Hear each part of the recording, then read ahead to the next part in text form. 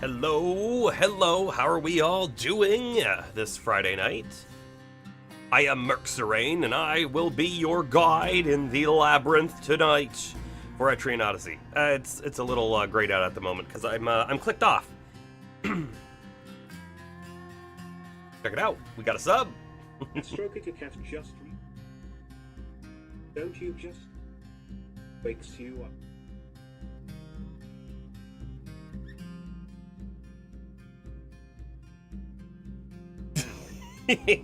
Does that happen to you a lot, Astro? My cats don't wake me up. My dogs wake me up. Yeah. The cat, there's a cat that sleeps with me, and then that's the black cat, and then the white cat sleeps with my wife on occasion, and then the dogs are also on the bed. And they're up and ready to go before my alarm every single day. Whereas the cat would be like, hey, if you want to just lay here for hours longer, I will let you, because I want to as well. But yes, thank you very much for the 10-month sub, Astro. That's crazy. It's been a good time. Glad you're here. I wanted to try something. And in order to try it, I'm going to mute the music real quick. Okay, because I want to make sure there's no other sound coming through. You'll have to let me know if you can hear this. I've just enabled an output within my audio mixer, okay? And this is the pronunciation for the Hex girl, which we took out, you know, but here we go. Might be a little quiet, but it's Plakta. Plakta. Plakta. There's a little bit of the back of the throat going on here, and I do not speak Irish. You can't hear it at all? I don't know what I need to do to make that, sorry, there's one more button I needed to push. One more button. The TTS was super quiet? I will replay the TTS. Because that's also my fault. Hold on, can you hear it now?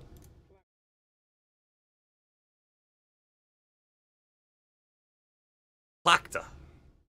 And for anyone who's in chat and wanting to know, like, how do you even spell that name? It's that. So hopefully you were able to hear it there. Let me remute that, get this music going again. Now I will replay. Well, wait, hold on. Oh, I can't replay it from here. So, oh man. I don't have my studio for Stream Elements open at the moment, and that's what I need to have open in order to replay things.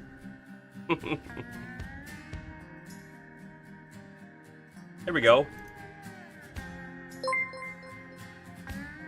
You didn't hear it? AstroKittyCat just resubscribed for 10 months. Do Don't you hear you this, just though? hate it when your cat wakes you up like this? Meow. Meow. Meow. Meow. Meow. Meow. Meow. Oh man, I was one too many.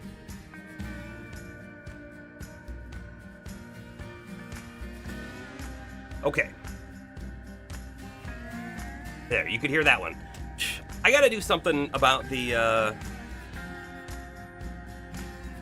to be fair, I haven't really looked into it very hard, but I very specifically set it up so that,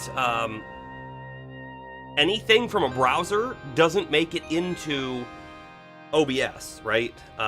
This is back when I was doing a lot of recording for the YouTube stuff, and I would not always, but I would usually have like a Twitch stream open or something that was sort of playing in the side that I would just listen to or slightly watch, and I wanted to make sure that that wasn't part of my recording, right? So I made sure that it would never be in the OBS, but now in the streaming, I still don't want it to be in OBS most of the time, but there are occasions, like when we watch a trailer or something, and I haven't gotten it to work the way I think it should work to get the audio back in. I'll have to spend some time on that, make sure we get it. Bomber, how you doing? How you doing? Shot Bloom. I assume you're slightly not here because it's a Friday, but you'll be here soon. And actually, I gotta click back over here to get YouTube going, and we can switch over to the main scene. And, oh my goodness. I'm like, you'll see.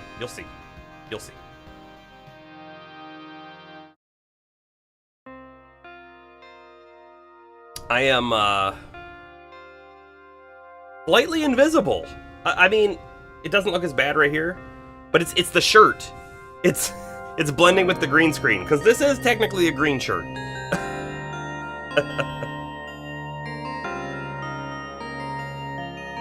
It'll be fine. We'll be good. I am using, back to the Elgato camera, not the new one, the higher definition, higher frame rate one than my older camera. So, if it freezes at any moment, we can always switch back to the other one. Again, I don't believe that was a camera issue. For anyone who's unaware, last stream I had some weird issues that I attribute fully to the power outage I had. Usually when my computer goes down from a power outage, there's something weird that happens, and it usually requires a restart. And I started it up, and I didn't do another restart before the stream, and I really should have. So we had some weird stuff going on in the last one. Shouldn't, hopefully, be an issue this time. Alright, let's get this game loaded.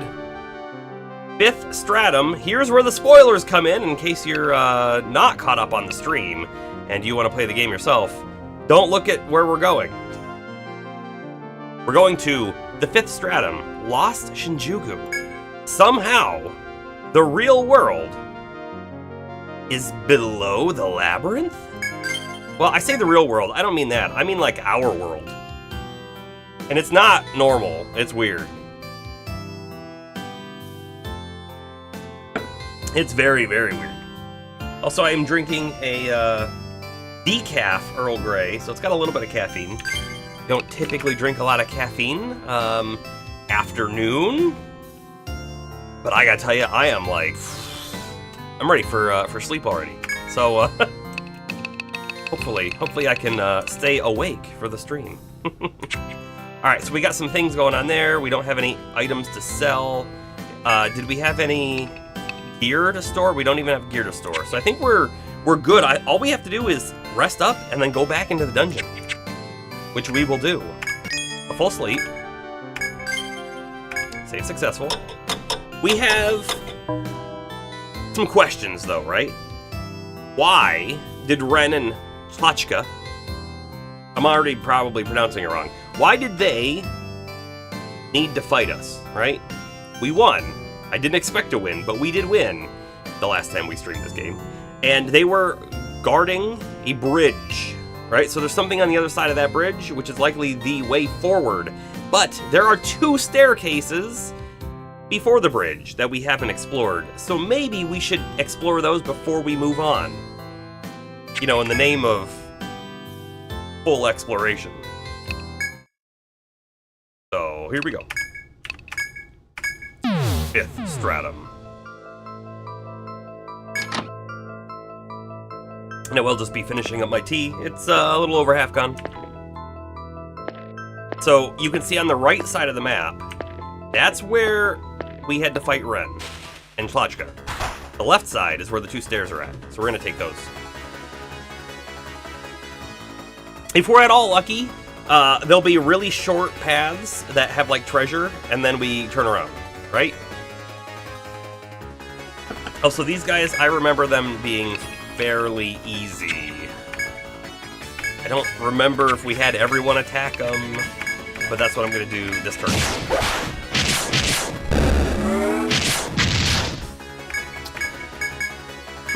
We sped some things up, so I can go through combat a little faster than we were before, which should help. Demon fur? Hold up, that's a new item, right? Sure is.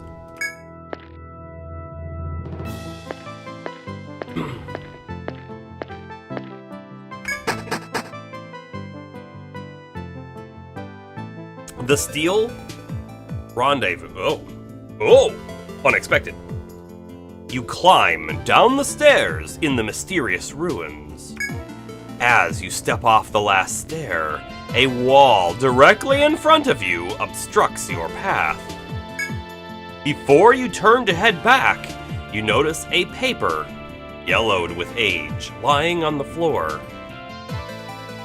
I really hope that this is like just an email that someone printed off, and we're gonna pick it up and it's gonna be like, make sure to pick up the pen order for the office, because the supply closet's getting low.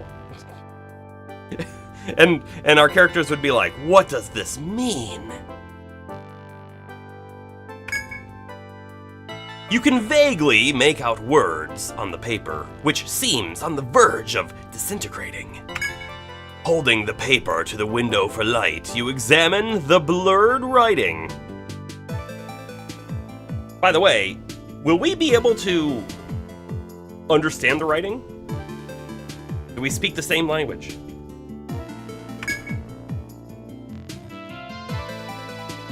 To save this Earth, being Yggdrasil, project.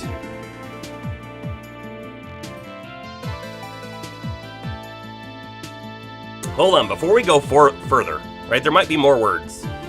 But this sounds like some kind of project was put in place by the people of this time period, of the time period of like our time period, right? To save the Earth. We've devised the Yggdrasil project. And Yggdrasil is the Labyrinth. It is the giant tree in most lore, right? Like the world tree. Some lore. Wife waiting. Japan. Must new. Research? For ache mankind.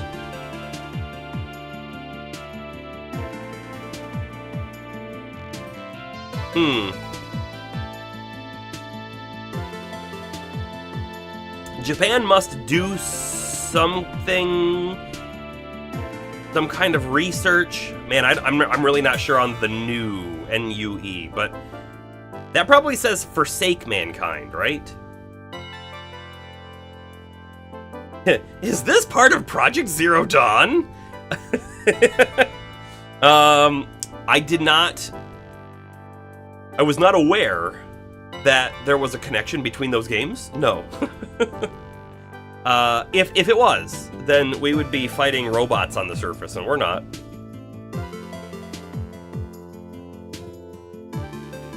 Okay. Before you can make out the entire message, the paper turns to dust in your hand. It must have been an extremely old letter. As nothing else here catches your eye, you decide to leave this place.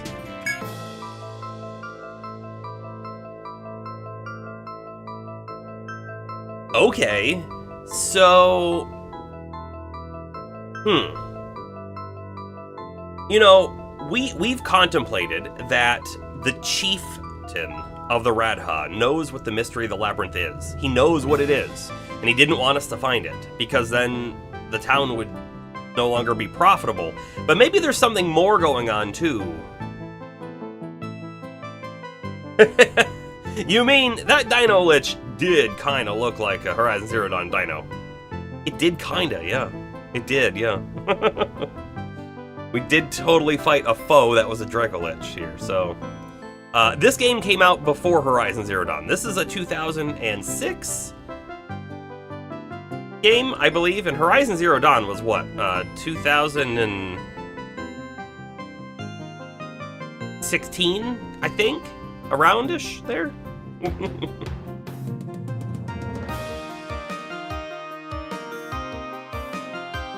Alright, tea is drained.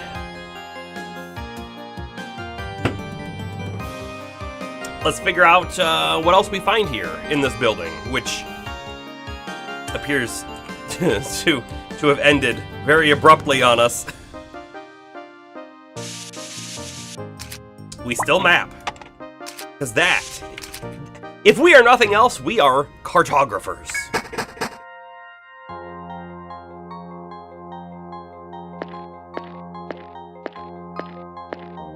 Is this gonna be like a ecological, environmental thing? Like, we've destroyed the Earth and the only way to save it is to do this Yggdrasil project to, like, replant the Earth or something? Maybe? Stairs down to a viewing area. Yeah, it is weird design, for sure. They're weak to lightning, but I think we just attacked them. I will do a bravery though this turn.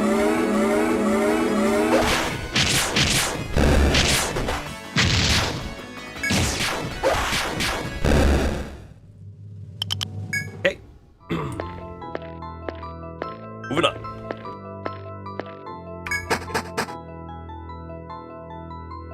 The Steel Rendezvous. This one actually looks like it has some substance to it. Alright, so our stairs are here. And then we have wall there. We have wall there. Opening this way. Door. And nothing. Okay. And again, right, we don't think this is the correct path. We think the bridge is likely the correct path, so... this is hopefully just another dead end. With loot. Something. Alright, so we got really weird walls, though, here, right? And I bet you these walls are somehow going to be... something that we break down, maybe? Total guess.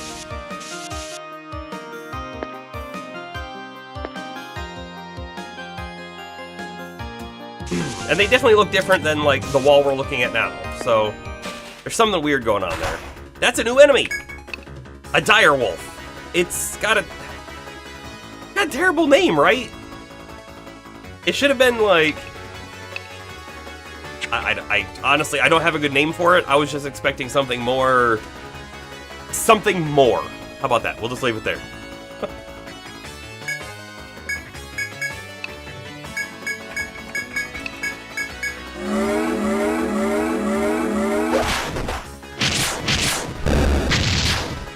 Oh! It doesn't take any damage from fire, and it does some big, crazy AoE damage. I see. I don't love that. I don't love that at all. I'm not gonna... I'm hoping we just kill it in one turn with a full-out attack, right? Okay, we're good.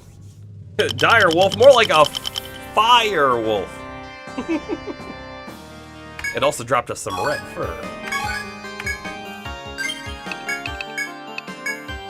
But it does, you know, it makes sense to me that something's gonna happen, and then we're gonna come back through, and it's gonna turn out that all of these walls go away, or we have the ability to remove them, and somehow we're not gonna be able to cross the bridge that we did, and we're gonna have to come back up this path. So, like, even though we've marked this as a wall, it's gonna turn out it's not really a wall. That's my assumption. We'll see if that comes true. Either way, we're done here. It's time to move on. And if it is true, then like this whole wall down here below us, that is also that fake stuff, and I'm sure there was some in here, and who knows where else, right? Silker.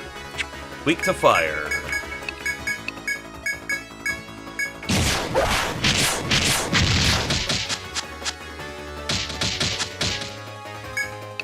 Yep. Okay, we didn't kill it.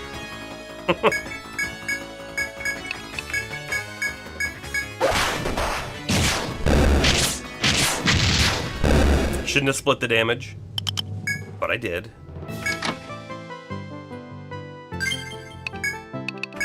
Do another quick heal. It costs so little. Be very upset if Merc died and we hadn't healed beforehand. Alright, there's no more Ren fight because we did that.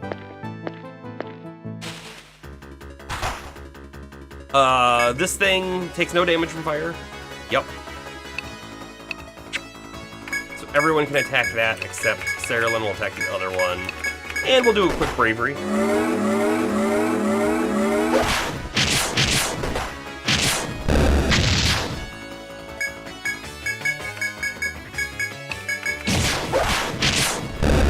I gotta tell you, the demo that we played last time, the Unicorn Overlord, I almost played more of that tonight. It was quite close. I was feeling like it would be another good time, and I do actually really want to play that game. And then I got thinking, well, we could do it, but if we don't pick the game up when it launches next week, it'll be a while. And then I got thinking, is it worth doing a whole nother stream if we're gonna end up restarting anyways? And in fact, we might not restart. We might pick up right where we left off if we feel like we don't need to do the tutorial again. But that way, we basically still have the full game left behind us. Anyways, I see a door in front. Like 1, 2, 3 door, I think. Like 1, 2, 3 door. What else we got? We got walls. And it looks like there might be a pathway off that way. Let's sort of double check that there's no secrets here.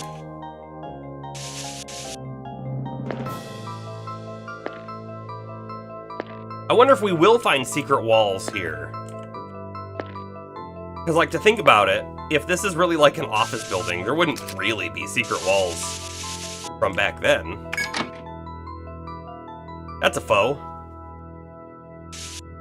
That's a foe. Alright. Ooh, that's a long path.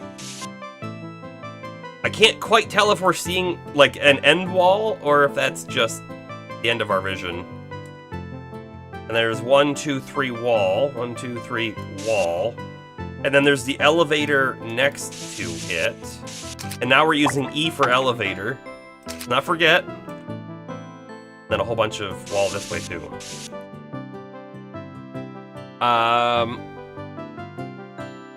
don't want to fight the foe just yet. Let's go back and see what else is over here.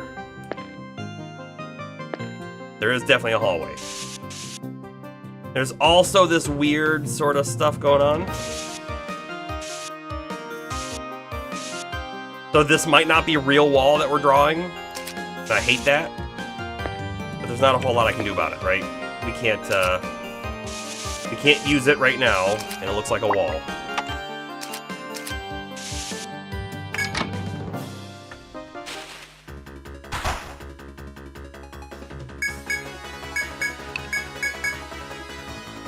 Hold on.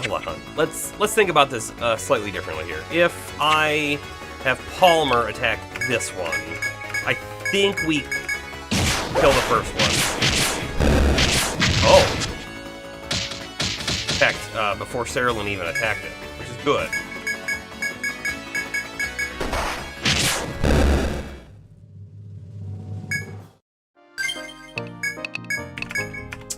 Almost leveled up on Violet. Hey, you know what? Let's just double check that we don't have any skill points sitting around. We do. We have one. Oh, and this is such a big one to spend too, right? Another passive skill point in our XP gain. So there was a F.O.E in here, and, well, now we don't know where it's gone. Oop, that's not what I wanted. Got wall there. Fake wall. Can't tell if there's anything on this wall up here, but we go one forward and one over, so there's that. We're gonna walk, oh. Yeah, we're gonna walk back this way.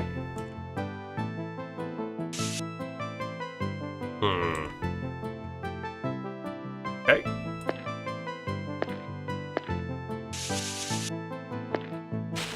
I'm gonna check all of this fake wall stuff. And I think we'll do a quick tornado. Feels like a good idea.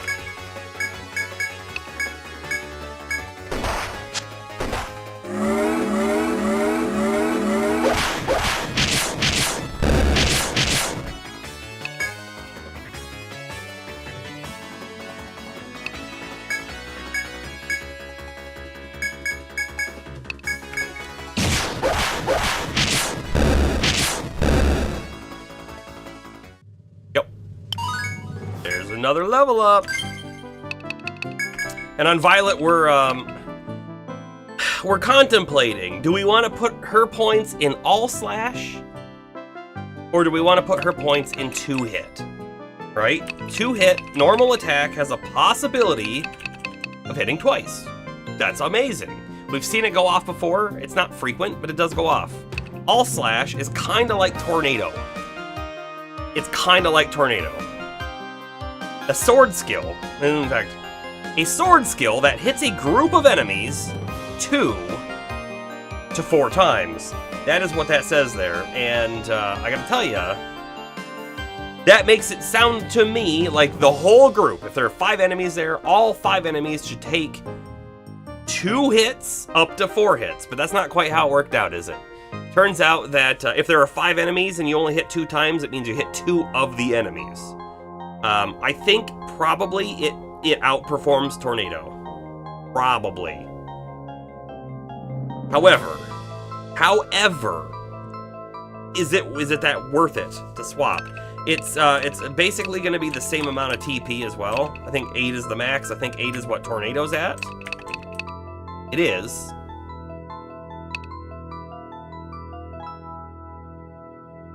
I really feel like I'm leaning for more 2-hit. Because this does another thing too.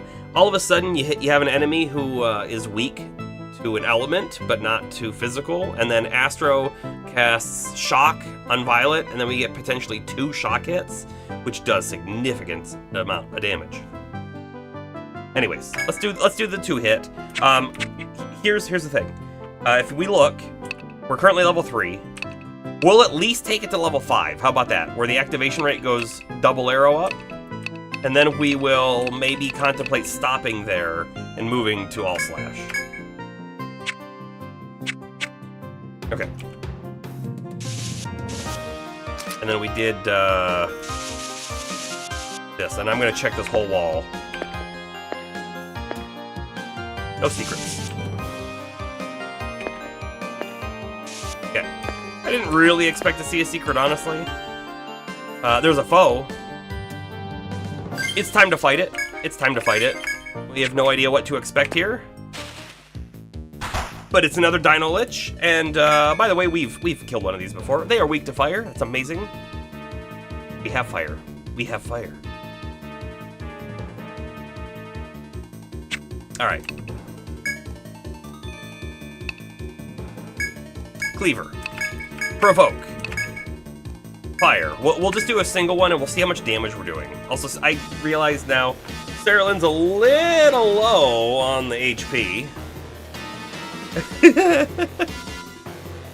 Bomber says, the foe is probably a manager or a supervisor.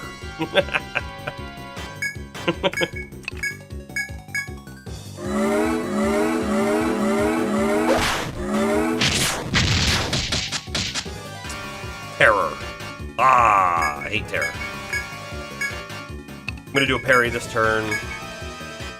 Do a flame, I guess. We can refresh the terror away as long as Merc takes his action this turn. We'll do a shelter, and then I think Astro's gonna cast Blaze on Violet.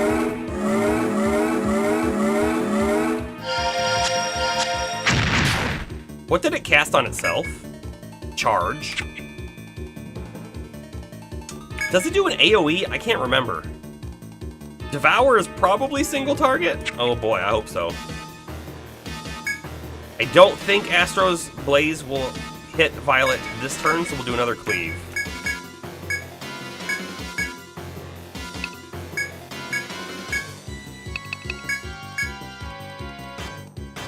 And then let's also see how much damage Violet does with the Cleave attack. 483. And then we'll see how much she does with a single attack with fire on her weapon.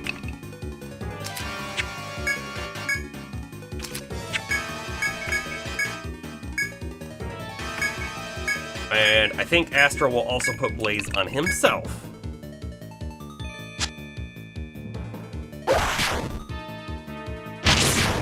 $439, and we don't spend any TP. And we have the chance to do it twice. Right? I feel like it's worth it to not use Cleave. We're doing a little tiny bit less damage, but we have the chance to double it, basically.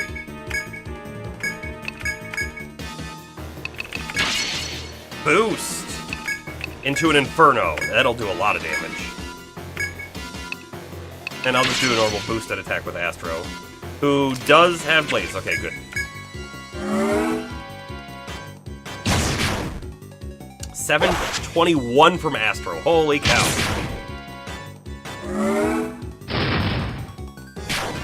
$497 from Sarah. Man, Astro did a ton of damage.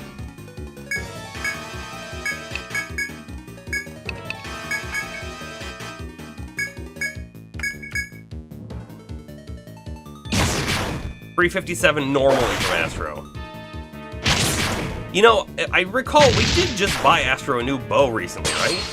Isn't that a thing? That was a thing.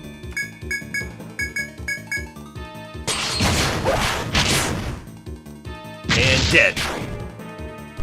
Nice. Nice. We didn't get the rare drop, though. It is what it is. We have a hallway that goes behind this elevator bank, and there's probably another one to the north of us.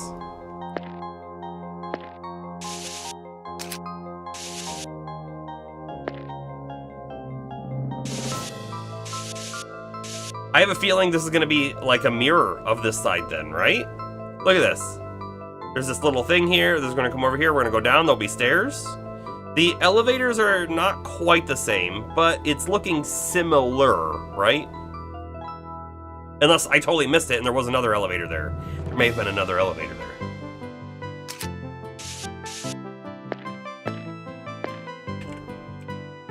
And we had to fight one of those dudes last time, too, on the other side.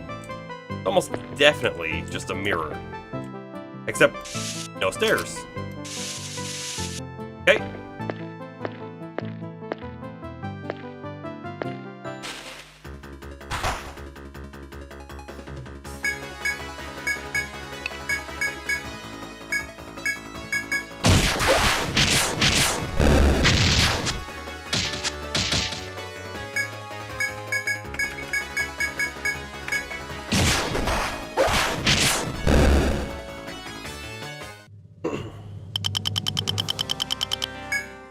Merc is so close to leveling there.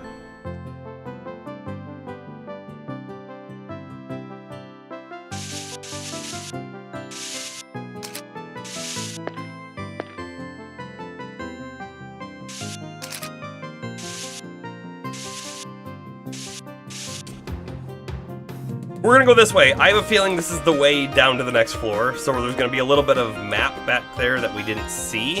Yeah, this is definitely a way down. Might not be the way down, definitely a way down.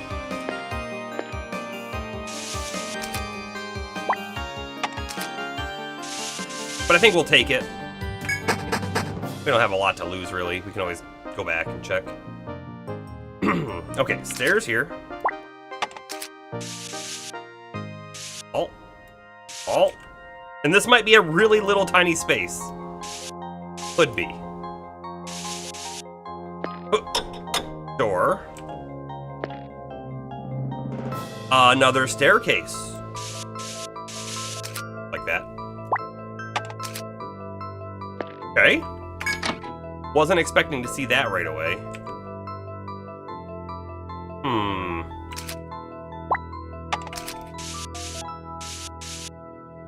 Pick a door. Got one space in front and then wall. Got all like there. Alright. We'll go around the outside, I guess, to start with. This stuff is almost certainly gonna break. We're gonna somehow break it, probably. You challenge any architect to make this building.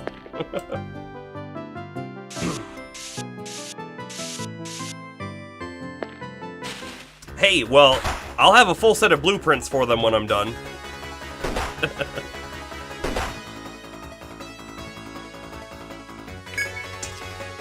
Takes ice damage.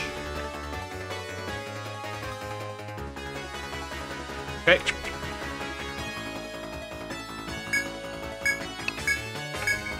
We'll provoke on Palmer. I think we might throw a cure on him. And Astro can do a bravery.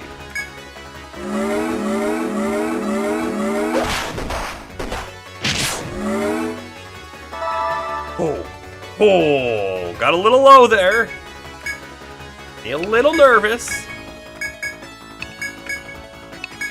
Hand out, though.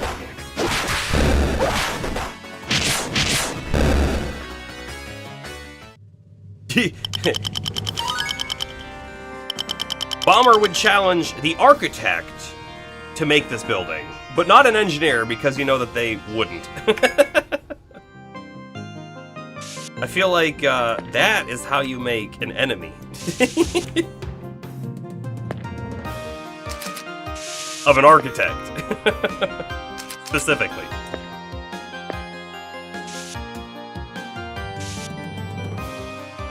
Yeah, that definitely goes that way.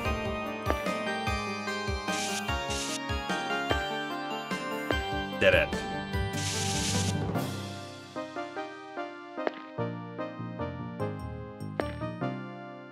Okay.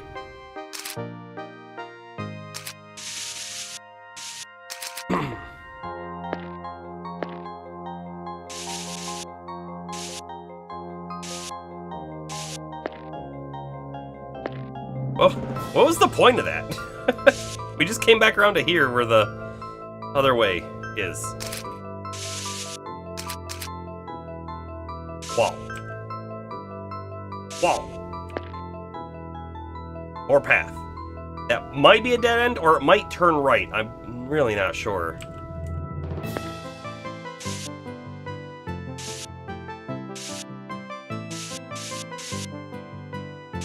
Yep, definitely does that. I'm just checking this wall back here too. Let's see.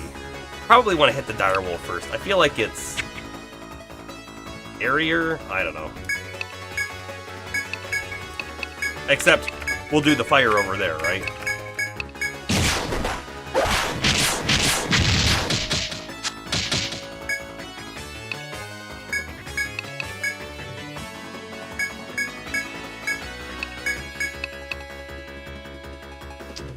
What was the point of that? That's what you say when you leave a building made by an architect. You're really trying to make an enemy of someone out there.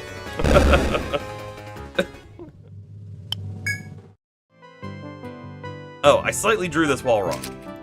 Okay. Checking for secrets. No secrets. Okay. Let's go this way first. You're gonna stop bashing the architects now? I mean, like, I don't mind, but someone might. Another dead end. Okay.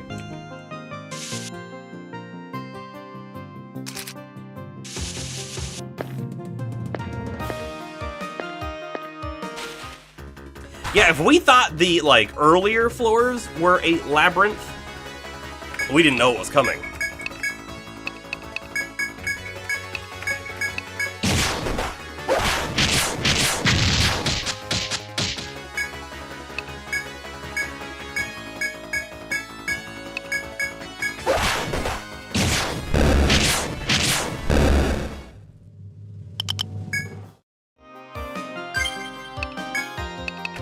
We'll do a little healing touch real quick. Palmer was a little low.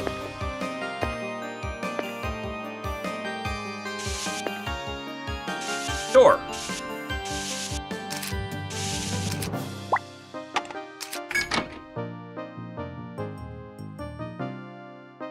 Okay. Door to someplace. Go this way.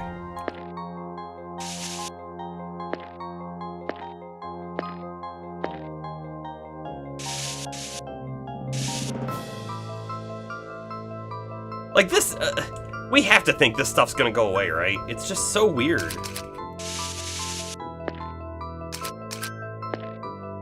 Aha, we have found something. Another bridge. It's clearly the right way to go. Let's finish mapping a little bit.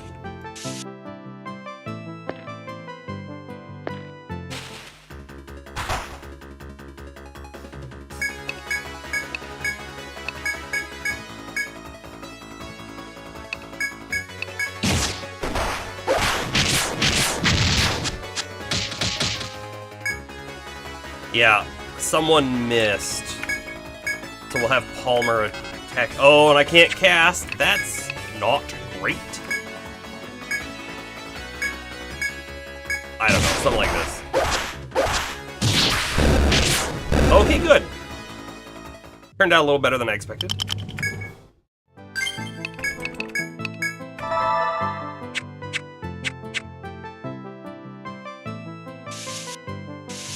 It looks like there's a right turn. Oh, nope.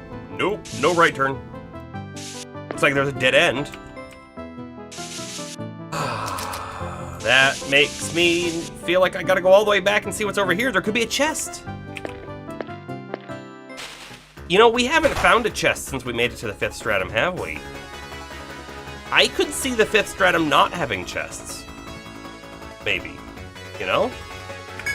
Feels like a thing.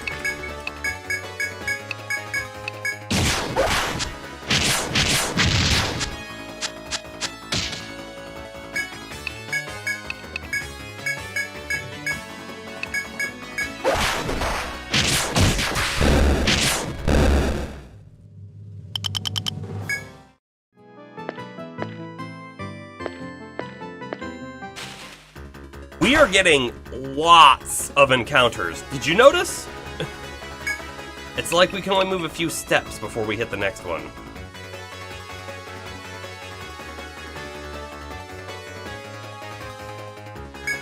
You know, I think we're gonna do a provoke this turn. I think it makes sense when we get two of these guys because they do quite a bit of damage. And in that chest, one single Medica one. That would be the worst. Although, would that be... Oh, that did some big damage. Would that be worse than it just being a dead end? I think it might be. Like, it's like an insult, right? Alright, I feel like Violet's going to use a tornado here because I really want to ensure that we don't just die. I think I had Palmer attack the right one, so we'll have Astro attack the left one. Oh! Astro killed it. I guess I didn't see that coming.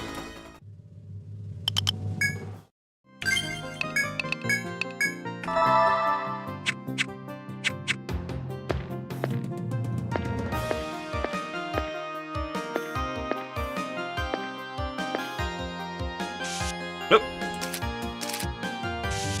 And a gathering spot. Actually, that's probably the best thing we could have found.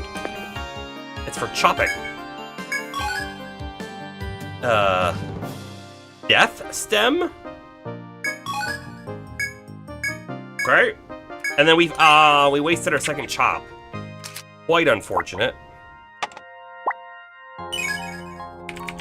Death stem.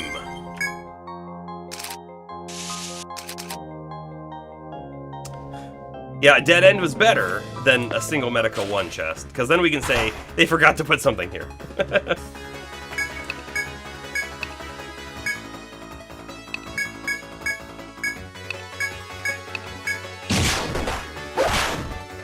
Yeah, and if there was a chest there, it was on purpose. And just insulting.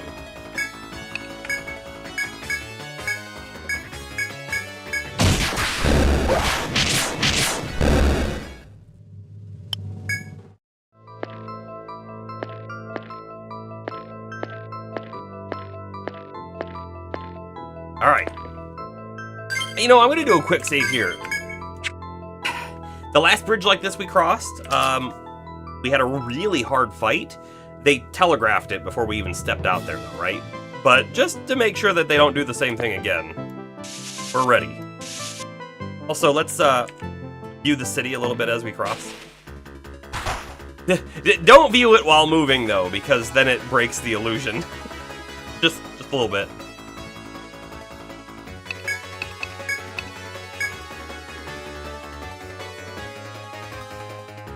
Trying to decide, do I want to use an Inferno here? And I still don't know. Honestly, I don't know. Probably not. We'll just kind of do it this way.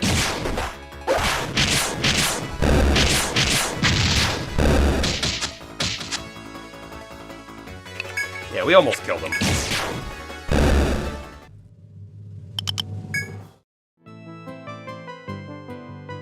The giant crystal thing right there in front of our face. And there's the city. And then when I move, we'll see that it's an image and it's not three-dimensional in any sort of fashion. It's so terrible. Don't look at it. Don't look at it.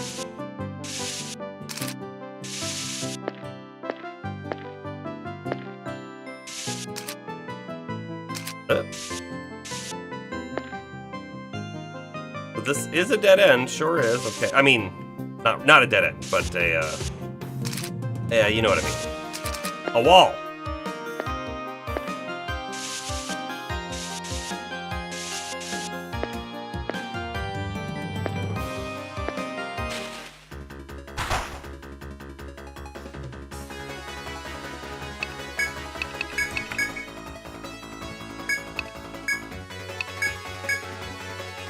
They're weak to fire, right? Yeah. Or not weak, but not resistant. That's what I meant. I think we might kill a bunch of them. We'll see. Not quite. Fairly close on a bunch of them, right?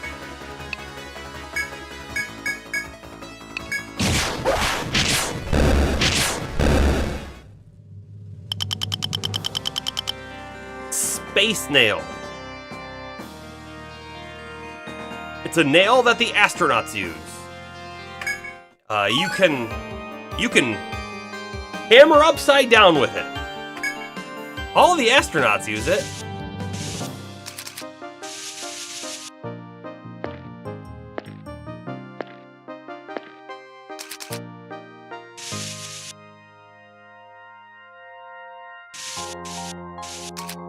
Door. In we go.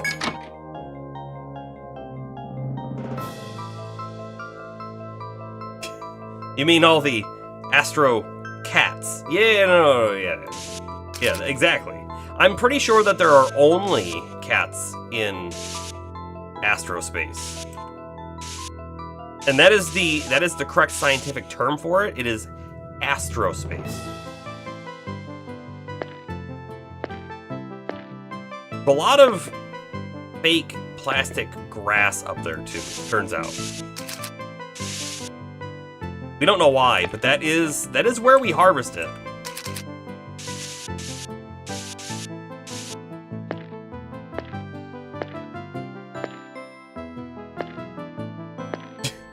Oh! Oh boy. Now, we are a floor lower, so could this be harder than a Dino Lich? Should we heal up first? Yes. Here we go. No, it's another Dino Lich. Honestly, like, these guys aren't really that scary, are they? Not really. I'm kind of wondering, should Astro cast Blaze turn 1 on Violet? Maybe? Nah. Let's still do our other thing. Boost Cleave. Provoke. Boost. I'm not going to do Inferno this time. I'm going to do Flame. Merc, do whatever. And Bravery from Astro.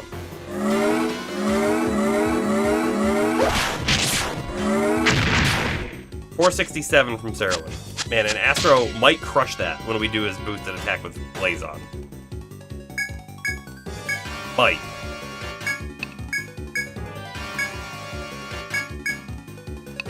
And we'll get rid of Astro's Terror.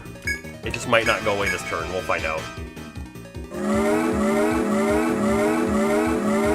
And by that, I meant it's going to go away this turn. We may not have gotten our turn off. But we did. Lurk mode active. Okay. Do do do do do do do do.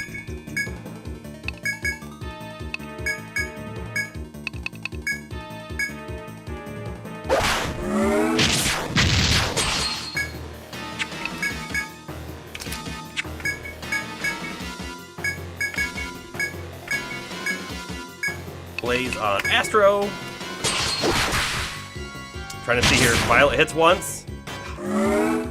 I would really like to know. I mean, like, don't tell me, I don't want to know, but I'd really like to know what is the actual percentage of our 2-hit right now at level 3, I think is what we have. No, we've got a level 4 now, don't we? Because it might just be 4%. Although I feel like we've seen it more often than 4%. But I don't know that. We need to provoke again this turn.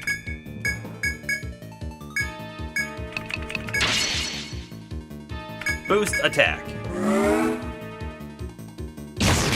807 from Astro. Holy cow, that's big damage. Big damage. You know what I didn't think about? Astro has, I believe, the highest agility. Maybe agility plays into critical damage, and boosting might be considered critical damage. Maybe? I can see that being a thing. Sounds plausible.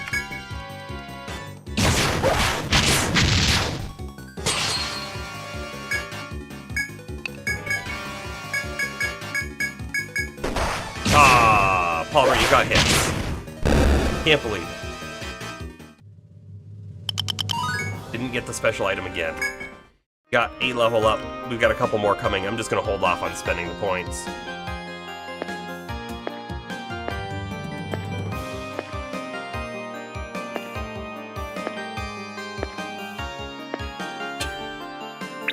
Okay, hold on. Oop.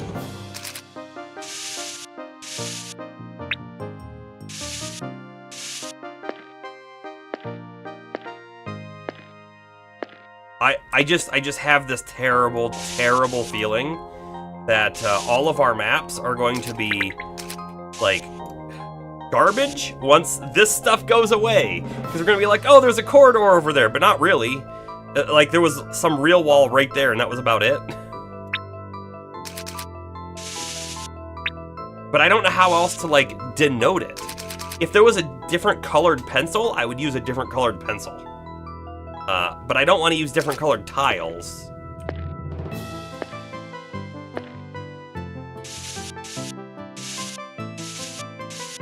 Oh. Looks like a dead end for the moment.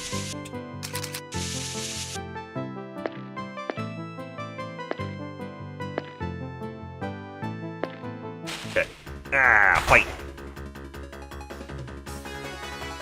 Violet's getting a little low on the TP. Cerulean is 2. I'm probably not going to use the big AoEs.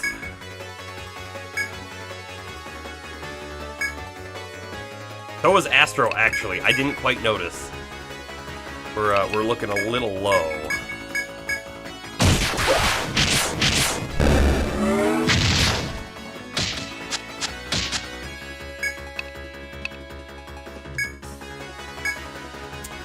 I think Cerulean and Astro finished the spider.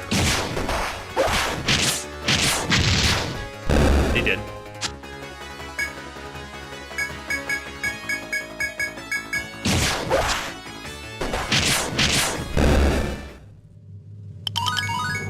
There's our other 2 level ups. Perfect.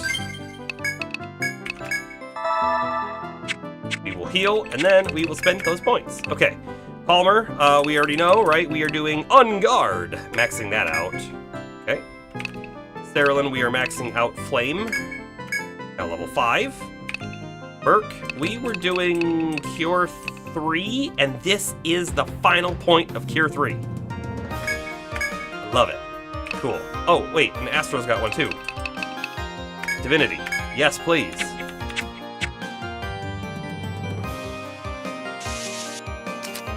Okay, so hold on. So that is wall there, and that goes up 1 more, and then I think it cuts in. It should look like that. And we've got wall here, and then it goes this way. And then I think we have wall there. So let's just walk this way real quick and double check that it is what we think it is. And I'm pretty sure it is. It doesn't look like there's a way into this big section here. Right? Right. Right. Okay, turn around.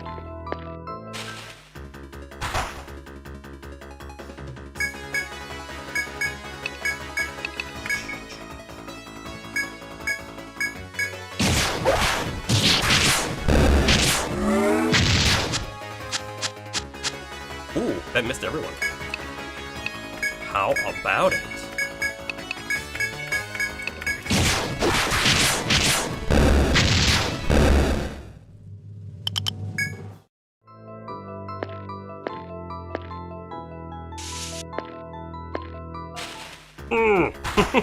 There's so many encounters. It's just like insane.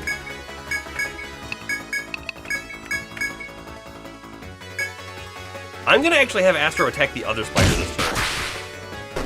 We'll see if that was a mistake. In fact, I think it was a mistake. So we were noticing that someone, I think Palmer was hitting something else. So Astro and Violet can take a spider down on their own. So maybe Palmer and Cerulean can take the other one down next time we have a single thing like that. I will see if Cerulean can finish the spider off.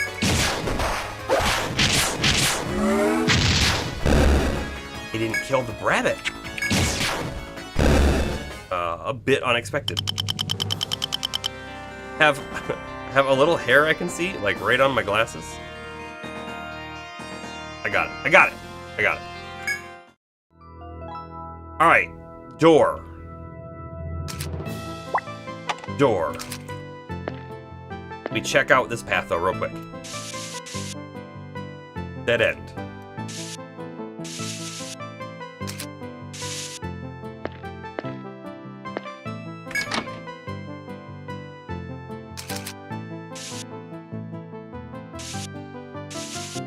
What do we got? 1, 2, 3 spaces. And it turns. This looks like a dead end, does it not? It is. It is. All right, we'll try the thing. So Violet attacks the left, Palmer the right, Cerulean the right, Merc. I just want to see what the damage is without Merc, and then Astro the left one. Will we kill 2 spiders? No. If Violet attacked twice, we would, for sure. We didn't even kill 1 spider. Wonderful. Okay. Not a big deal. They should mostly be dead. Like, look at that one. I bet Mert could finish that one off, right?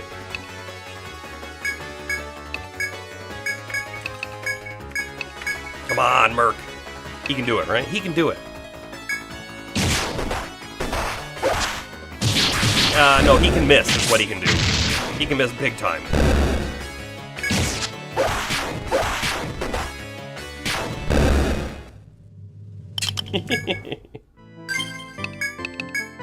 Gonna do a healing touch, because Astro's a little low.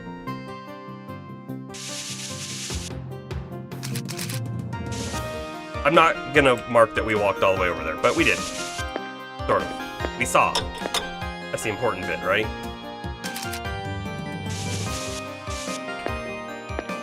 Ooh, we have another way out. The crossing, okay? Ooh. And a big space that probably leads to nothing, but we'll check it out. But that T is giving me a message. And that message is, I will be right back. Here we are. Be right back.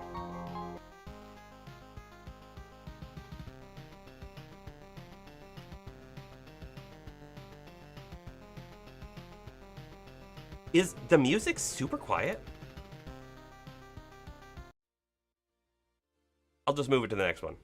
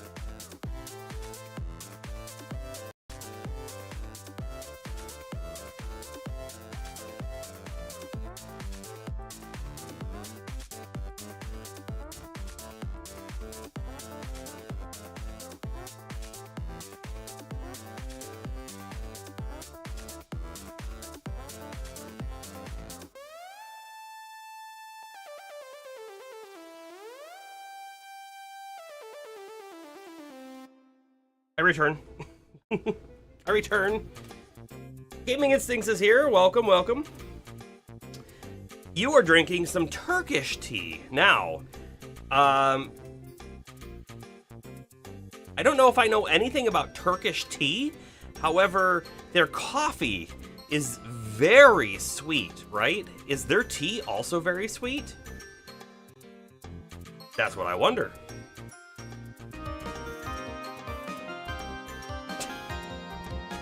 I messed that up. Anyways, here we are. Back to main scene. Desktop audio. Alright, here we go. Let's do some more explorations.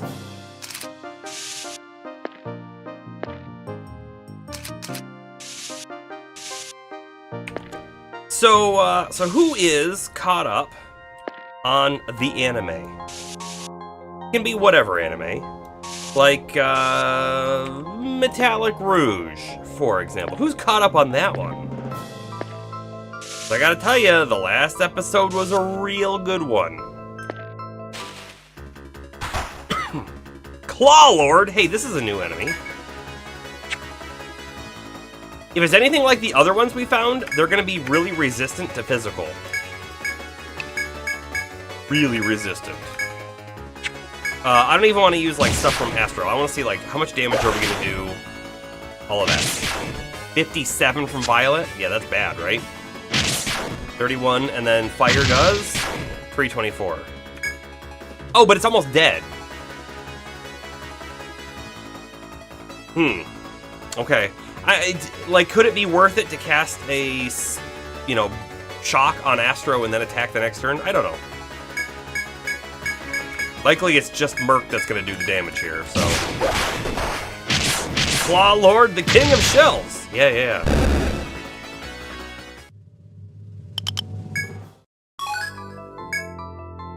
Bomber, did you watch the newest, Metallic Rouge? Very good episode. Like, I can't wait to see where where the show goes next. We got stairs. We got stairs. And we got a dead end. I feel like I want to come back and check. There was a bridge here. I don't know. Like, do we take the stairs and see what's down there and then go back for the bridge? I don't know. How close are we to the end? We have no idea. We have no idea. So, here's a thing, right? When we look at the map, we have the stratums, right? And each stratum has 5 floors on it. Okay? So we're on the 5th stratum now. We've made it to floor 3. So if there are 2 more, that's great. But then there's also this right here, which is an empty spot that looks like a 6th stratum. So there might be 8 floors left, maybe? If there was a new episode in the last few days, you didn't know. Yes, there was. There was a new episode on Wednesday.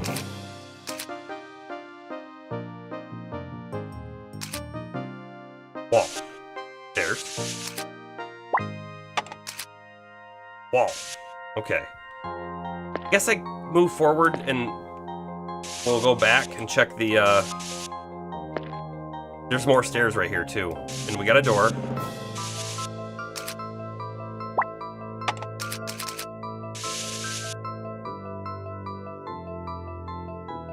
Bren did say that the chief was a few floors down. You're thinking he's the final boss. Okay, if he's only a few floors down, then we might see him right here. Basically, like, when I say here, I mean on this floor and everything. Another set of stairs back there, but then we've got this giant room.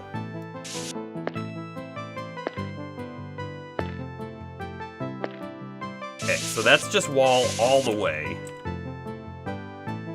Now we've got hall with a door. Okay. Guessing it does that. Oop. Not quite, right?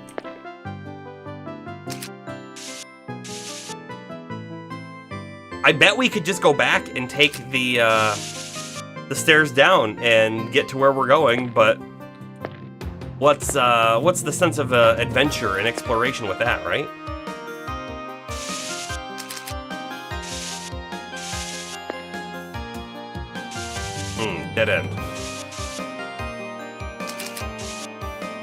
I hate that, okay, when I use my mouse wheel to scroll through these on the right, by the way, I hate that it leaves the white sort of border, because here's my thought process. When I look over there and I see that white border, for whatever reason, I see the border before I see the yellow background. So I look over there, just like I glance, and I think I'm on the paintbrush, not the pencil. Plus the music's great. It is, yeah. That's a new enemy too. The Hellbull. I think we're gonna provoke on Palmer this one. He's a little big looking. We're getting really low on TP for people, so we either need to find an enemy to just sit at and get TP back with the song, or we need to do something else. Yeah, reskin of this guy, nice. Does indeed look like a bull from hell.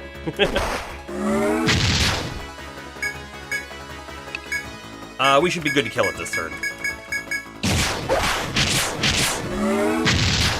Yep, dead. Am I still enjoying the game? I am. You feel like you'd be burnt out by now. So here's actually the thing. The last stream of this, I was saying, you know, I think I'm ready for the game to be done. I'm not burnt out. I'm really enjoying the game, but I was saying I think I'm ready. It feels like it's time. But then we hit the stratum, and when we hit the stratum, everything changed. Because we've just discovered a big thing, right? We're now in Shinjuku, lost Shinjuku. So we've somehow made it to our world or something. And now, like, the mystery of what's going on has compounded, and I'm re-hooked on it again. We gotta know what's happening. What's next?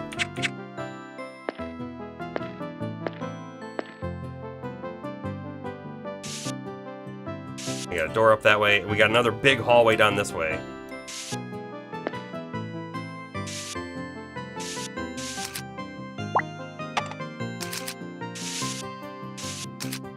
But yeah, I mean, like, I really enjoy the gameplay, right? So I am still ready for the game to be over, right? I don't think it's overstaying its welcome, though, right? I think those are two different things. You could easily have a game that you're like, why is it still going? It doesn't make sense. This does make sense why it's still going. It doesn't feel like it's gone too long. I just personally would like to also start playing something new, right? And we played that demo, and that was a really great little break in the gameplay. Got a gathering spot here, by the way.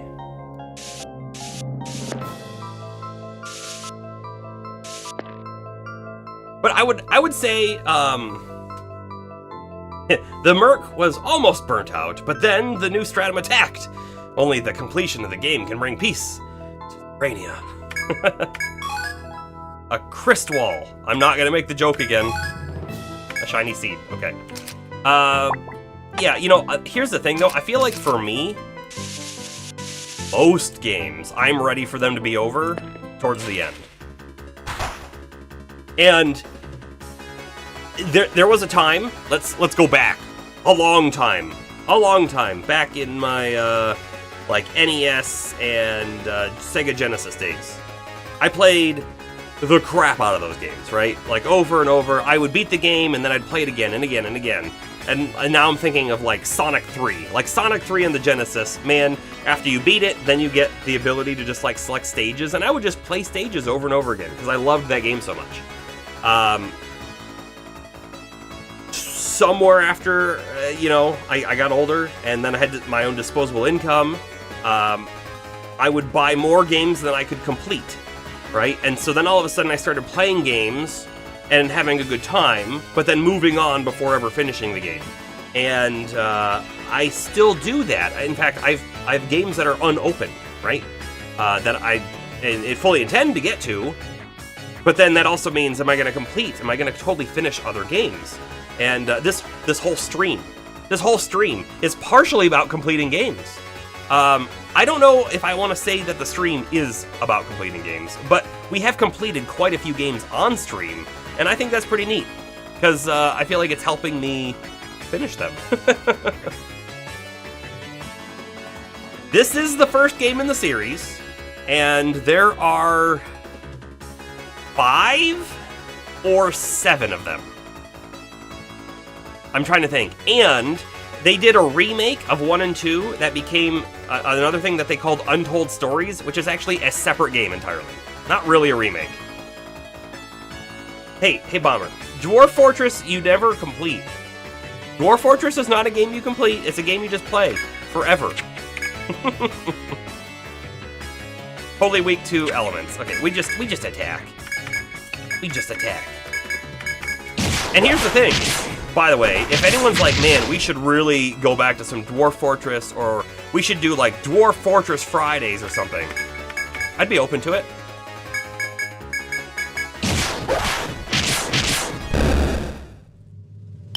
It wouldn't be every Friday or anything like that. Nope. But it could be a thing.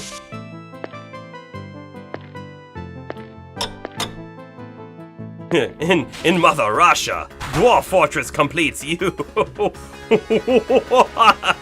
That is a new model. Look, it's like bulging eyeballs. You got a question for me? You think it might be hard to answer. What was my favorite era of consoles, and do I consider the PS3 360 era retro era now?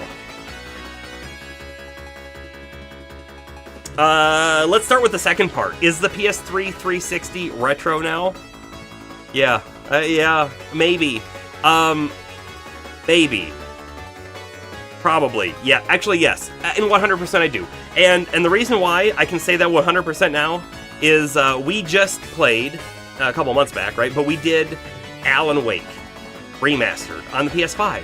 And it's remastered, but guess what? It still has all the same controls as it did when it released on the Xbox 360. And you feel it. You feel it. It's like, oh, it doesn't mechanically behave the exact same way that, like, you would expect a game like that to handle today. And I think for reasons like that, I have to say yes. It's the same thing when you go back to the PS2 and you're like, oh, we use tank controls on the PS2. It's kind of like that. You'd go back to a 360 game and go like, oh, right, movement did feel like this. It might be similar style movement as today, but it feels different, for sure. Astro says, no, just no, I refuse. Astro, the ravages of time escape no one. And here's the other thing, too, right? You also got to think about it this way, too. Can you go into a store and buy a PS3 or an Xbox 360 now? No, not unless it's a specialty store. A specialty store that has retro games. That's got to be part of it. It's got to be part of the criteria, right? Not mainstream anymore, if you will. There's also the Demon's Souls remake, and Demon's Souls was on PS3. It's very, very true, and it feels very dated if you play the OG, yeah. But the remake was amazing. And here's the thing. Demon's Souls gameplay, the actual, like, attacking and stuff, does not feel bad. And part of the reason why it doesn't feel bad is because it was the start of the new Souls genre, which still continues today, right? They're still using essentially the same movement schemes and everything from Demon's Souls. It's a little different. Might be a little slower even than maybe the current Souls games, but kind of the same. So it doesn't actually feel that dated, but if you play it, it looks dated, right? He refused to acknowledge anything newer than the N64 as retro. Okay. And I could see that too. I would say that, how about this, right? Every generation of console, up to the PS3, Xbox 360 generation, it felt so big and different, right? Like, man, wow, the leaps and bounds. Now we know that we should have 2 analog sticks, and that kind of stuff, right? Like, you play that first PS1 without analog sticks. By the way, I know they put analog sticks later on the PS1, but you play the first games that didn't have analog sticks, and then you're like, PS2, and they're like, oh yeah, no, every game uses 2 analog sticks. And then you kind of get to 3, and you're like, oh wow, the graphics and the capabilities of the engine now are so much higher. But after PS3, Xbox 360 era, it kind of feels like we haven't had those big jumps. They've just been, oh yeah, no, this is just a little better now. Or it might be a lot better, but it's not, like, in a substantive way. You know what I mean?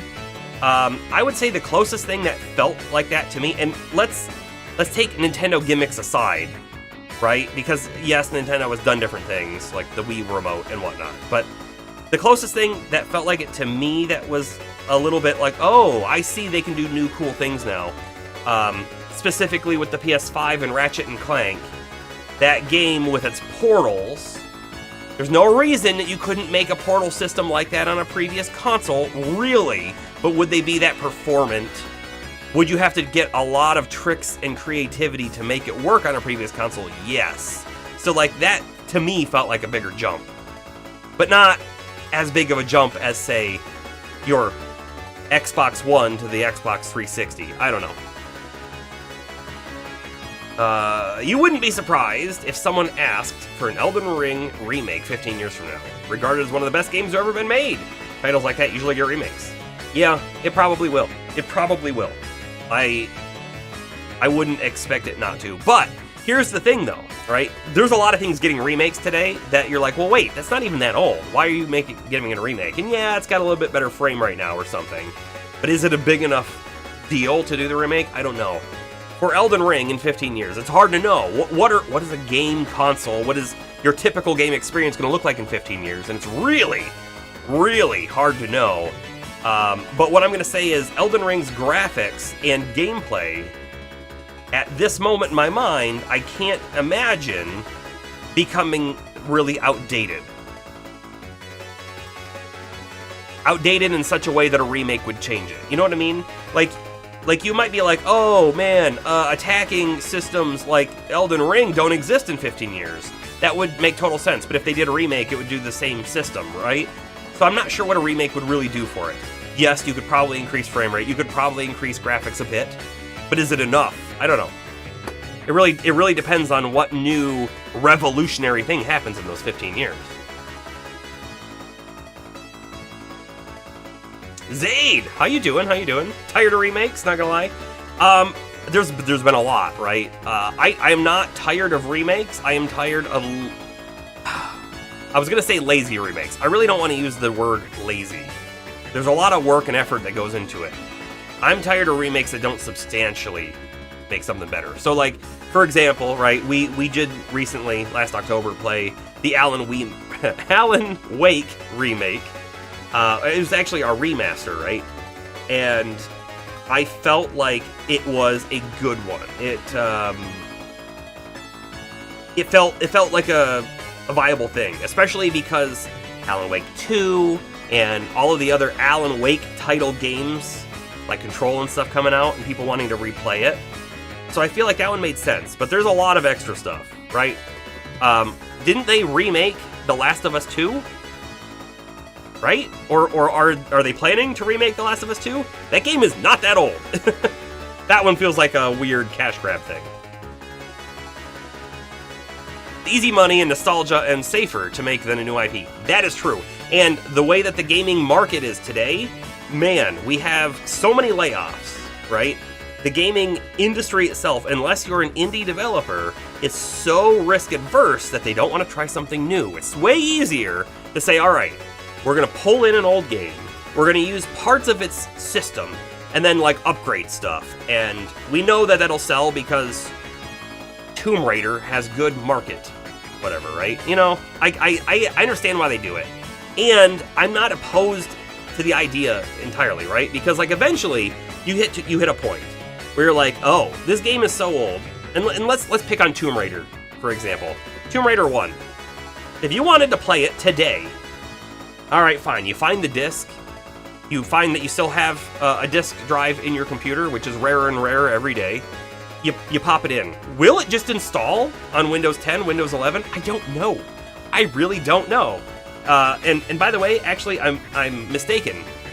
It would have been on a floppy disk, which you probably don't have in your computer. But let's say you got one and you did it. Will it just install? Probably not. You probably have to use a box, like a VMware or something. So I'm not opposed to them making games that are really no longer playable, if you will, playable again. That sounds like a good, like, preservation thing too. Even if the game isn't exactly the same.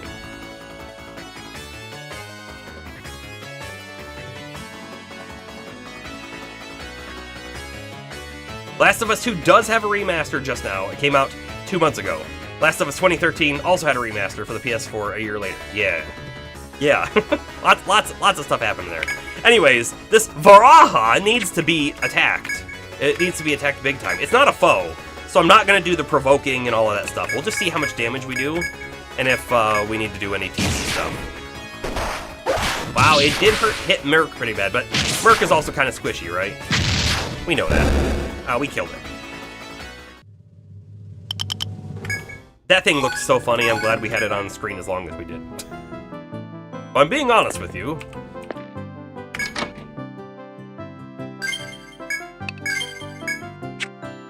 The Last of Us 1 PS3 release, June 2013. The Last of Us 1 PS4 remaster, 2014. The Last of Us 2 PS4 release, June 2020. Last of Us 1 remake, PS5, 2022. Right, but there's like a whole 10 years between, not quite, but almost 10 years between The Last of Us original and then it's like remake on the PS5. And I feel like the game, you see it, you can see it, and you might be able to feel it, I don't know, didn't play it. But then The Last of Us 2 remaster, January 2024, so 4 years later, really no big difference, right? And the HBO show made it blow up in popularity, that's also true. The HBO show did wonders for the franchise. Wonders. Lots of space that way. Got wall here. Wall there. We got elevator. Aha! I'm gonna click the embark button, but by the way, I still don't think it'll work. Yeah, still doesn't work. I'm glad we found the elevator though, honestly. It's been a while since we'd seen one.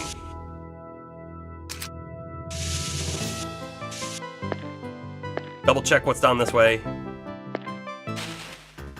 It just keeps going. Oh no! Muscoid, we got the crappy, terrible flower enemies. We don't know what this one does, but the other ones were pretty bad. So you're telling me it's basically Skyrim. Skyrim has had a lot of releases as well.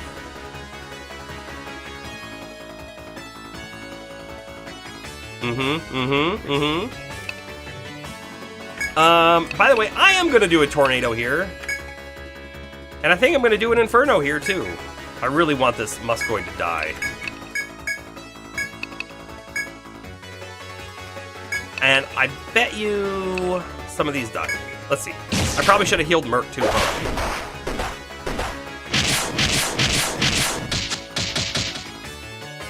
Oh, it puts us to sleep. That's really bad. That's really, really bad. I'm not going to provoke. If we provoke, it prevents the other guys from getting hit, which won't wake them up. Oh my goodness. We didn't even kill it. Oh no! Homer lived! We are in a terrible, terrible predicament. We could attack the flower and maybe kill it, and then hope other people wake up, or I could try to escape. Unable to flee. This is bad. How long ago did we save? How long has it been? It's all up to you, Astro.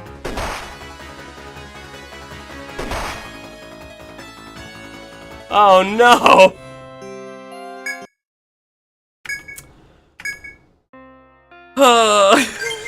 Crap!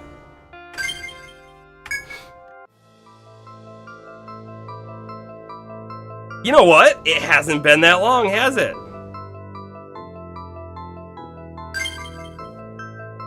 It hasn't been that long. Whew. Do we have skill points to spend or anything like that? No. I can't believe, honestly, that we had a save that close. I thought we were gonna lose like 40 minutes of play or more. Alright, this is about where we hit the flower. There's a door.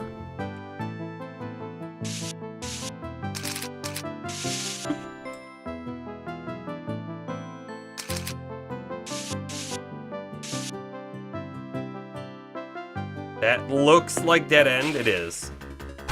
Okay, here we go. The flower again. I'm using a boost. I'm using a boost. Tornado right there.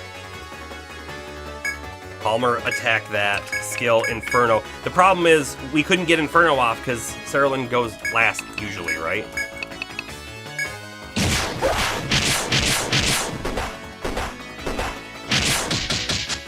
And she's asleep again. Wonderful. I think Refresh gets rid of sleep. Palmer's dead. I think we have an issue. I think we have a really big issue. It's called a muscoid.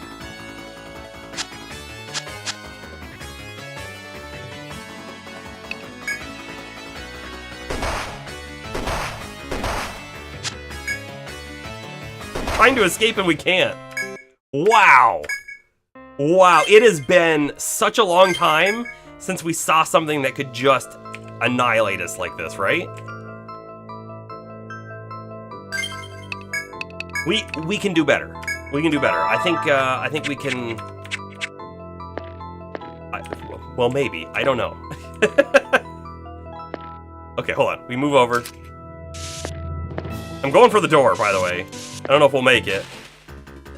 It's weird that it's the same enemy encounter every time after we reload. Anyways, how about this? How about we do a cleave, an attack. I'm still going to queue up the Inferno. I think it's worth it. And then Astro attacks it as well. Good. Right? Now we're fine. It's just the sleep that is the killer.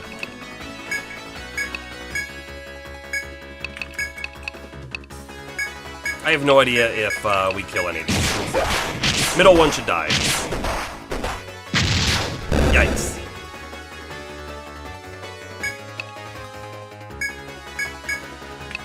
Everyone just do an attack. We should win. Crazy stuff there. Crazy stuff.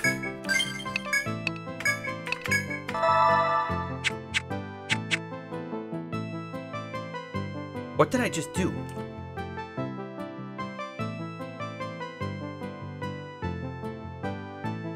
No way! I just learned 60 hours into the game that I can use F, G, H, and T to move the map. Uh-huh. That just happened. We've got 1, 2, 3.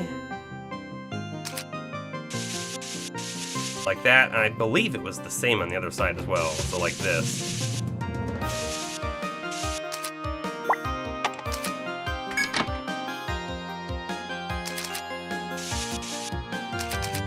We have no idea where we're going. We have found a staircase over here. In fact, I'm gonna just put that there. It might not be the right spot. It's close, right? There was also a floor up. There was a bridge that we didn't take as well.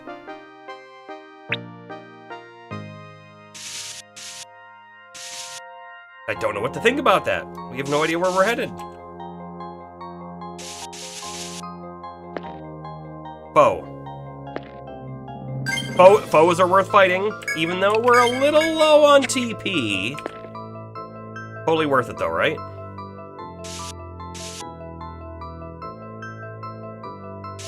There. Nope, it's there. I'm trying to map this out, and it's kind of weird looking, isn't it? Oh. A king dial. Okay, king dial. Why do we have a crocodile thing in here? It's kind of a weird place for it. Cleaver, please. Provoke, please. Let's just do a fire before we boost. I want to see, is it strong to fire? Bravery. We're getting shelter too. 149 for fire, that's not terrible, right? Could be worse. Now, if this thing does AoE damage, we might be in trouble. We're gonna hope it doesn't.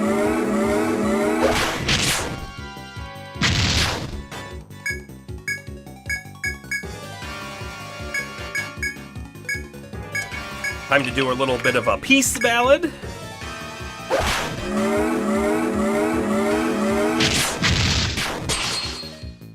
Oh, and then you know what? Sorry. There was a two-part question back there, and I only answered the second half. Was, do I feel like PS3, Xbox 360 might be retro? And I feel like I said definitely yes. I could lean a little bit more towards it's still close enough to feel of current stuff that maybe the previous gen is retro and the PS3 era gen is becoming retro, but not fully there. I could maybe see that. The other half of that question was, what is your favorite gen? And there's a lot that goes into that question, right?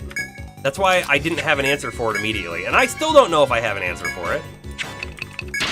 But let's talk about it for a moment. What makes it a favorite, right? And a favorite could be different for every person, right? So, is it my favorite because it had my favorite game? Is it my favorite because it worked the best? Is it my favorite because I played it the most? Right? There's a lot of questions. That's only some. Is it my favorite because I've got a great memory of someone gave the console to me as a gift? You know what I mean? Like, there's so many ways we could talk about a favorite console.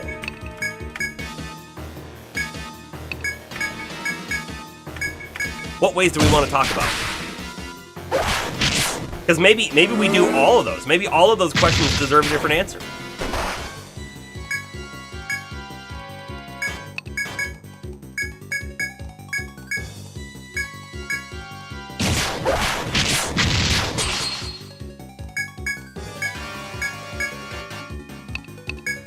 Also, by the way, this fight is not that difficult, and we are absolutely regaining TP, which is the best.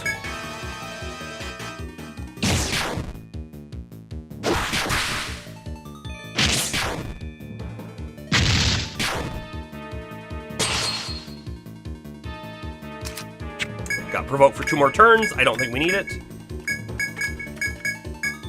The only one losing TP is Palmer, unfortunately.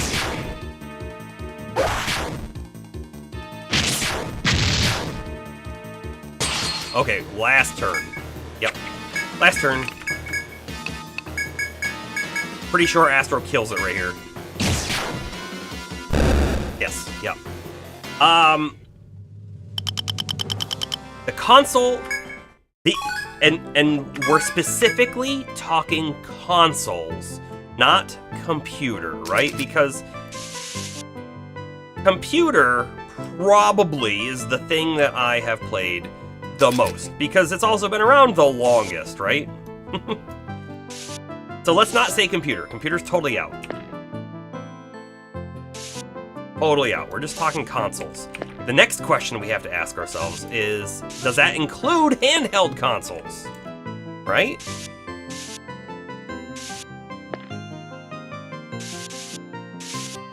Let's actually have handheld consoles and primary television consoles as separate categories, because I have some amazing playtime and great experiences on, say, my Game Boy Advance, right?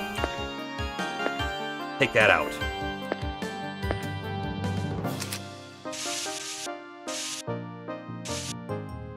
Place just keeps going.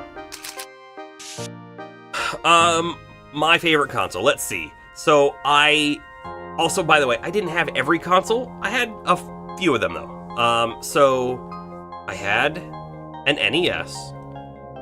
I did not have a Super Nintendo, however. And I had always wanted a Super Nintendo, but I never got one.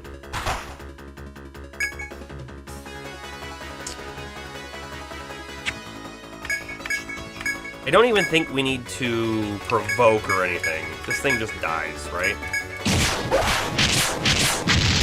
2 turns. Oh! Oh! Okay. We got hit. We got hit hard. Alright. We have a Merc for just such situations. Sterilin is back. I always wanted a Super Nintendo. I loved Super Mario Land, right? The Super Nintendo Mario game. Enrique the Legendary. Hey, bro. I probably enjoyed, honestly, my Sega Genesis more than my NES. Alright, so that's a thing. By the way, this wall looks special, like it's gonna disappear. We have a F.O.E chasing us now. Oh, and that is actually an opening. Let's do a quick save for that F.O.E that's on its way, because I think I want to fight it.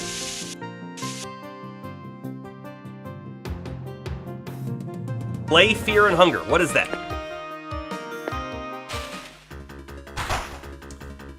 Oh. Alright, alright. We gotta be real careful here. We gotta kill this thing immediately. Immediately. We're gonna boost attack with Palmer even.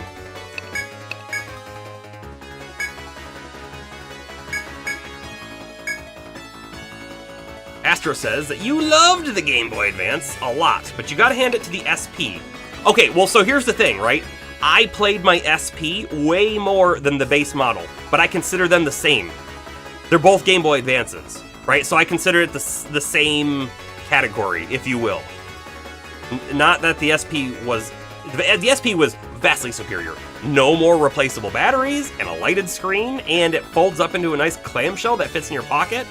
Oh, great. You know what? Let's just go out on a limb, and I'm telling you right now, the Game Boy Advance SP was my favorite handheld console. I don't think there's a game, a handheld that I played more. I think it had the games that I really liked at the time period, mainly like the Pokemon games, but lots of other things too, and it had backwards compatibility. Game Boy Advance SP wins the handheld category.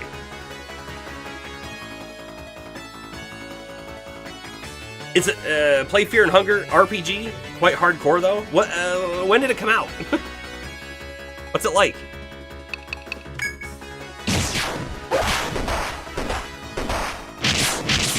All right, good. We kill it. We kill it. Now we can finish everything else off in a pretty standard fashion here, right?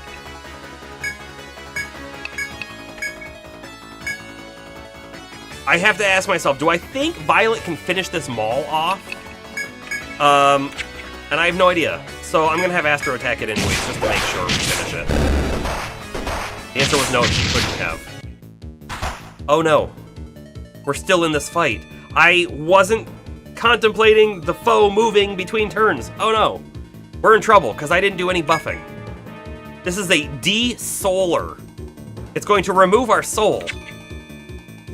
And we're also slightly weakened, which is not fantastic at all. Do a provoke, please. We're gonna kill these guys. This is the plan, to kill these guys first. Do a Salve 2, please, and then Astro. I really want to start with Shelter this time and not Bravery, because it's gonna get an attack off before Mert cures. I really should check it out. All right, I will. I'll take a look at it if I can remember the name afterwards.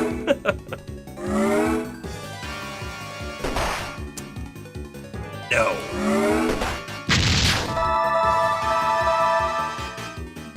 That's real bad. That's real bad.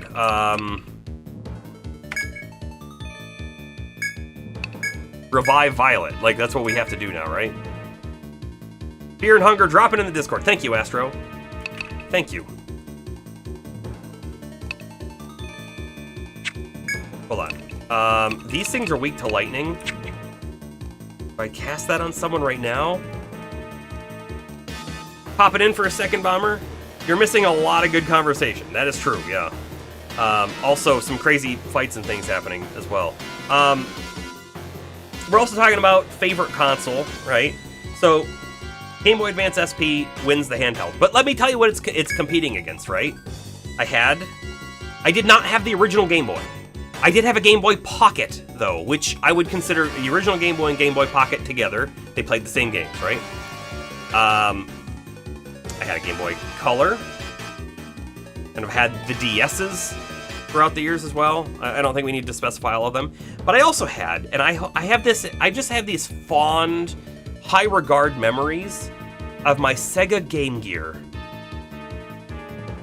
that chewed through batteries. And eventually, I got like this like replaceable battery pack that you could plug into the wall. That was amazing. Enrique, it's a dungeon crawler in pixel art style from 2018, but it got mainstream recently last year. Not the usual RPG though. There are no levels, no quick saves, and other stuff.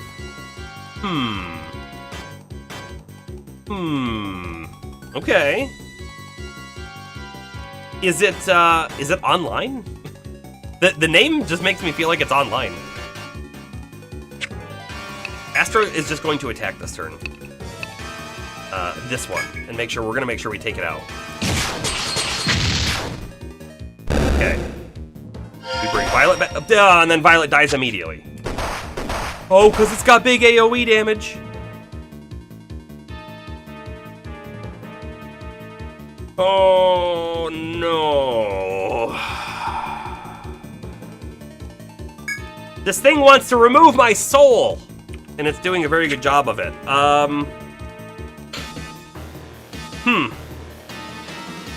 I feel like we need to try to escape, but because it's a foe, I don't know if we can escape.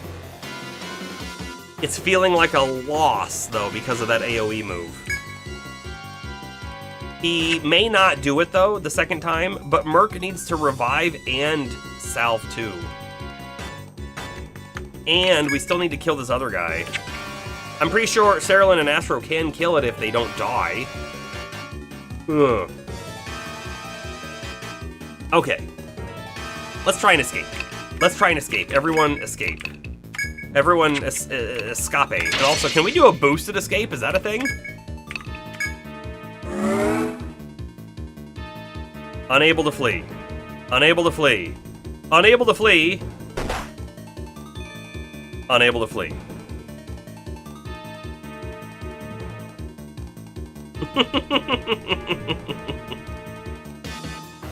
That's a great quote.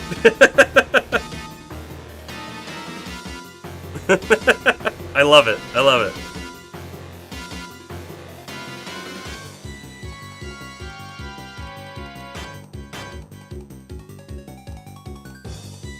Game's not online. Okay. Yeah, I mean, I'll take a look at it. When I was let's just go back like to the 2000s, right? In the 2000s, I would tell you I probably knew of basically every game that was out and available in the US, right? But now I have no clue, right? There's so many games today compared to yesteryear there, and I follow the things that I know I like, and I try to stay up on new things coming out, but there's just so many of them that, you just don't hear of everything, and you don't have time to play everything either. So yeah, I haven't seen or heard of that one, but I will definitely give it a look. Always open to suggestions. We're gonna try and escape again, but I think it's not gonna happen. We got away! We got away! This is not a game over. We have to bail, though. We have to bail. There's nothing else we can do here, right? Ariadne thread. Use. Jeez. I cannot believe we actually got out of that.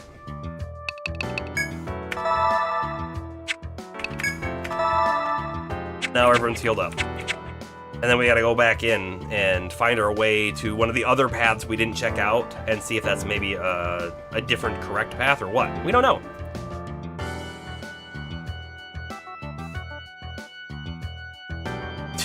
You laughed at the fact that I only read loudly, not online. Yeah, well, there was a lot of other stuff in that message.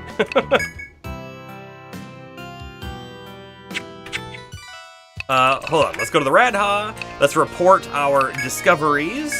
Right, we got some new monsters that we're not gonna look at. We've got some new items. We got a lot of stuff to add to our list. The list that we're only adding to anymore because we started. Not because we really use it anymore. But anyways, here we go. Quickly add them. Sternum for $14.50. Oh, we already have that. Royal Hide for $1,200.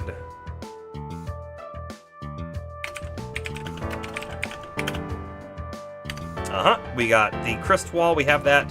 The Shiny Seed for $5.50, we have that. The Gold Fur, though, for $103. We don't have that, and actually, that's really kind of cheap for stuff that we're getting now, right? Kind of weird. And then the Death Stem for $100.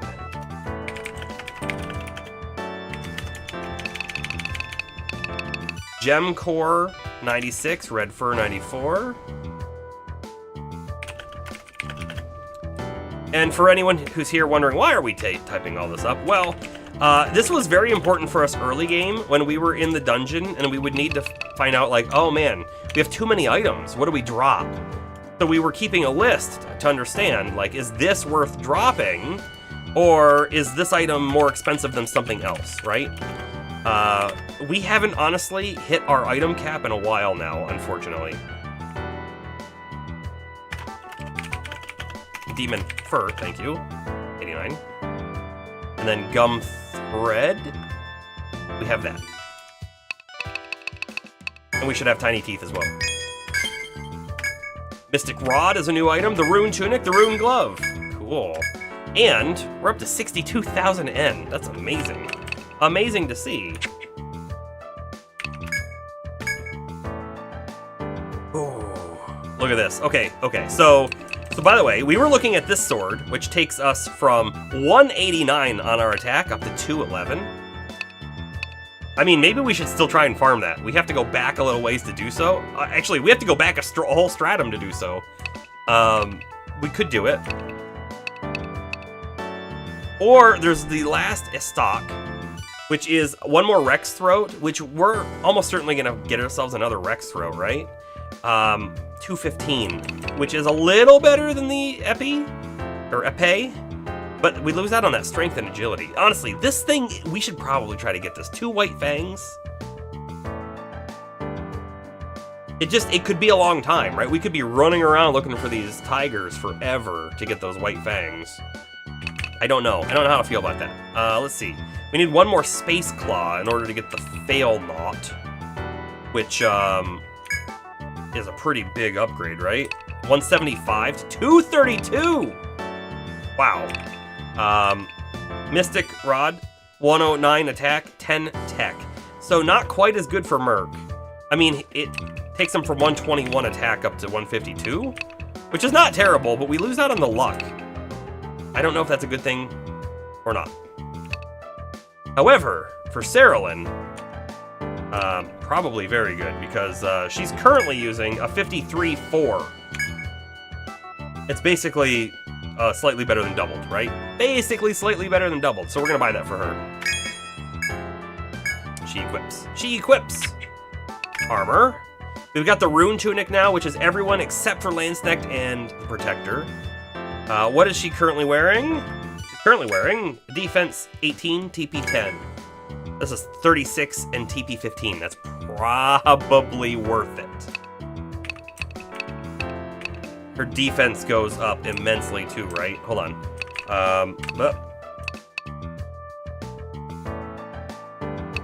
Oh, well, hold on. So this is 36 defense and 15 TP. This is 32 defense, but physical resist up. We have no idea what that percentage is on physical resist. It could be way better than the Rune Tunic. Could be. But anyways, we're at 62 defense right now, and this will take us up to 80. It feels worth it to me. Let's buy that. Equipped. Do we equip that for everyone, though? I think so. We have money. Let's do it. What is Astro using? Astro's got defense 27. This is 10 more defense and some more TP. It's worth. It's worth. It's worth. Let's just do it.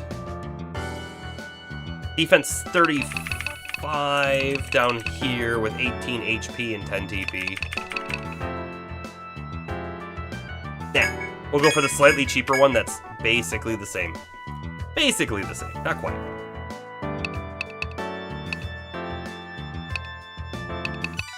Rune Glove is defense 5, tech 5. Let's go back to Cerulean.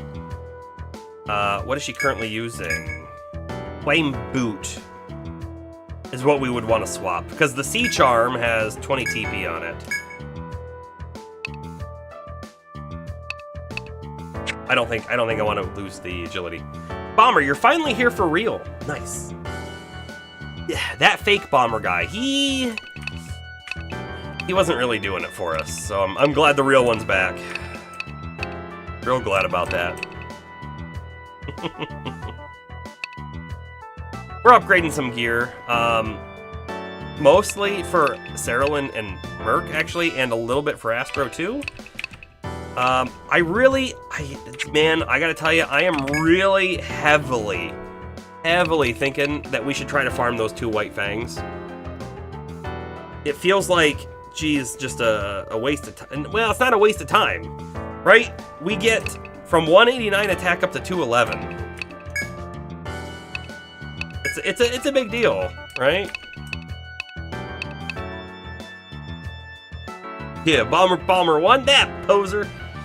Yeah, he was. He really was. That's for sure.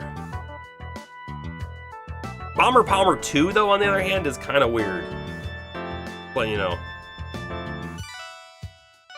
How about accessories? We did get something new here that we can't actually make yet. Shiny Vine or Gold Fur.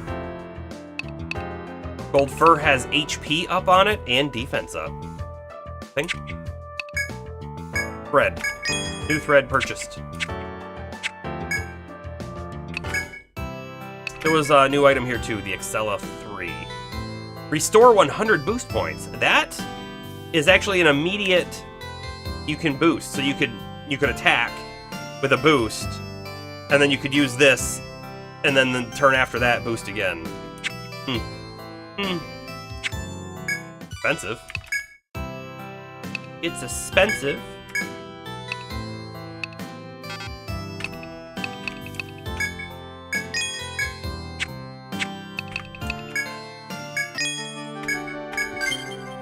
Dave's successful.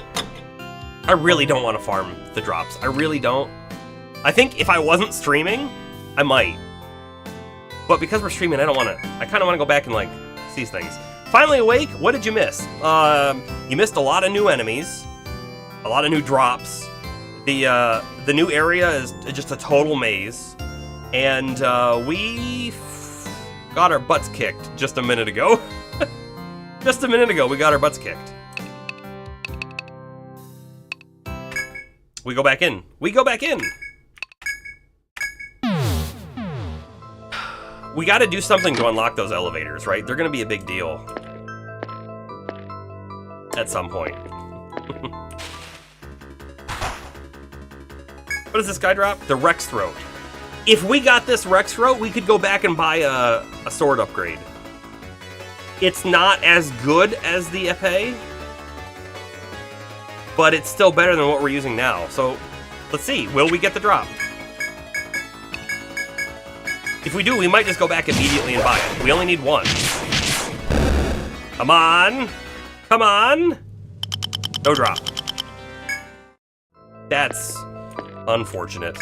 But to continue the conversation that we were having, and it's getting interrupted slightly from gameplay stuff, we're talking about best console, or your favorite console.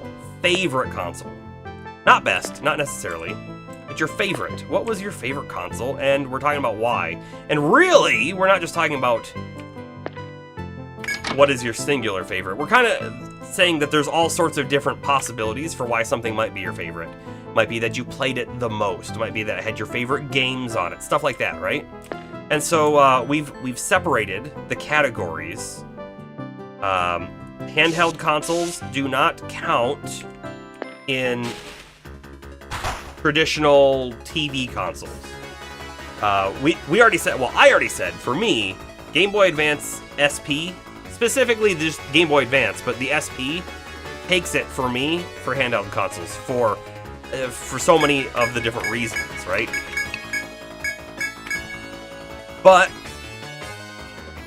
what is my favorite console of like a TV kind of console? And we gotta say again, I didn't have them all. I didn't necessarily even play them all, right?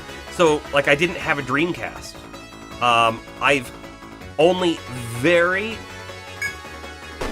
minimally played a Dreamcast, right? And it's sad because that's a great console. Like maybe a Dreamcast could have been my favorite. But for reasons that are unfortunate for Dreamcast, it didn't really go very far, right? And I was saying, of my NES and Genesis, I think I like my Genesis better. Bomber, you haven't had a handheld beyond the Game Boy Advance. That's fair. I can understand that, honestly. I can understand that.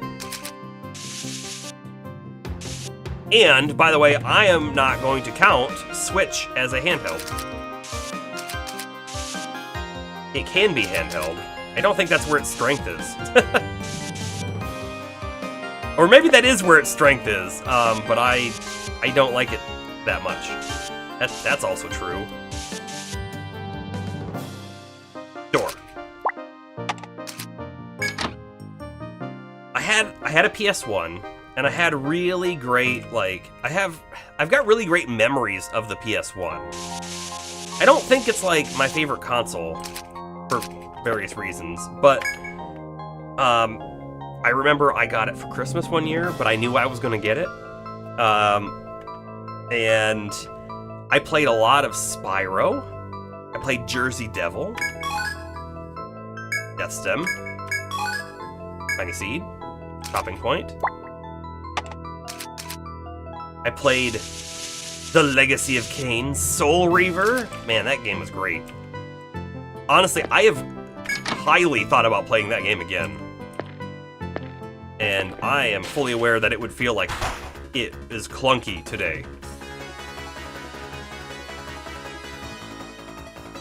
Gaming Instincts, we're still talking about your question. About part 1, favorite console. Astra, you think the GameCube was your favorite TV console?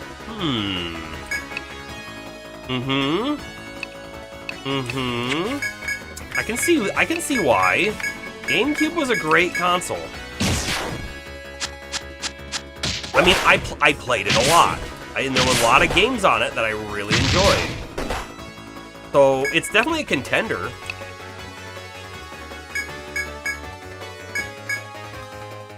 It's definitely a contender. But hold on. Merc comes back here and attacks me. Let's do that. Yes.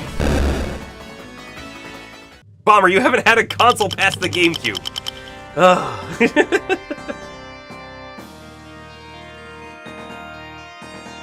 Tomorrow, Gaming Instincts will be a very long day for you.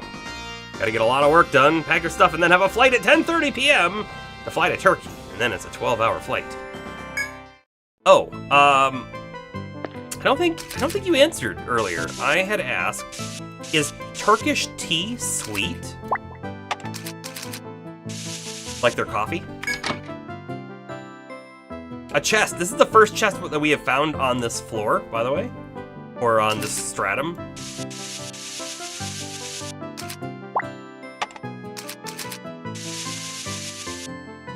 Open it. Fur boot. Let's check that out. Defense 7, agility 14. That's actually not bad at all. Do we have someone who wants it? Like maybe Astro? Astro can't wear it. Hold on. Let's see. Who can wear this thing?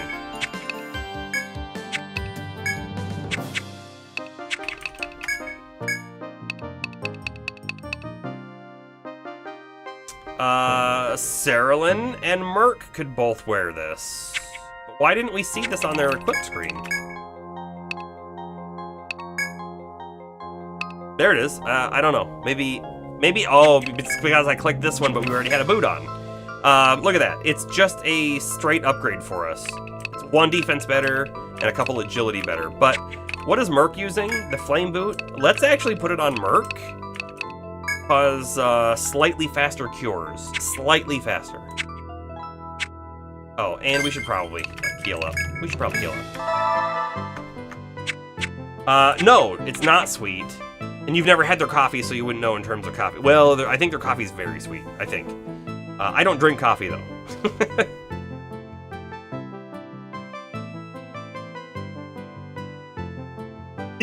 Bomber, how have you been surviving gaming if you haven't had a new console? Well, computer. Right? That's probably the answer. When the new handheld and console hardware came out, all the stuff you wanted was also on the hardware that you had. So you never like asked for more stuff. And then eventually you were enough to buy your own and you switched to PC. Right. Right.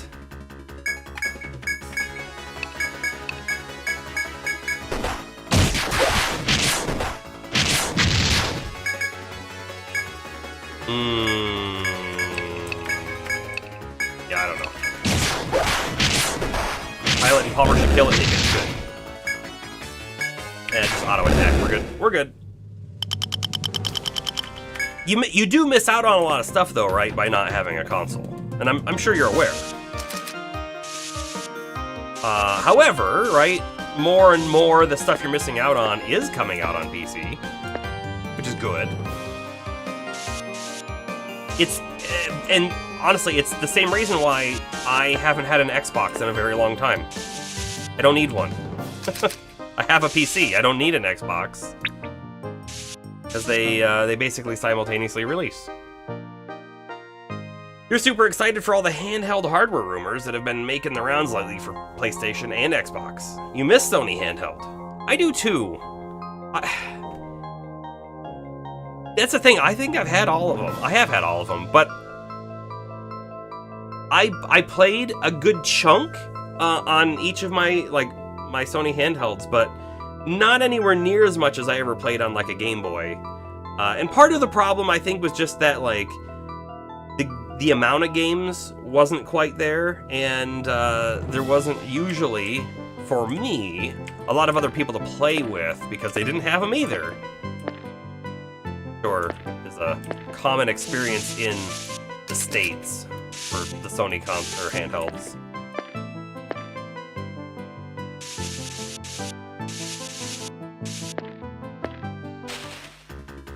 PSP and Vita were good.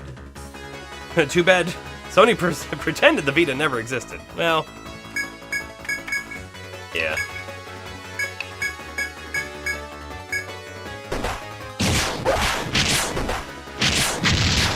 You don't miss out, Bomber, on too much of what you're interested in. You don't like the games that are just killing people, and that's mostly what's on the consoles. The PC is where the brain games are at. Yeah, I mean, like, Talos Principle, right? That's just one example. One game that probably you won't see over there. I mean, maybe the new one, I guess. I don't know. I haven't really looked. You've touched a PSP or Vita like twice in your life, Astro? Again, right? That's the problem with the console, is they didn't market it correctly.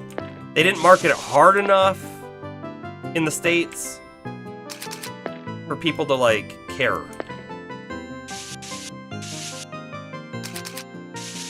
Okay, then we're gonna go over here, and then we're like leaving this floor.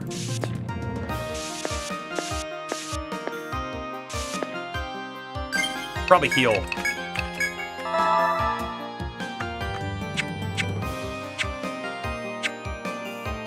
Nah, he didn't do that.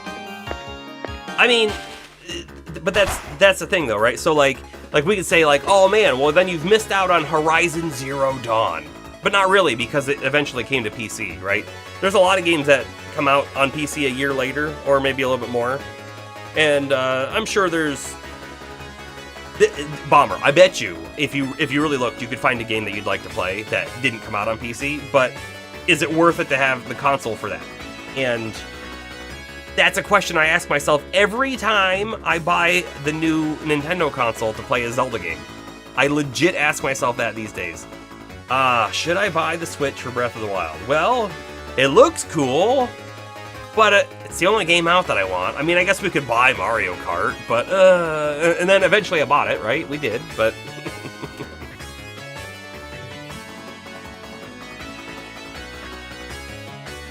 to be fair, there's a few Sony games you've really been interested in, but you've never really cared for Sony that much in general. Yeah?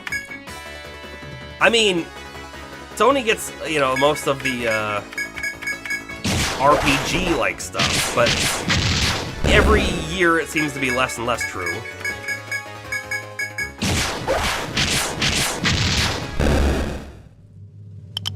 Ah, Violet's almost leveled there.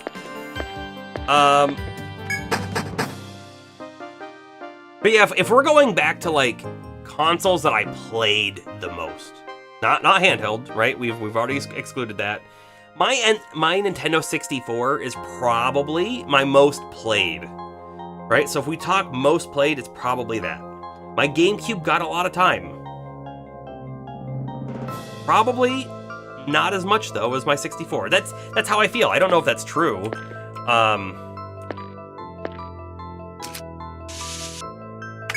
My Xbox 360 got a lot of playtime as well. In comparison, my 360 got a lot more playtime than my PS3 did. A lot more. Whoa! Something's happened! You continue down the corridor in the mysterious ruins. At the immediate end of the corridor is a wall obstructing your path. Before you turn to head back, you notice a paper, yellowed with age, lying on the floor. You can vaguely make out words on the paper, which seems on the verge of disintegrating. Last, left, eye, Yggdrasil, caught in, Eter life. That's almost certainly eternal life. Only worry about Basile, husband, left alone, he's solitude, person, it's cruel. Before you can make out the entire message, the paper turns to dust in your hand. It must have been an extremely old letter. As nothing else here catches your eye, you decide to leave this place. Lore! Lore has just happened. You've all been a witness and present for the lore today. Is the chieftain of the Radha Vasile? Maybe? It said something about eternal life in Yggdrasil, which is the Labyrinth itself. Crazy stuff happening. Let's see. Gaming at 6. Nintendo's the only one today that can keep getting away with exclusive titles and still sell consoles that turn profit. And it's for two reasons. The Japanese work culture and their games don't cost rocket prices to develop. And of course, the branding. Well, I think there's another side to that as well. By the way, I think saying that their games don't cost a lot to develop is not necessarily entirely true. And I think they have a lot of crunch culture, which is really bad for the industry in general. And then we have some of their exclusives like Pokemon that are coming out, and it feels like they did not have the technical chops to really develop it, right? But the other thing too is they're selling their consoles on a comparative price basis to the others, but their consoles do not cost as much to make. They cannot. There's no way, because their hardware is easily previous gen, if not more, right? Behind. So like, yeah, like they make money there. And that's the thing though too, because again, we talked about this before, Nintendo, I don't think views themselves as a software company. They don't view themselves as a gaming company. They view themselves as a toy company. And if you can make a toy for cheap that'll sell, well, you should. Don't worry about making it the best, right? That's not a quality that in this day and age we like anymore. We like something that sells, not something that lasts. And as like terrible as it is to say, right? I'm pretty sure my PS3 will still be playing in the future, whereas my Switch will probably die. I think my Switch will die. I have two now, for various reasons. Actually, we have two now because my wife has one and I have one. But that first Switch, there's almost no way it lasts like 10 more years. And by the way, we don't play ours that much, and we handle them well, unlike a child. Bomber, no! New theory. All the old humans are the monsters in the labyrinth. I don't like that. I don't like that at all. Ugh. Boy, do I hope that's not true. Nintendo also doesn't do sales. It's very true. They really don't. They say, you know what? No, this Mario game is $60. And by the way, this Mario game at 30 years, if we sell it again, is $60. The 360, in your eyes, was a Dreamcast 3.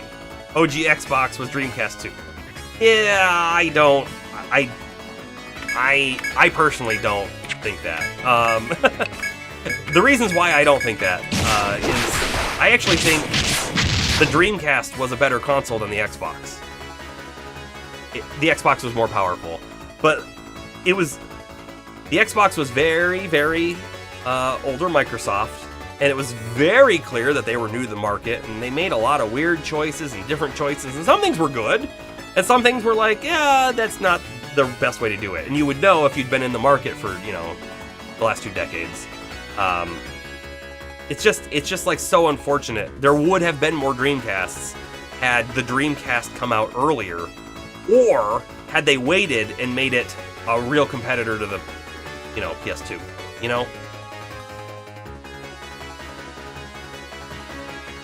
Yeah, and Pokemon, Mario, and Legend of Zelda are some of the top money makers of all time. But here's a really big question. Let's talk about this for a second, right? Let's pretend that those 3 titles, Pokemon, Mario, and Legend of Zelda, they never existed. Not once, right? And the most recent Mario, right, we'll say Odyssey comes out. We get Scarlet and Violet Pokemon comes out. And we get Tears of the Kingdom Zelda come out. If those 3 games came out, and they were the very first games of all of them, did they become big hits or not? Because I'm gonna make the really bold statement and say they don't. I don't think that, like the Pokemon game, I don't think it holds up to other games of similar caliber, right? In today's market. Do I think the Zelda games do either? I think they're very good. I really liked them, but I could see people being like, "Oh, well, why would you play that? You can just play Elden Ring, right, or something."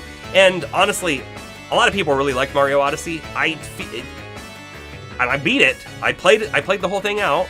In fact, I got all the costumes and everything. I got all the moons. There were moons in that game, right? I don't know. I got them all, but it felt I had to force myself to really finish it because it felt like it was lacking something that Mario 64 had.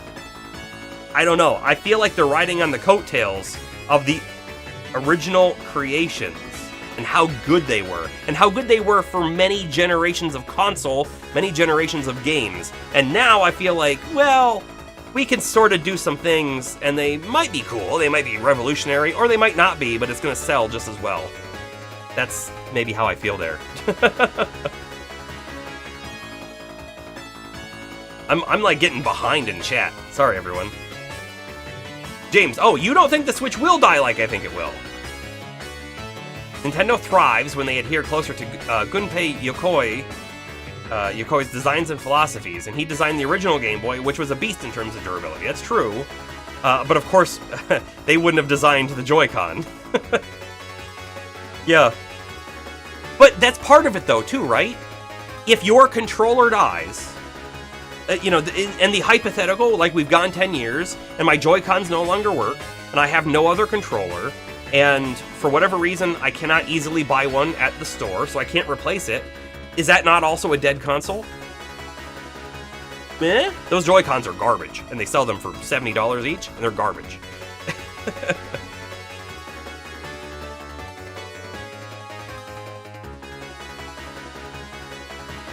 Bomber, you want a world where the Sega was a big console? Yeah. We lived in that world. We did. We used to be there.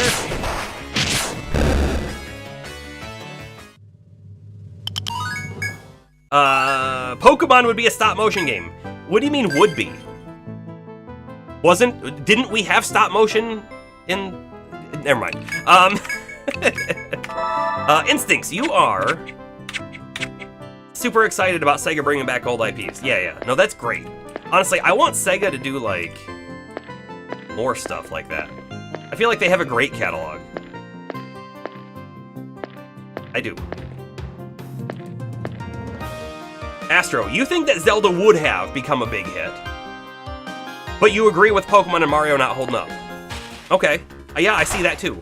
And that's the thing, right? Like, if we're talking Zelda, if we say Breath of the Wild or Tears, it doesn't matter. They each had their interesting aspects. They were a fun exploration game. They had some cool stuff happening. I can absolutely see, like, oh wow, this brand new game called Zelda came out, and like, look at the things that they do. I could see that being great. However, do we think that it would it hit the same way as if Ocarina of Time were the first Zelda game, or, you know, we go to any of the previous ones? I mean, clearly all the previous ones set up Ocarina of Time to be as good as it was, but yeah, no, I really feel like the recent Pokemon games, they don't hit the same way that the old ones did.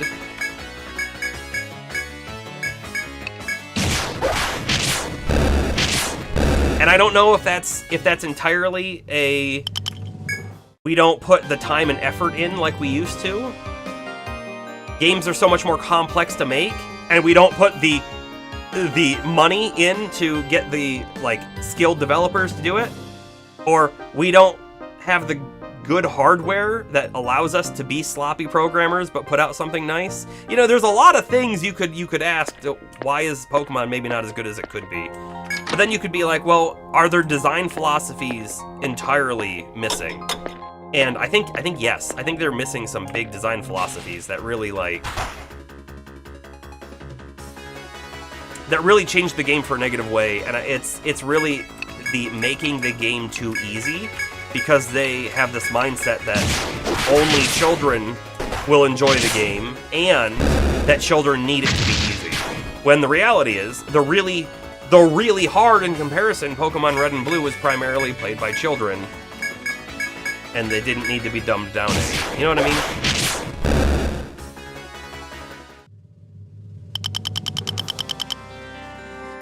Gaming Instincts, unpopular opinion. You believe that Zelda and Skyrim are one of the most overrated games ever. Well, I am not going to say your opinion's wrong. Not at all. I am going to say I do think that Zelda has earned its place because of past games, right? And having played them in the past, there was nothing else that could compete with them, right? That's part of the thing too. There wasn't any other open world exploration games, right? Like the original Zelda was. But let's talk about Skyrim. Skyrim really rode on the coattails of Morrowind and Oblivion. And when I look at all three of those games, technically Skyrim was the most polished, right? It had the least amount of bugs, which there's still a lot. It worked the best. Let's say that. But my favorite is Oblivion, because Oblivion has some of the, oh, the game feels better to play aspects that Morrowind didn't have, but it still has a lot of the Morrowindish ideas of, like, creating magic and enchanting things that Skyrim left off, and it has that interesting sort of exploration, which I will talk about in a moment, that I feel like Skyrim tries to do and does well in some cases, but not in all the cases. And then when we go back to Morrowind, Morrowind, I think, revolutionized, if you will, the sort of exploration, story-driven RPG. So I think Morrowind is a much heavier of a hitter than Skyrim, but a lot less people played it, because it's earlier, right? Less people were playing games, and less people would play a game that looked like that compared to what they do now. But Morrowind, and by the way, you could almost never do this in a game today, but I love the quest system. I love it. I think it's great. It's not user-friendly. It's not user-friendly at all. The quest system, if anyone doesn't know, in Morrowind, is totally set up as a journal. I go up and I talk to a guy, And the guy says, hey, you know, there's a bandit camp, and he describes how to get there. It's down the road to the west, and when you reach the windmill, turn left. And then you'll find a fork in the road, turn right, and then there's a cave behind a large rock. That's the instructions to how to get there. There's no way markers, and that's awesome. And that gets written down in the journal that you can now go back to and read. And so then you go out on an exploration to find the thing. And by the way, you may never find the thing, but you had an adventure. Guarantee you had an adventure, right? Even if you didn't find what you were looking for. And so, like, that's a thing that's totally missing from Skyrim and most other games, right? Because, like, that's a tough sell. In today's market, where every game tells you how to get where you're going and what's the best way to get there, and by the way, we even give you an auto-run button that'll route you there when you can look away and do fast travel, don't even worry about walking, just get there and skip all the content in between.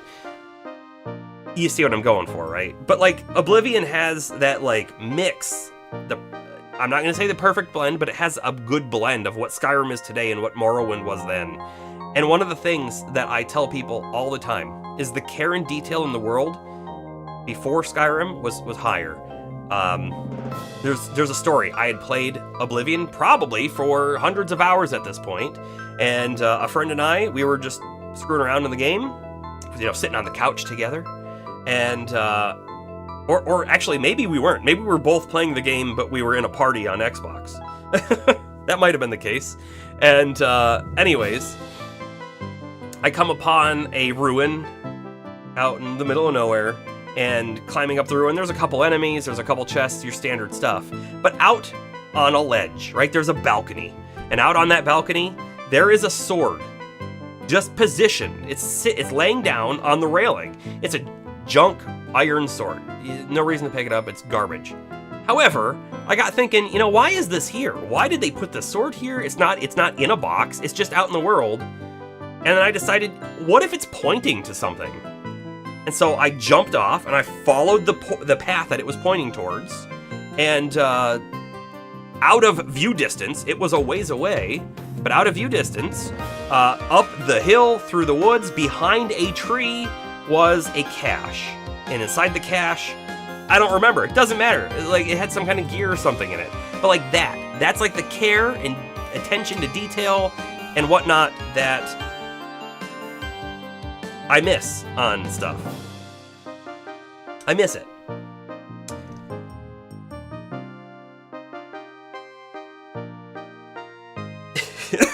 Sorry, I'm so far behind. I'm going off of my own rants. Astro, you think if Scarlet and Violet was the first Pokemon game, you think it probably would have released as a much better game that would have had a lot more polish put into it? You're entirely right. So the Pokemon Company, right? They basically put this strict deadline on time and say, we have to have the game out in a year. And when I say a year, like legit, it might only be a year. And so they can't do the polish pass-throughs. They can't actually make really good game mechanics. They have to make it the way they do, right? But if it was the first game, you can't ride on the coattails of your ginormous IP, right? Because Pokemon's big. So yeah, I think you're totally right on that, Astro.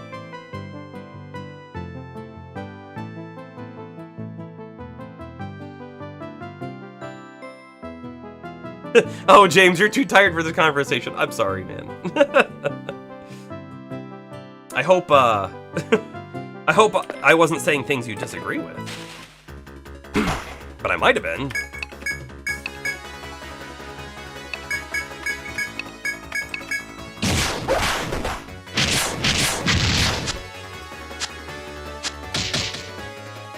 Yeah, the care and detail in Morrowind was insane. But Skyrim was made too mainstream. Here's the thing. There is still care and detail in Skyrim, right? It's not that it's not there, right? Let's make sure that we call that out. It's there, but it's not the same level, right? There's absolutely interesting things you can find where, like, there's no reason you had to talk to this person, but they somehow have a connection to someone else you talked to, and you're like, oh, wow, that's kind of cool, right? Like, some of those things do exist in Skyrim. It's just not as it was. It's not as detailed. There's a lot of repetition, and there's a lot of times where you'll find a dungeon, and you'll be like, why is this here? And there's no details or lore reasons or anything as to why it might be there. So you might try to think, oh, is there something about the positioning of this location that might make sense why this is here? Does it have a nice fortified wall or something? And you kind of don't get those either. Ah! I thought I was on pencil again because it was like, had the white border but not selected. Common problem. Well, this is all new territory right over here for us, because we went a different way last time.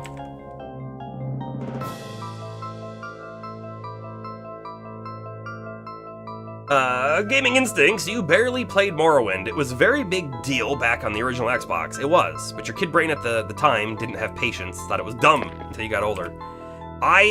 So I had a friend who had it, and they let me borrow it, and I played it a lot, but I never owned it on the original Xbox. I ended up buying it on the computer years later, and I played it a lot. So yeah, the same friend also introduced me to Disgaea and let me borrow that. And then I went to give the game back to him, and he said, no, keep it. Because if I can't, he's like, I can't trust myself. If I take it back, it's going to be the only thing I look at. So I still have his copy of Disgaea for the PS2, because he decided he was better off without it. If anyone is here and doesn't know Disgaea, it's like Final Fantasy Tactics, but the grind. Carolyn died. The grind in that game is real. It's real in a way that a lot of other games don't do.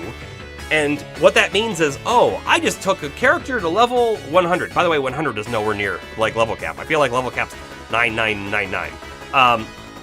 I can now remake the character. You basically retire them and they start back at level 1, but they have higher skills. So now all of a sudden you're leveling characters and bringing them back, and leveling characters and bringing them back. And why do that with your characters? Why not? Why stop there? Let's do the same thing with a sword. So now you level the sword up a million times, and it's a great game with some humor and stuff in it too. But a big grind, a huge grind.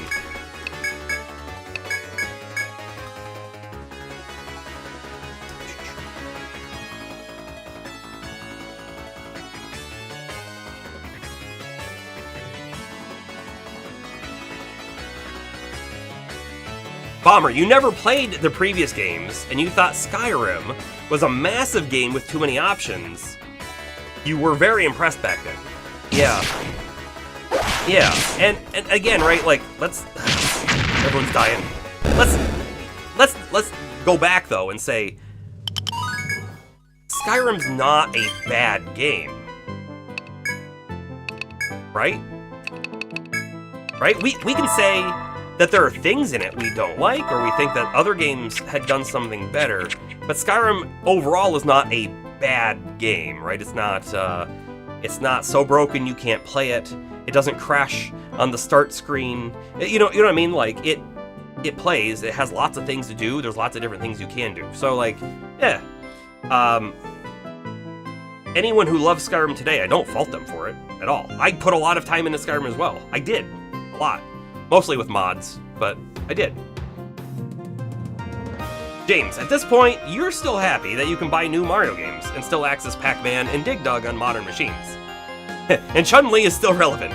You care less about new games being railroady or lacking arbitrary senses of detail, and more about the old Midway and Williams arcade games not being for sale anywhere anymore. Ah, yeah. So we did talk, we touched on remakes. Thought I was on the pencil again. We touched on remakes earlier in the stream, and how there's a lot of remakes happening. And I made the specific comment around, yes, there are, but if we're talking about a remake that makes sure a game that was no longer playable on something new becomes playable again, then it's totally worth it.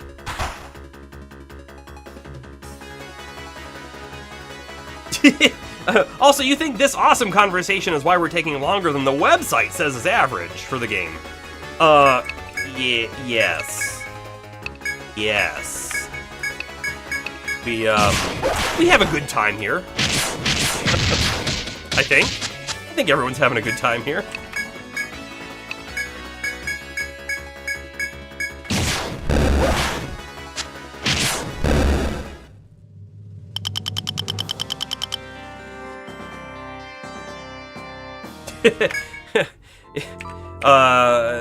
Chun-Li will always be relevant for reasons, and then James says, until Capcom says she isn't, and looks at Mega Man, Dino Crisis, Darkstalkers. Yeah, it's such a sad thing, right? To see like these big gaming franchises forgotten about, right? One of the most, let's talk about a recent example, right? Deus Ex. Deus Ex. No one thought that they were going to do anything with Deus Ex again, because Mankind Divided sort of, they set some expectations that they didn't hit. The game was very good though, still for various reasons, but there was a lot of criticism and it didn't sell as well as they wanted, and they considered it a failure, honestly. And so then, did I say Mankind Divided? I really meant Human Revolution and then into Mankind Divided, right? That's the order. I don't quite remember. But the original Deus Ex was like phenomenal for what it was and like revolutionary in its own right. And then recently we find out, oh, they were actually working on a new one because the studio had been sold along with some of the IP. And now we find out that, oh, they didn't have enough money to do anything. And the studio is sort of gone and the IP with it is now in limbo, and the game that they were working on is no longer being worked on. But like Deus Ex was really big too. It was really big. Now it's nothing. There's a chest.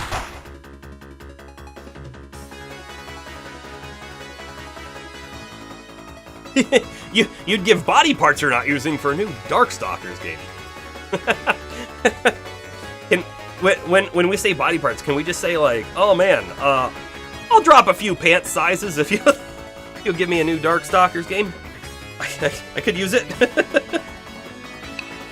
It's not a big deal if you take that from me.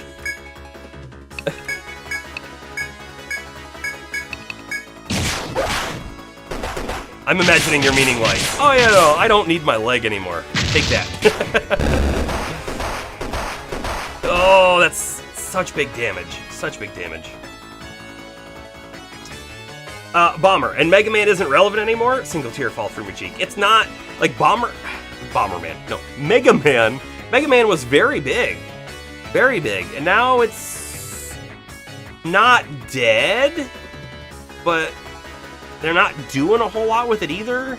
And they occasionally come out with a new game, but it's like the previous, it's like the original formula, and I feel like the original formula is great, and we don't necessarily need another Mega Man in the same style. They should do something new.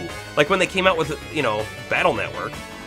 That was great for the character, and like new gameplay and new things. They need to do something else new. That is certainly just an opinion I hold, because I'm sure other people would say like, no, I love the original style Mega Man. Keep making more of them. I don't play a lot of the, I don't play a lot of the new Mega Man stuff that's like that when it does come out.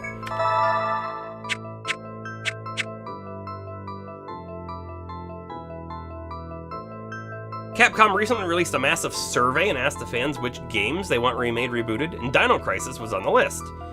And they would let you pick up to 3 games. This was about 2.5 weeks ago. The voting winner results are coming in soon. That'll be interesting to see. But just because people vote for it also doesn't mean they're going to do anything with it. But it is neat to see that they would even put them on the list, right?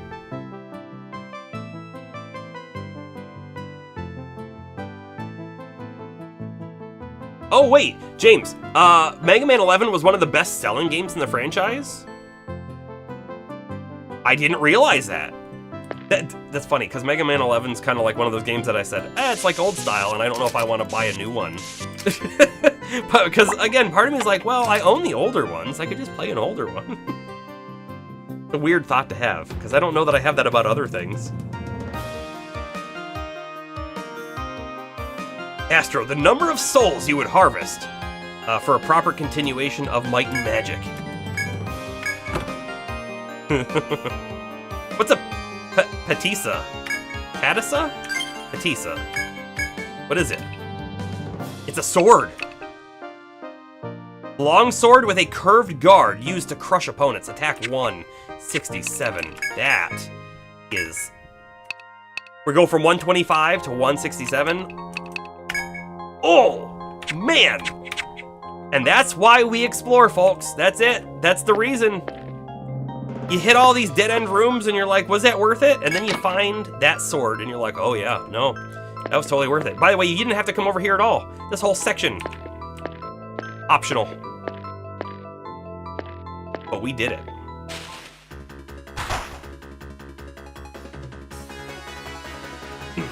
Konami at least does occasional things with Bomberman, which is more than they do for franchises they started themselves. 11 has the gears system. I guess I don't know what the gear system is. So while it's structured like the old ones, there's new gameplay wrinkles. Okay, so that's great then. That's sort of like, I guess, more getting at. If you make it like the old, but you keep making new things on it, then that's different, I guess. Different enough to make it cool.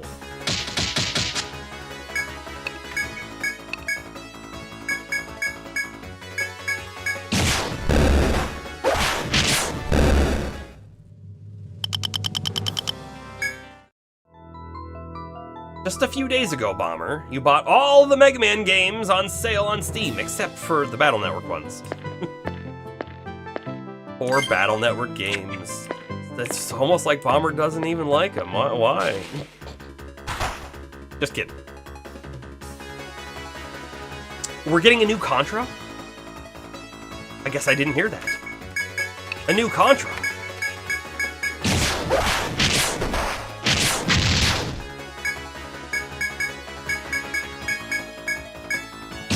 And some of the enemies down here hit really hard, don't they?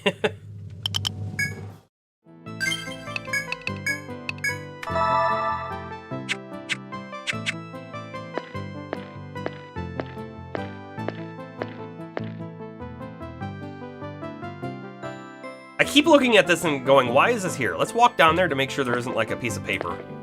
Nope. Nope.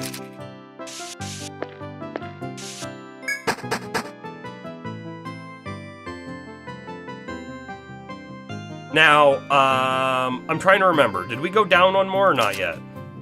We didn't. So there's more stuff to explore over here. However, let's explore down first. Because we're here, right? Because we're here. Let's see what's down there. It could just be another lore bit. Honestly, there's a healing well here! A healing well! Oh, that's big. That's huge.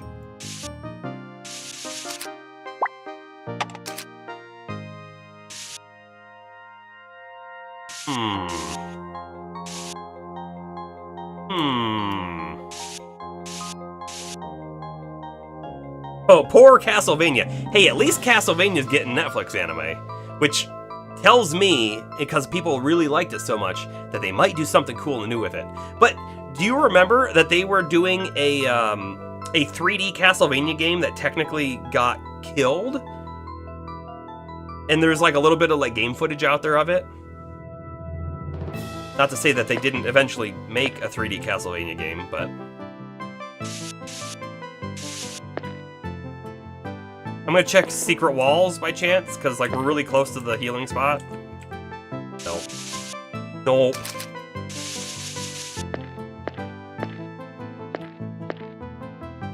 I think we have to go back up the floor though and keep exploring, because if there's another like sword, like the one we just found up there, that would be amazing.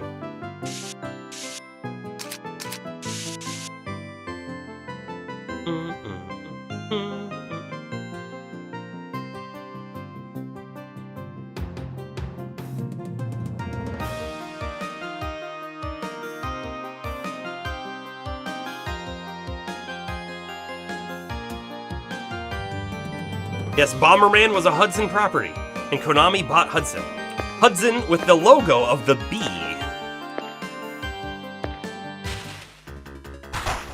With the bee! I mean, it didn't look quite like that, but... King Apis. Okay. Probably poison, maybe paralyze. The bees scare me a little bit. I'm gonna provoke. They're also red. Will they be resistant to fire? I guess we'll find out.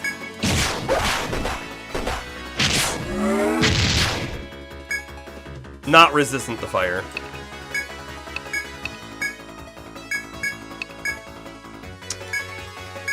I think we have Astro finish it off. Everyone else attacks the other one.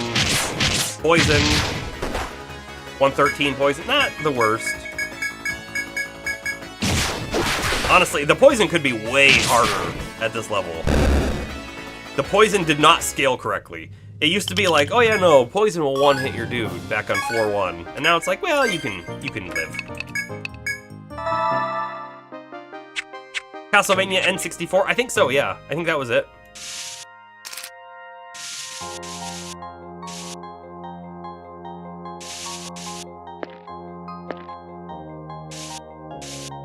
Weird open room here. No, I guess it's not that weird.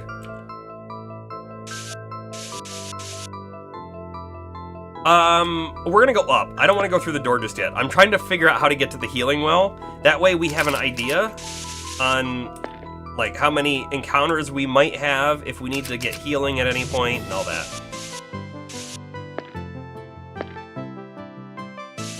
Do-do-do-do-do-do.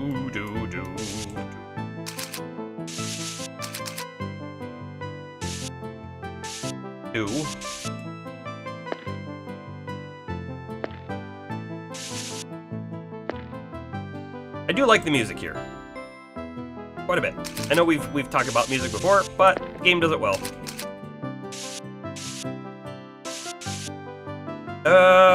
Is that a dead end down there? I think it is. I think it does that. Door. How deep down are you now? We are on the 24th floor, the 5th stratum. If this stratum is set up like other stratums, then we can expect a boss fight on the next floor. Ah, well. Okay. Healing well? Healing well. Perfect. We have found the healing well. Okay, everything looks good.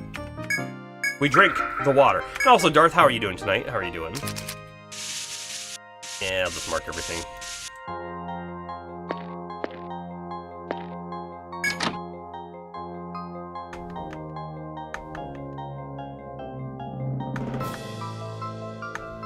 There was a Dreamcast Castlevania that got axed? Is that the one I'm talking about?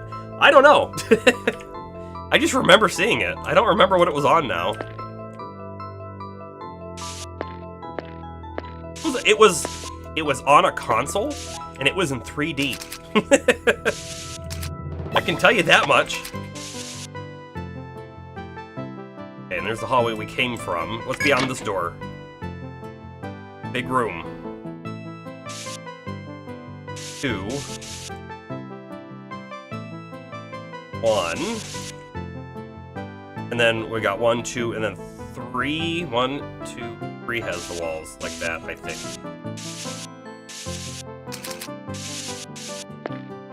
Double check the sides. Yeah, we mapped it correct.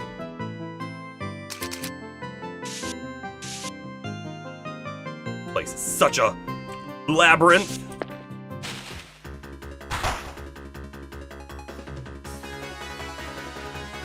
Astro, you just wanted to let me know that you are still really enjoying Last Epic. Okay, I'm fairly sold, honestly, on playing it. It's just when. It's just when. I don't know when. You know what franchise you never tried? Gaming Instincts, but heard was really good. And latest game was a hugely loved. Age of Wonders. You know what? I was not really an Age of Wonders person.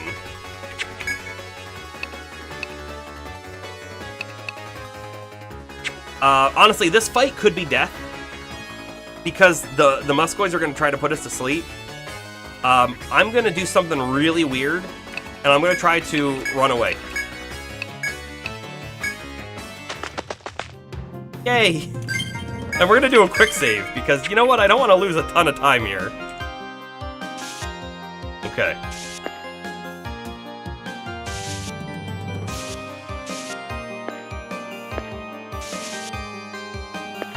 Yep, little dead end.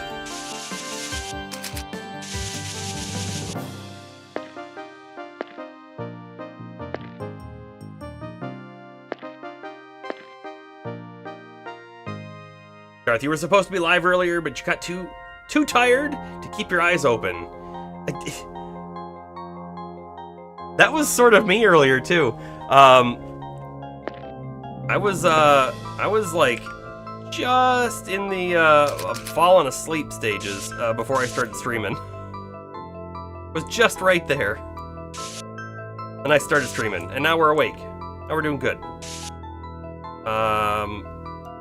There's that little hall. By the way, I see a foe spawn behind us. I see it. We're gonna do another quick save real quick. The real question is, do we run back to just engage it? Or do we just move on? Oh, wait, there's another one in front of us. That's not good.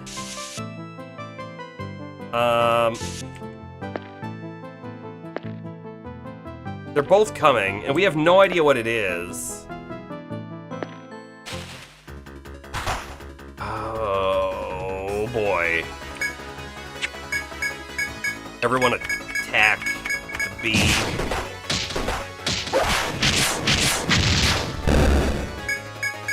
You've noticed that, have you, Bomber? I want to be very frank. Warning. Oh, there's a third one now. There's a third foe. This is a hallway of death and doom and destruction.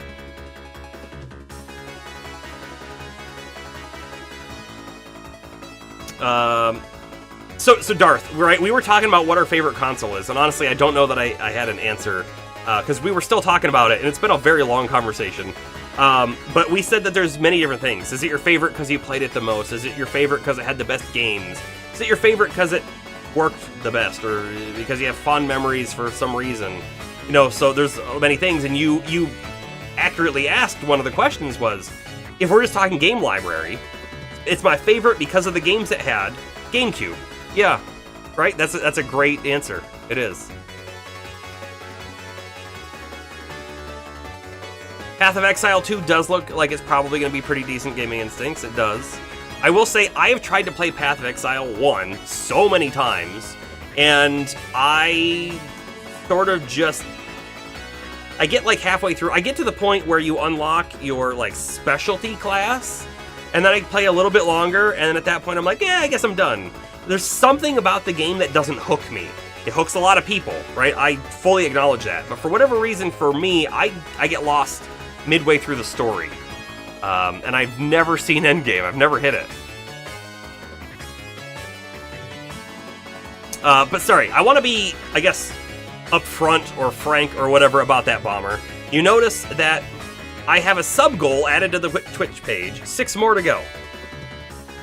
Yes, that sub-goal, I didn't add that.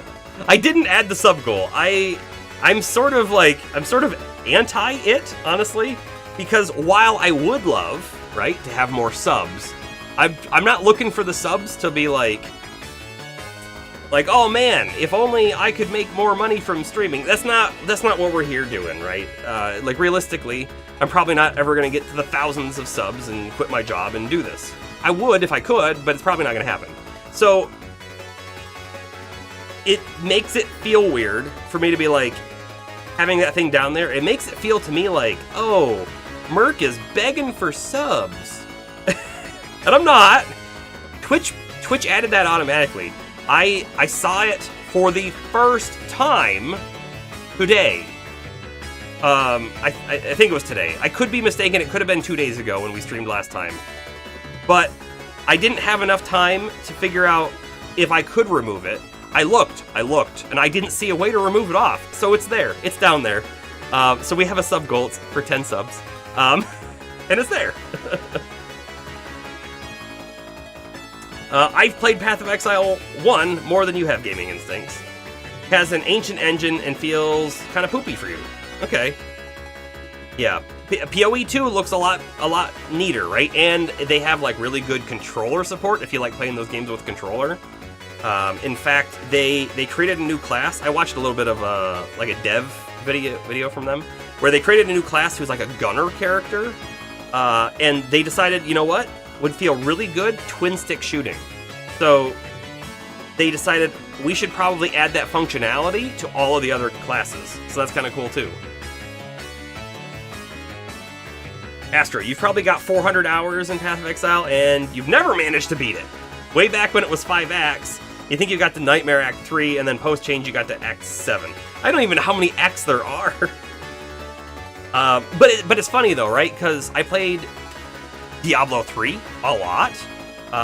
When Diablo 2 remaster, reborn, something, when the Diablo 2 remake came out, I played that a good chunk too. I played Diablo 4 enough to beat it, but that one didn't hold me after that either.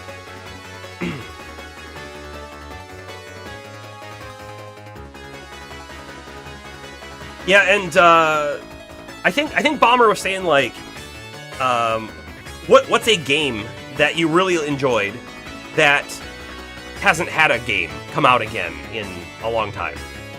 I think that's what he was getting at. Like maybe I don't have a great one on the tip of my tongue, but like Bomberman. Like Bomberman had some cool games come out, and now they haven't done a whole lot with Bomberman. They did recently though come out with 2 Bomberman games on the Switch, so maybe that's not the best answer.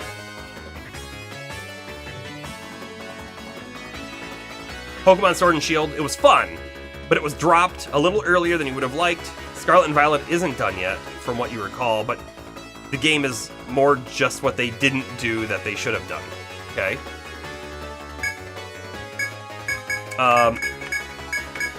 So we kill the bee here, and then we have enemies coming towards us. In the form of big foes, big scary foes. We're basically full health. I'm gonna make sure we're topped off. And here's what we're gonna do. We're gonna do a quick save. And we're going to fight the foes and see how bad they are. They might be beatable. They might not be. If they're not beatable, well, we have a quick save right here and we didn't literally lose anything. Because we reload the quick save, we turn around, and we make it through the door. Oh, it's the Desolar. This thing wrecks us because it's got AoE attacks.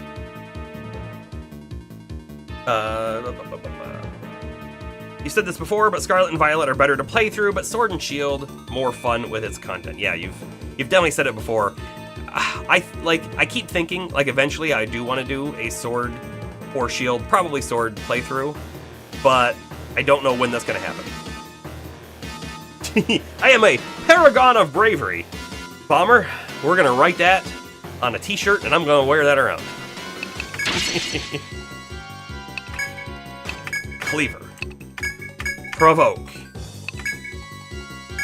Fire 1, I guess. Should we preemptively be Cure 2ing everyone? You know what? Turn 1, it's probably going to buff itself. I remember it did that last time.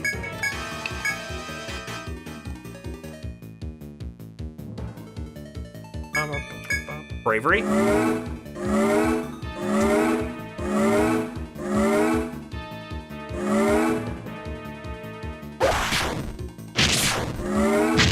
That was a big hit from Violet. Let's see. You would recommend Shield over Sword. The version exclusives are better unless you like Farfetch'd over Corsola. I do like Farfetch'd, and I thought that the new Farfetch'd with like its leak being a sword was really cool. I think that's really cool. The Merc Serene store has fancy Merc Serene mugs for sale and shirts that say you are a paragon of bravery. There is no store, there are no mugs for sale. I made this myself.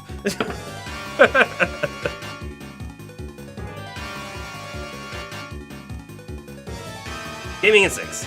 You really enjoyed these conversations. You've always wanted to do podcasts, but a good podcast need good people to talk with who have good chemistry. Would I be interested in doing live podcasts like once a week on a certain day and time? You know I'm busy, but I think it would attract a lot of people. You know what? Maybe. How about I say maybe? Let's talk about it. I could be interested to give it a try. We have a podcast expert in chat, by the way. His name is James.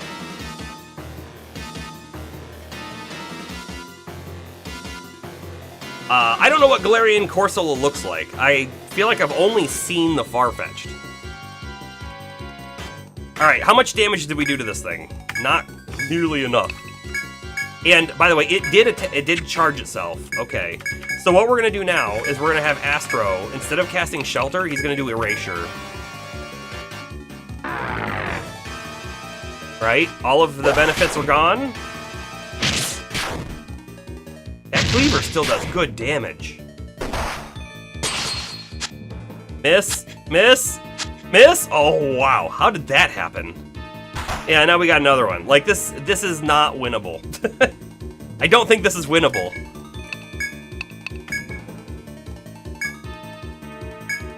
I still want to keep parrying, because I really want it to not do its AoE stuff, but... Warning. Yeah, we can talk about it later. I could potentially be interested. The thing is, though, that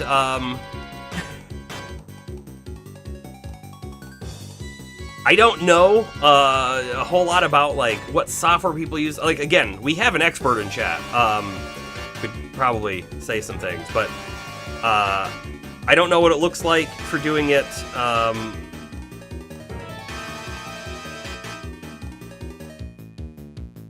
Sorry, I'm trying to focus my words, and I'm not doing it very well. A lot of podcasts are themed around something, right? For example, I used to listen to like a Dungeons and Dragons podcast, right? And all the content was around that. What would the theme even be? You know, there's a lot of questions, and then you got to think, well, how many like different conversations can you have? Because we want to make sure they're different. And then there's the final bit of, well, a Twitch stream is kind of like a live podcast anyways, so is it really that much different? But I don't know. I do think that there is a possibility there. And you have a social media team that can take care of something. Yeah, well, you definitely have a gaming company, that's for sure. Anyways, let's see if we can do anything with these enemies. I feel like the answer is no, but we're gonna keep trying. We do Shelter this time.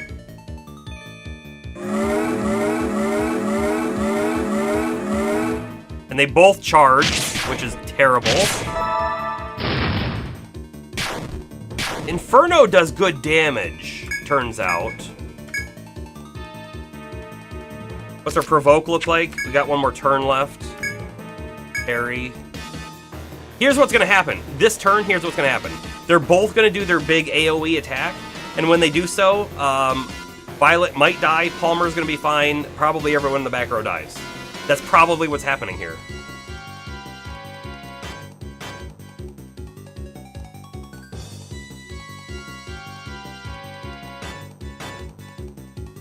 James, here's the thing though, right? So you're saying you go over everything with a fine-tooth comb, and I did exactly that same exact thing when I was doing videos on YouTube. And I will say, listening to your episodes, I wouldn't have been able to tell you that you did that, right? It didn't feel like there was like weird cuts and pauses or anything. It all felt like everything flows and is natural. So I think you do a very good job. I do. And I still haven't listened to the most recent one that just came out, or the one before it. I do want to, just haven't gotten to it yet.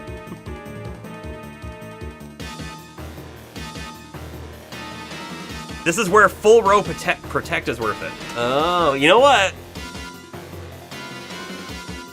You're probably right, Bomber, right? We've built Palmer in a single target, no damage build, which is amazing.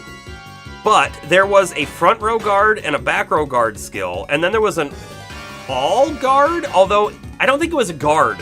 There was the front row guard, which I don't remember the exact wording, but the all guard, I think, raised everyone's defense. And when we looked at it, we said, we already have someone doing that, Astro with Shelter. So we weren't sure that we wanted to build that way.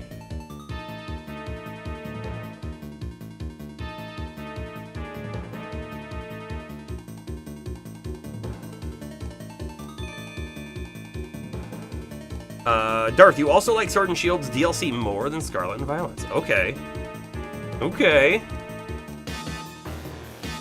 I still haven't played the Scarlet and Violet DLC. I own it. I bought it. It's on the list. We'll get to it one day. It'll happen.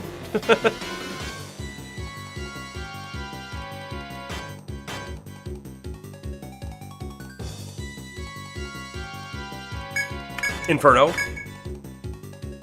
Merc is going to preemptively use a Salve 2. And Astro is going to, I guess, just attack, because we need damage. Here we go. James, you know, hindsight is always 20/20, right? It's always one of those things that we're gonna have things that we regret and things that didn't pan out the way we expected them to. And I think even using it in the way that you are right now is pretty cool. I do. All right, we defeated one, so that's cooler than I thought was gonna happen. We have another one coming, so we're in a lot of trouble, right? Coming up. I'm gonna do a single flame. I wanna see what the flame's damage looks like. We're gonna Salve 2 again, because 2 people need healing. And Astro's just gonna attack with a boost. A boosted attack, if you will. 366. Poke. Cleaver does 678. I think Tornado does more. 421 from the single target fire. That's good. And then we get the next one. Yeah, and like Mad Tea Party would probably say similar things, right? With her degree. It's unfortunate. All right, we Tornado again. We focus on the one that's about to die. Guys, this might be winnable, and I am shocked. I didn't think that this was winnable. Hold on. Boost. Inferno. And this one buffed itself last turn, and this was going to probably buff itself this turn. Probably. So we'll find out. We're going to preemptively Salve 2, and Astro will attack that one. It didn't. It's single target Palmer.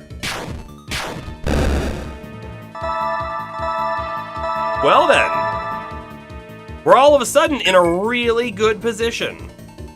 And by the way, I am going to Tornado here. It does more than Cleave. And I'm going to Inferno again because I think it does more than Flame. And I still think I'm going to Salve 2 because I want to preemptively not die. Here we go.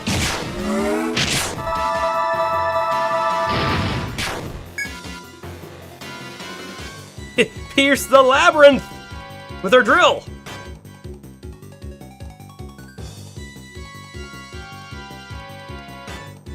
You're looking at my wish list? Oh, like on Steam wish list?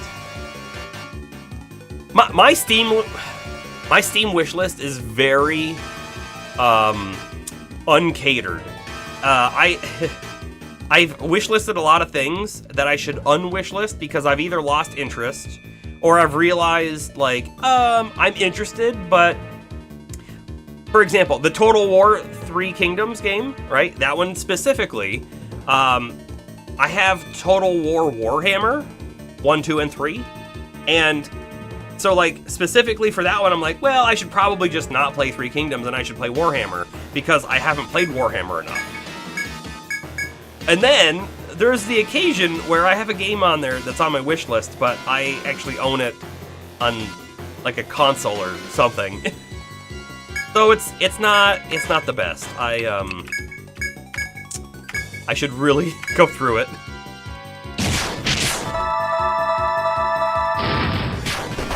Okay, so by the way, Merc is getting his cure off before the attack happens, which was not true before.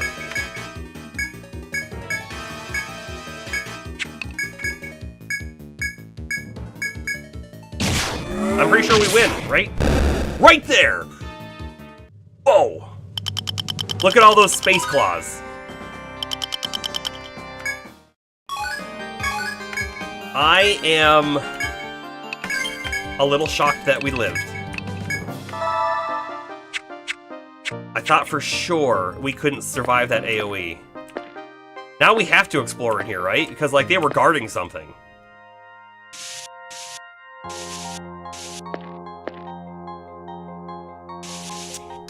Maybe. Speaking of wish lists, I don't know how to say that. Megacure? I don't know. It's a game that you've been waiting for to come out for like 4 years, and it's the kind of game you love playing. What is it? Don't know what it is.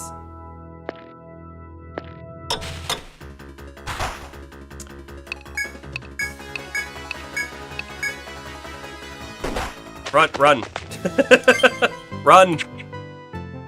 We can't handle that many flowers. If there was one, we could do it. Feels so silly to run when we just fought those giant bear things. But we didn't want to die.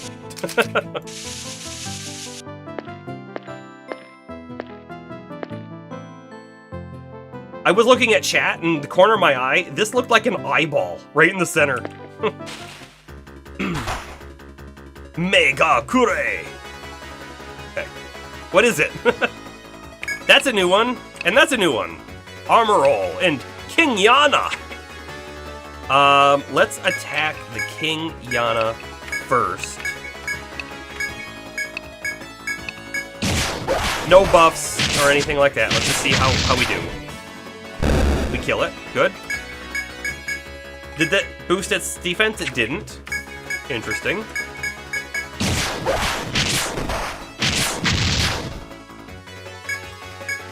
We got this.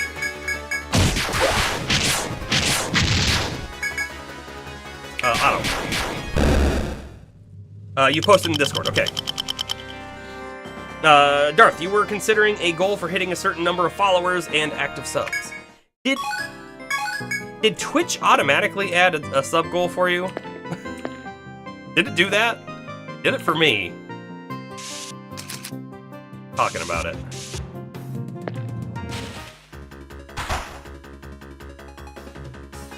It's a 4D puzzle platformer. Okay. I'm interested.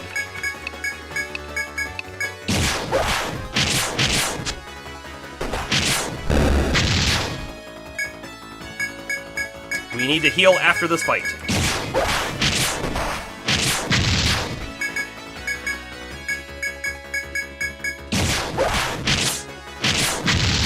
Yeah, we basically don't do any physical damage to that thing, by the way.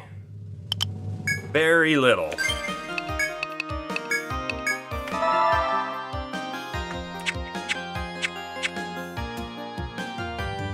You don't pressure people to sub, that's their choice. Exactly. That's why I don't want that sub goal to be there. But I was saying, I did not put it there. I looked how to get rid of it, and the short period of time I had to look, I didn't see a way to remove it.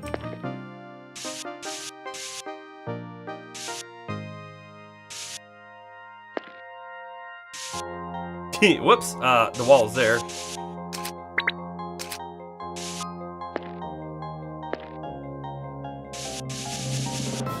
Okay. F.O.E. Quick save. Do you think it's gonna be just one, or do you think it's gonna be 3 more of those soul eater things? Oh, it's a Dino Lich. Oh, well, these guys are no big deal, right? No big deal. In fact, like, so little deal, I'm not even going to use my cleaver on it. Let's just save some more TP.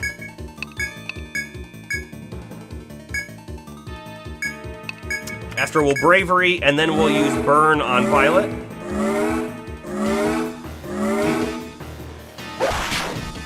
Followers is what you want to focus on. You'd like at least 300. And then for them to be actually interested in your content. Yeah, it's a difficult thing. It's difficult, right? Like, my channel has only 90, and my average viewers is between 5 and 12, right? So, like, if all 90 showed up, that'd be amazing. But, like, that's not gonna happen.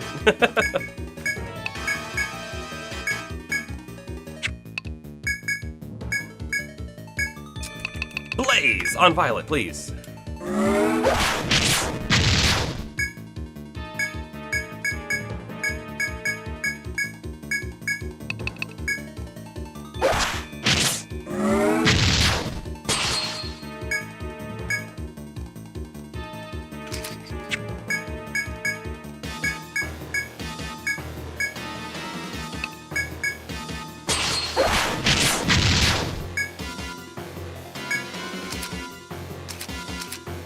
Wait a second.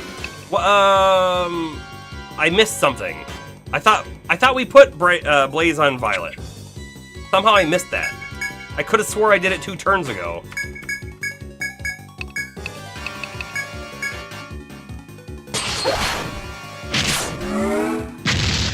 Hold on.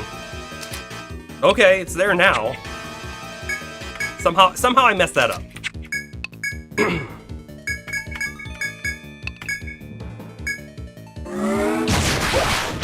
Yeah, look at all that fire damage. It's so weird that they do so much more damage than Cerulean casting fire. You know. You think that your new playthrough might fix things, though? Things have stagnated. Okay. There's something, like, unique about the new playthrough? Astro says, to be fair, 8 viewers at 90 followers is really good. You follow a few streamers with 500 followers and an average of 3. Okay. And you know what? Here's the thing, right? I'm not looking for people to, like if people want to be here and lurk, that's totally cool. That's totally fine. But I'm not looking to, like, just boost numbers. You know, we talked about this one day after we had one of those spammy bots in the chat who showed up to be like, hey, come buy followers. Like, no. Why would we go buy followers? They're not, like, real people anyways. Right? I don't need to have a lot of followers. I just need to have some people who show up and chat. That's the best. We have a couple people who do. We have a good stream. If no one showed up, like, here's the thing. If no one showed up, and I'm here talking to myself with no one to, like, go back and forth with, then I get a little bored. I get a little sad. But we don't typically have no one showing up, so that's great. We have a good time. We have long, drawn-out conversations about random things, usually related to gaming, that interfere with our clear time on games.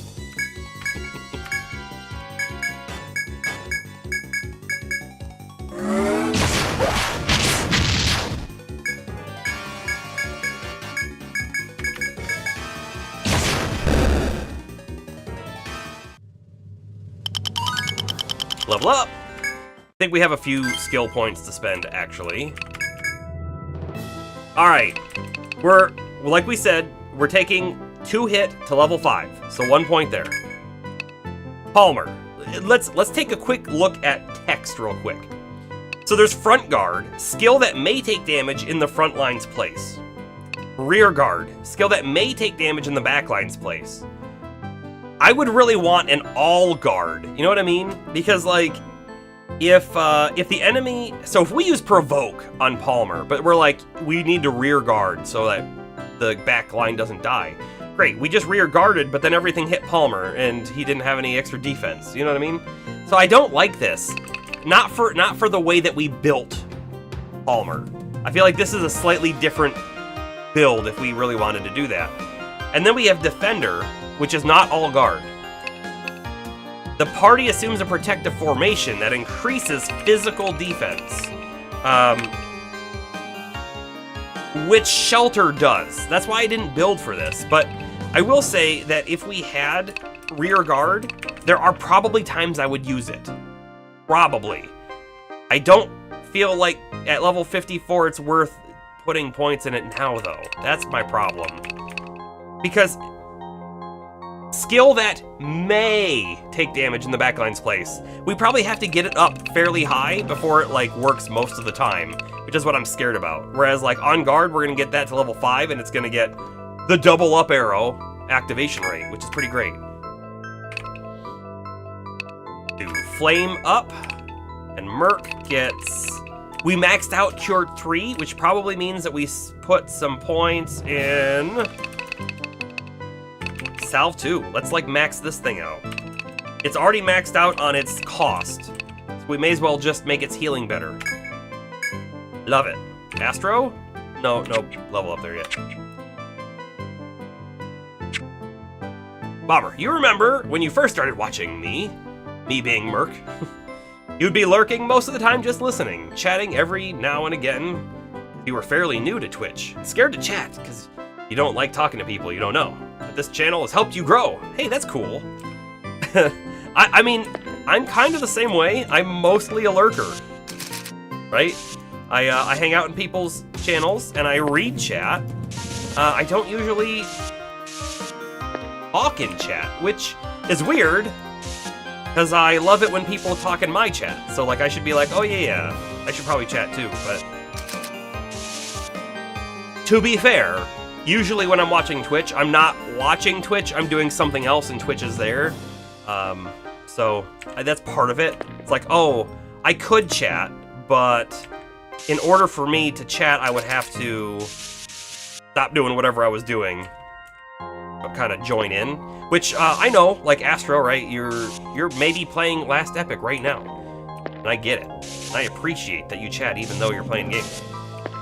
The other thing though too is I use Twitch a lot on my television through the Fire Stick, right? And there's no chat functionality. I can read chat on the Fire Stick Twitch app, and you used to be able to type in there with your remote or whatever was connected, right? But they removed that, and now if you want to do it, you have to log in to Twitch on your phone. So I am logged in to Twitch on my phone, but the time it takes for me to like get it open and get into the person's chat, usually it's already gone, and yeah, so I don't. What's in the box? A circlet. All right, what is the circlet? I mean, clearly it's a headpiece. Defense 5. I guess you could see. You could see it. It's right there. Defense 5 and TP 20. That's not bad. We might equip that on someone. Oh, wait, who can use it? Look at that before we look at anything else. Cerulean and Merc. What does the Sea Charm do? This is just a straight defense upgrade, same TP. Or this is just a straight upgrade. It's got more defense and more TP. Merc doesn't need the TP as much, does he, though? You are indeed slashing away with some giant bear claws in Last Epic. By the way, like, I'll probably talk about this when we eventually play Last Epic, but the word epic is actually pronounced epic, not epoch. But the game pronounces it epoch, right? All the characters in the game pronounce it epoch. I'm not, like, gonna die on a hill about word pronunciation or anything like that. But I find it weird that they made that choice.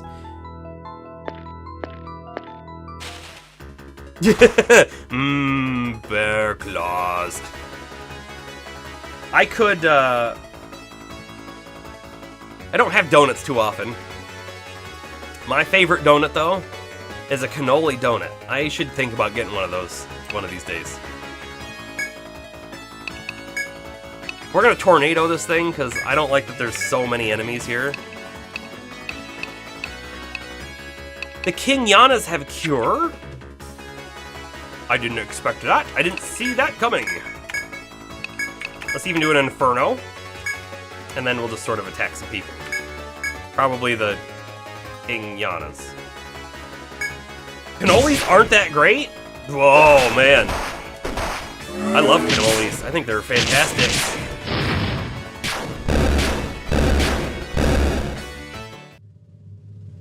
Blue blood. Okay.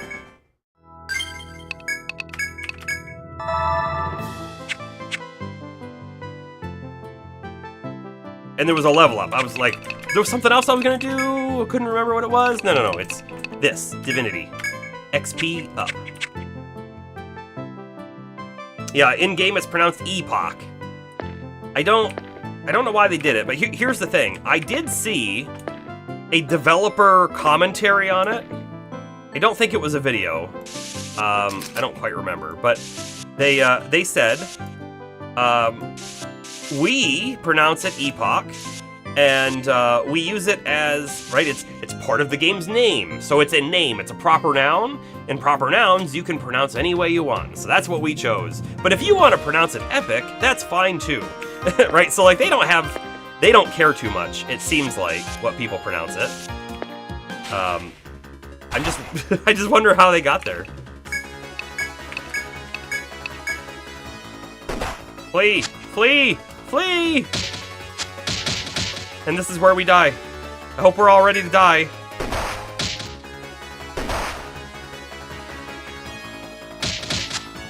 Oh no. Anyone awake? Burke, escape!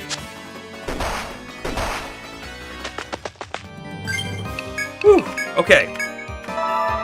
We didn't die. It was very close. Very, very close. Got a door.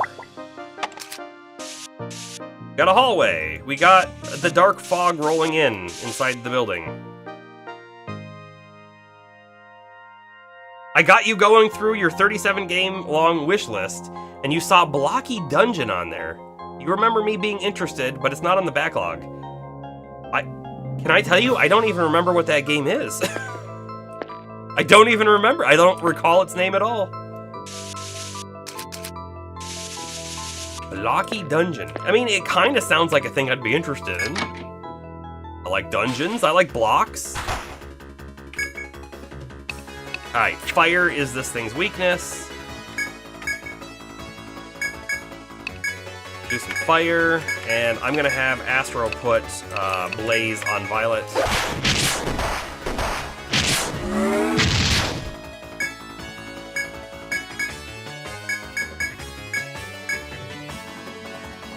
Do I put Blaze on Astro too, or do I just attack? I think we do Blaze on Astro too.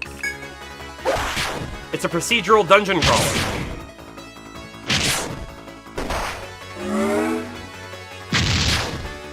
Blocky Dungeon sounds like Minecraft Legends. I've never played Minecraft Legends. No, hold on. That's not entirely true. At an arcade, I played Minecraft Legends, where you get it's a weird kind of thing. You put, actually, I think it's a cool kind of thing. You put your tokens in, or you use your points card or whatever, right? You purchase your game, and it spits out. It was like it was three, because there were three different things. It was a character, a piece of armor, and a weapon, or something like that, right? It spit out cards that then you scanned, and those were your character and weapon and all that kind of stuff that you would play. And it was Minecraft Legends, but like an arcade version. And then, if you wanted to play again, well, you would do it, and it would spit out more cards, and then you had the choice, because now that you had more cards, you could pick what you wanted to use. It was kind of neat.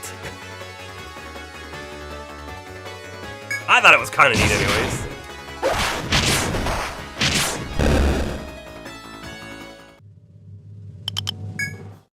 But no, I've never played the actual Minecraft Legends game, and I've thought about it, but like at the end of the day, it's just a watered down Diablo-like, right? At the end of the day.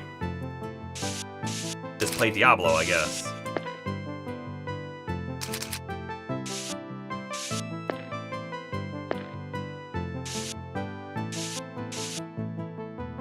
Boy, this place just, like, it just keeps going. And it's, like, spiraling in all these, like, weird, like, dead-end spots. You love the idea of the card dispensing games. You just wish that they weren't credit-munching maniacs. Yeah. Yeah. But, like, the card things are cool because... Specifically for that game. Specifically for that game, because, like, not only do you use them, and you can take them back and use them next time you play as well, right? But also, they're cool to collect, if you like collecting things.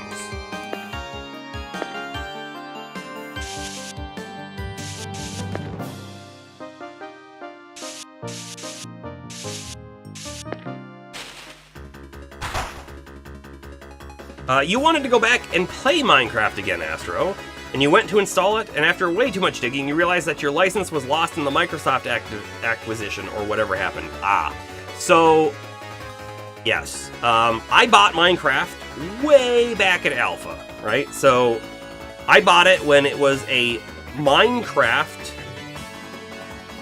.net, and it was technically a Mojang account, right? And then the Microsoft acquisition happened, and it was 2 years after that, I think, that they decided, okay, we're moving all accounts onto our new system. And they gave quite a lot of time, but you still had to, like, either see your email or know about it to do it. And yes, if you didn't do it, supposedly you lost it. However, I have heard that if you call up their customer support, they can still look it up. Right? Like, how easy and dumb is it to just spit out your Mojang accounts that are still existing into a database and just, like, leave it there and have customer support look at it if needed. You know what I mean? So you might still be able to get it back, Astro, but they actually did 2 rounds. They went Mojang into Microsoft, and then they went Microsoft account into it was like a special Microsoft account, and then they went into, like, your Xbox Microsoft account, if I remember correctly. There were 2 Microsoft changes. And I have followed it through. I will say, right, like, I love Minecraft, and here's what I would do is I would go back and I would play it for a couple months every year. And then there would be many months of not playing it, and then I'd play it again for a little bit. But I never played vanilla, and that's not true. I played vanilla a lot back in the alpha days and the beta days and the 1.0 release, but even actually on the 1.0 release, I hardly played vanilla. It was mostly all about the mods, and it still is for me today.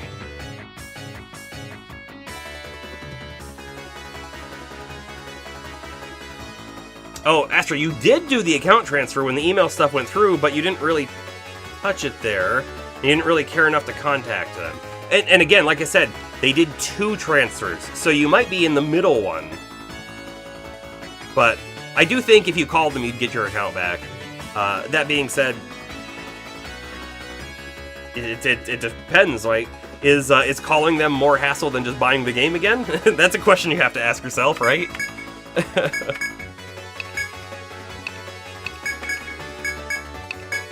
Sometimes the answer to that is no. Bomber, you're leaving us. Oh no. Have a good night, man.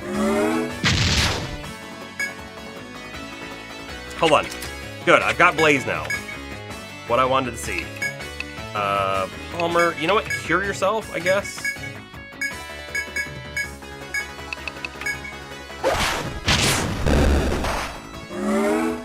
Palmer died! I see Palmer jacked out of the network, and then Palmer died. It's all related.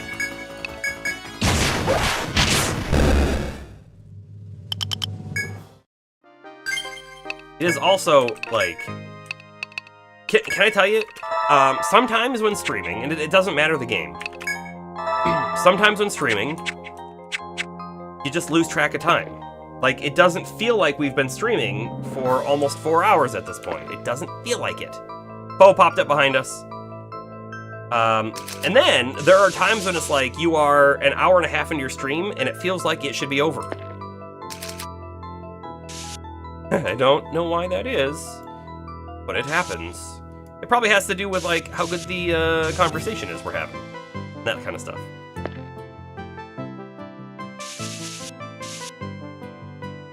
What do we think the foe is that's chasing us? Do we think it's a stupid bear thing, or do we think it's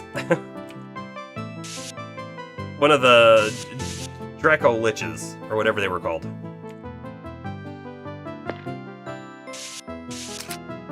Either way, I think we're gonna temporarily ignore it. See what's behind the door. There's a gathering spot. By the way, this door, I knew it before I jumped in here, but the door is a bait. It's to get you to come in here and waste precious time while you're being chased. 100%. Oh, there's a way through there, too. Still, I think it's for wasting time. I do. You think it's Bear Thing? It might be. Oh, this is worse than Bear Thing. 2 of these flowers. Come on. Oh no. Oh no. Okay, we got 2 people awake. We got 3 people awake.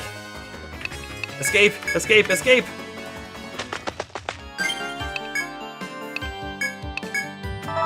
Being asleep is just so dangerous.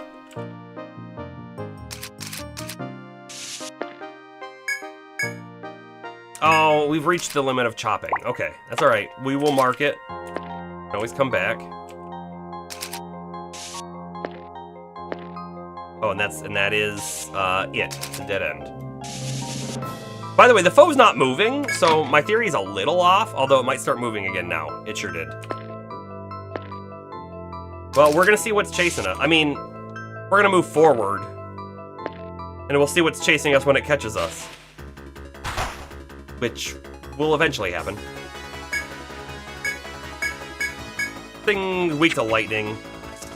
We don't have an easy, quick lightning, you know? I could do shock from Astro. I don't know if it's worth it. I'll do it anyways.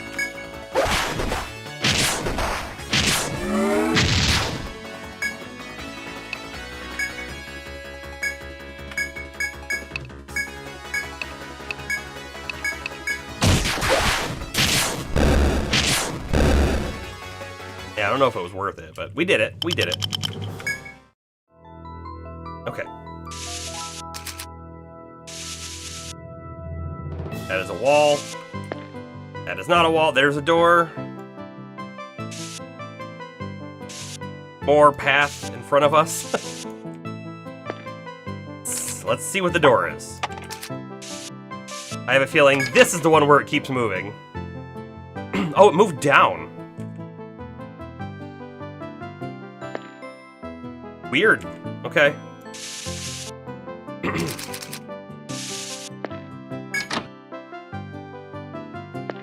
We did just lose some vital turns.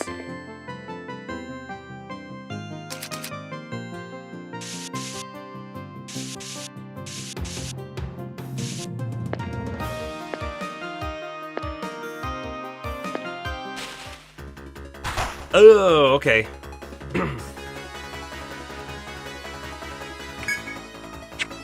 Let's do a tornado on the middle dude.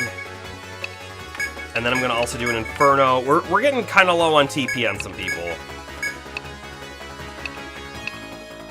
I think the side guys died. I think they do.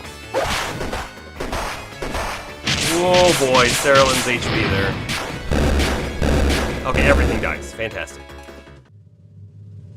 Fantastic.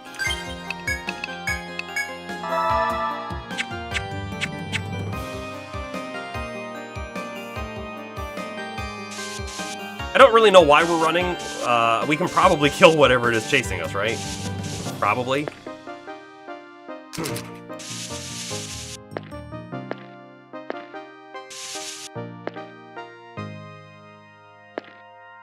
This is a really weird spot, isn't it? I guess what I mean by that is it's sort of repeating a pattern.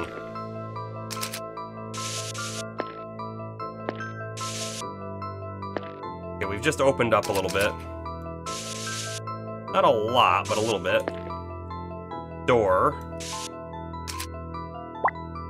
door, and then we've got 1, 2, and there's more stuff up that way that I can't quite see.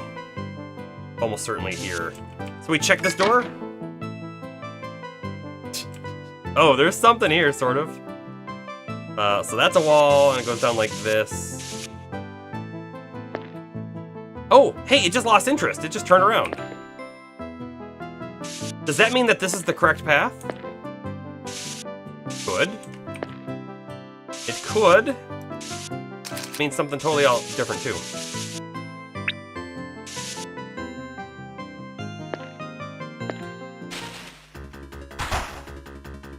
What I really want to find, by the way, is some kind of, like, telepoint. Because we're going to find a boss down here somewhere, and we haven't found any shortcuts. It's going to take us basically as long to get back down here and as many fights just to get back to where we are. And if we find a boss, like, 2 rooms away from us, we don't have a lot of TP. We're in a poor spot.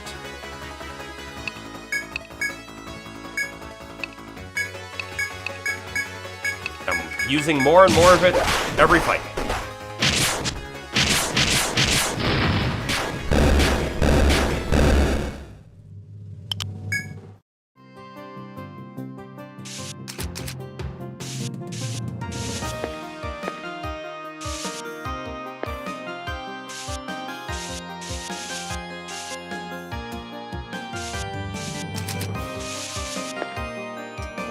And 2. There's a gathering spot up there. We may as well go see what it is. Hopefully something we can do. Take, maybe mining? Just got home, Gaming Instincts. We are still here. We are also running out of TP very quickly. Not happy about it.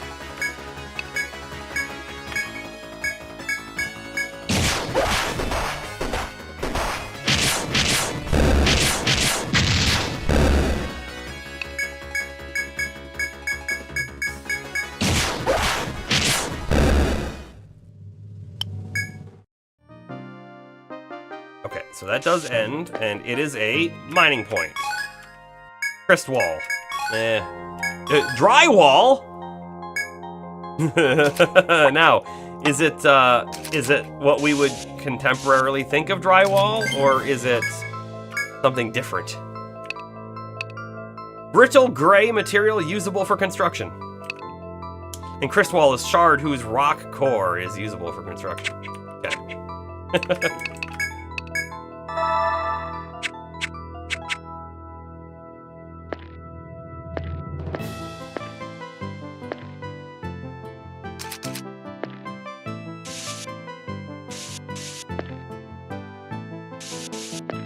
Oh boy, this place is just such a maze. How many times can I say that?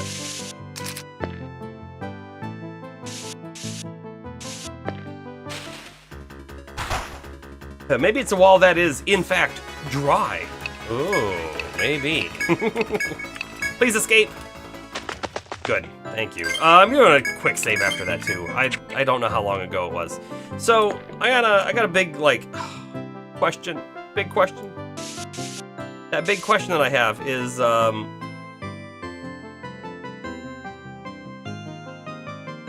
do you think that this over here, this path, let's pretend this is the correct way. If this is the correct way, do you think that there could have been a shortcut over here that we could only unlock if we had gone up this way? I sure hope not. Anyways, we have a fight coming up here. I know I just did it, but we're doing it again. We fight. Oh, it's just a Dino Lich. It's just a Dino Lich. Wonderful. That's actually great news. I am gonna boost and stuff though. We are still low on TP, very low, very, very low. And I'm gonna start off with a peace ballad, because we need it. We need it big time. Am I on for a while? This is about stream end time right now, right? So I don't want to say yes. I'm not ready to stop just yet, right? I feel like we need to hit a point that makes sense to stop, and I haven't hit that yet. So could be like, oh yeah, we did something, we basically died, we ported to town, and then I'm done. 5 minutes. Or it could be, oh, we found the next floor, we found something else, more stuff happens, an hour goes by. I don't know. Best I got for you.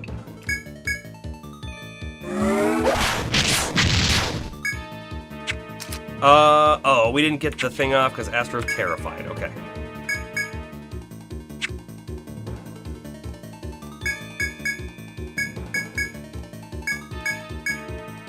Bravery again, please. Thank you. Am I off work tomorrow? Yes, I work Monday through Friday.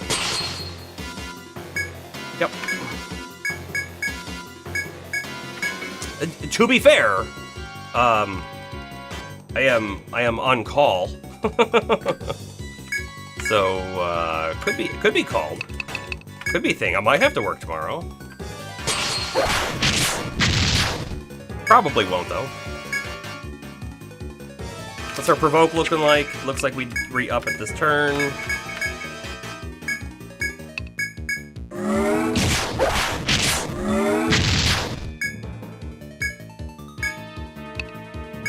Palmer's almost out of TP, and the TP song does not give him TP back faster than he uses it. So we're in a nasty spot. You know what? Maybe we... Oh, wait, we never got the burn on Violet. I thought we did. Hold up. Undo that. I could have swore we got that on there. Astro, you effectively work every day right now. But that's because you're doing, like, 2 different positions, right? Is that why?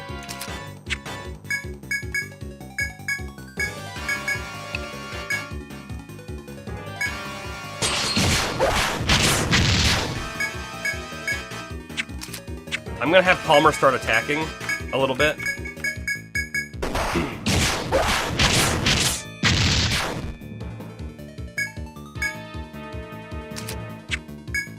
Yeah, we should be good here. I think we win this turn. Yeah, we do. In your primary department, oh, you had someone quit, not enough people to fill. Oh, that's even worse. That's even worse. Do you get like a lot of overtime pay then for that?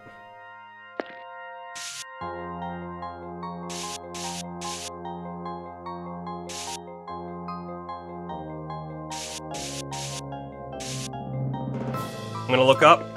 We're gonna see it's a dead end.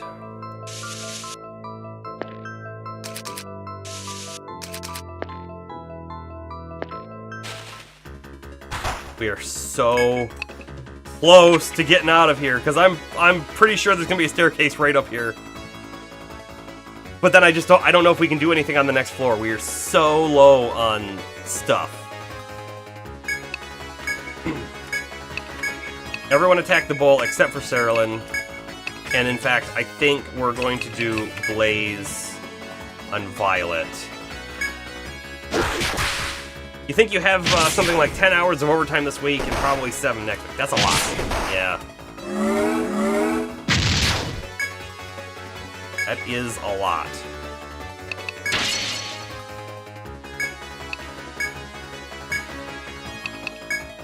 I'm gonna burn some TP and do an Inferno. I think it's worth it. I can't boost Inferno though, but sure. And Astro put Blaze on Violet. Okay. It probably means I should have had Violet attack something else, but oh well. Oh no!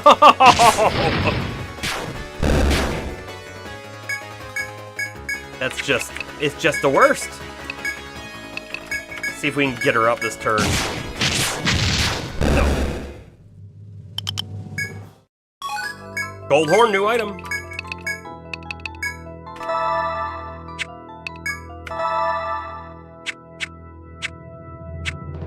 I will say in my my current job, we don't have like a whole lot of like overtime, if you will.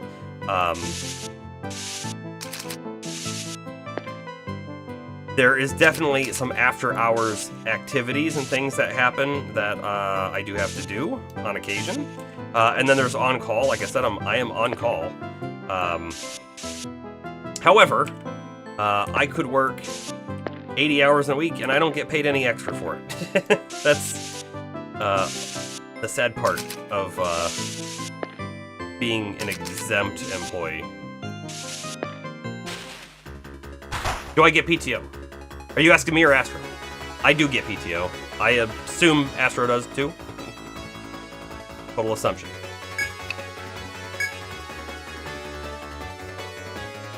I'm actually going to have Saralyn attack the boar thing this turn too. My camera is frozen! Thank you. Thank you very much. Sorry, I had to click off game to fix this. So this is part of what was happening, by the way, the other night, but it's not the same. I don't know what the difference is. Yeah. So the last stream, we were coming off of my power outage, which made something screwy on the computer.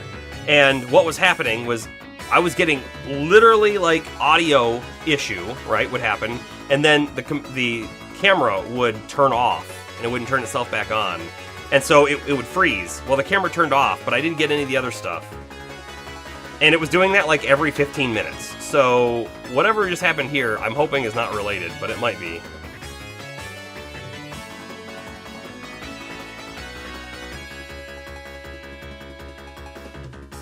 You get a week of PTO a year right now, and if you're still there, it goes up by like an extra week every 4 years. Okay.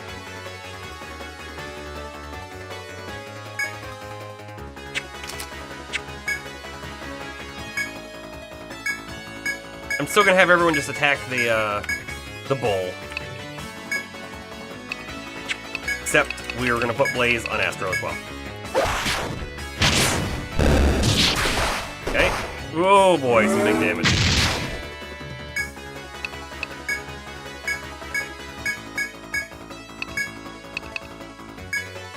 Go Cure 3 on Violet this time. Palmer went down.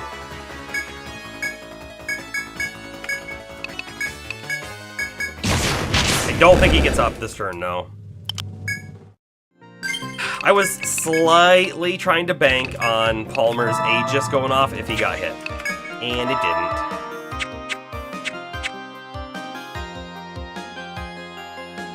Alright, let's see, what do we got going on up here?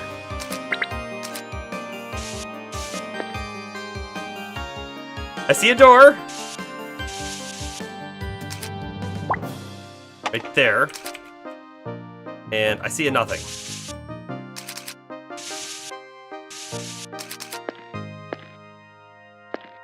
And a staircase going up? Oh, okay, okay.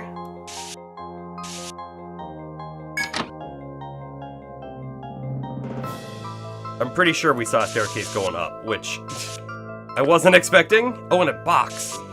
A box! We will get the box. All of the boxes in here have had really good loot in them so far. I mean, fairly good loot.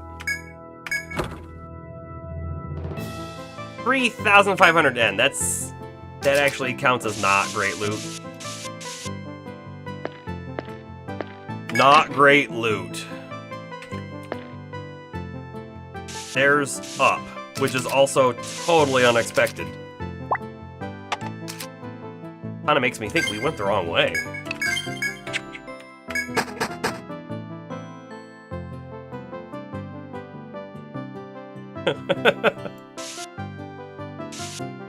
Okay, stairs down.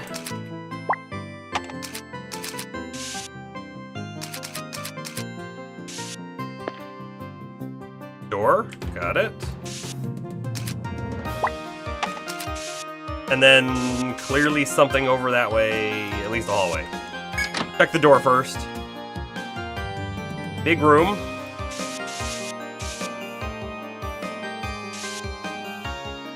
Actually, yeah, okay, that is a wall.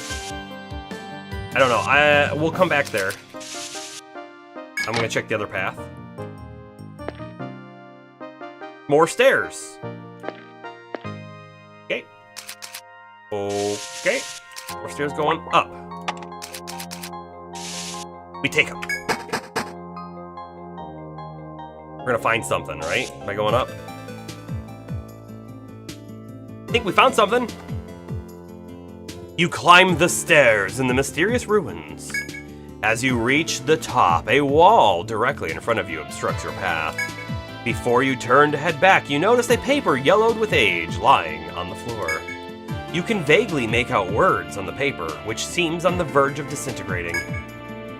We, 7, our staff, inaugurated Save Earth Destruction. 7 people on their staff who are supposed to save Earth from destruction. Before you can make out the entire message, the paper turns to dust in your hand. It must have been an extremely old letter. As nothing else here catches your eye, you decide to leave this place. Yep, very much like the other ones we had found. Like weirdly, just like in a box room.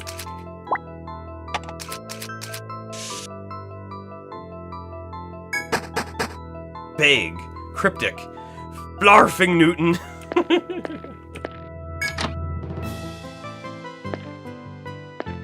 Not the word I would have used, but it's not a bad one. Man. There's so much down here. Like, it's slightly unbelievable. You know what I'm really hoping that we find is a shortcut. Like, if we come this way and we find a way to, like, cross in over here, that would be great. But I don't think we're going to. Just, it doesn't feel like it yet.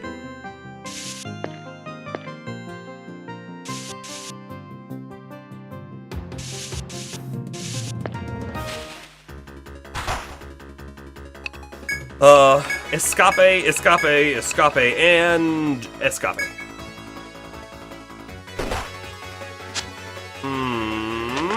Good. We escaped.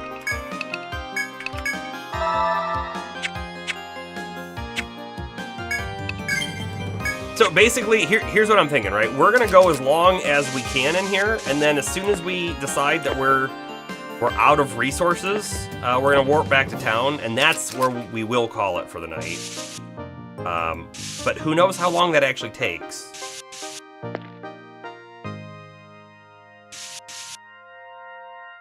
You are back, welcome back.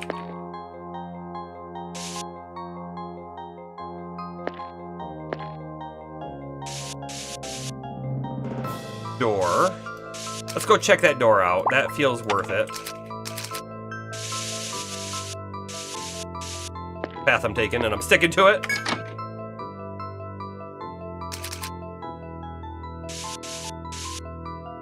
Box, good, good. It was very worth it. Finding a box is always worth it. We find Soma Prime. Hey, that sounds like a wake up item. Oh no, it's not. Just fully recover party HP. I mean full. Recovers full party HP. So it should be a full heal that we can use in combat. So that's pretty good. I will say though that our Salve 2 also is kind of like that, right? Good, we got away. Didn't even take any damage.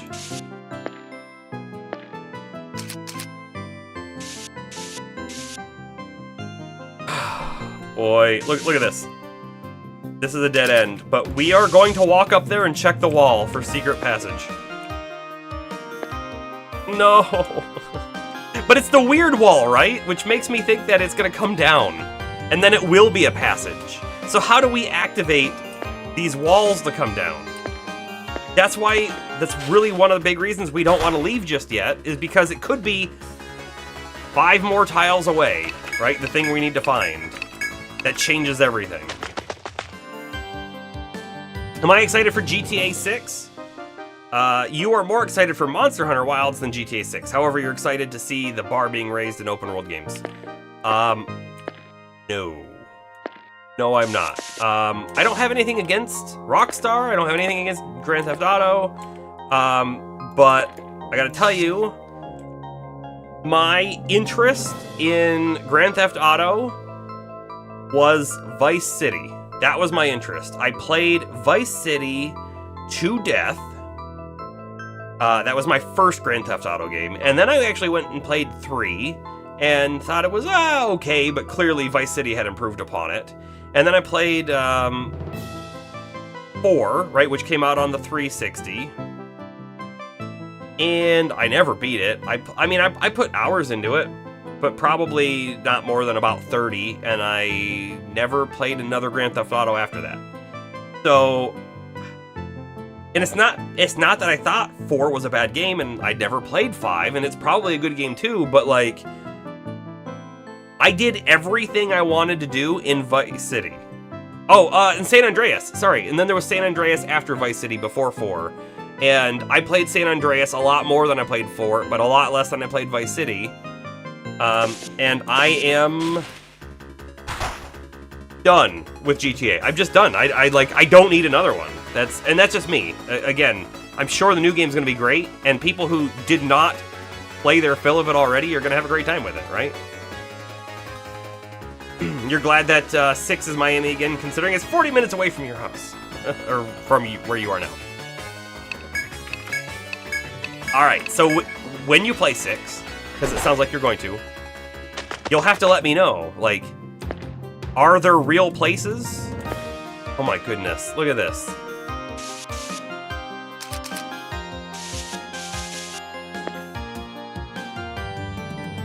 I am disgusted. Disgusted!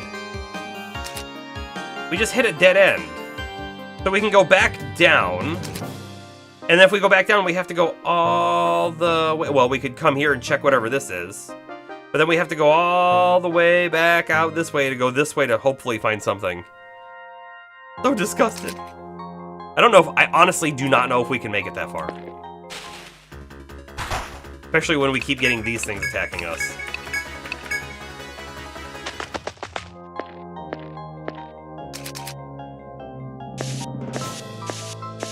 But I always think it's really cool when a game like takes place in a real world environment and they actually like made it like it would be in the real world. Like in Judgment, the city of Kamurocho is actually, it's not called Kamurocho, but it is actually a real city, and they did a pretty good job of like accurately modeling it, right? You wish this had more varied monster designs. You feel like they repeat too much. I think, again, right, it's definitely up to your own view on it. I think it's fine. I think they have enough. Would it be cooler if they had more? Sure. Sure. I'm okay with it, though. Assassin's Creed Unity did very well with Paris and France. One of the many Assassin's Creed games I never got to play. Never got around to. By the way, I'm going to keep trying to escape.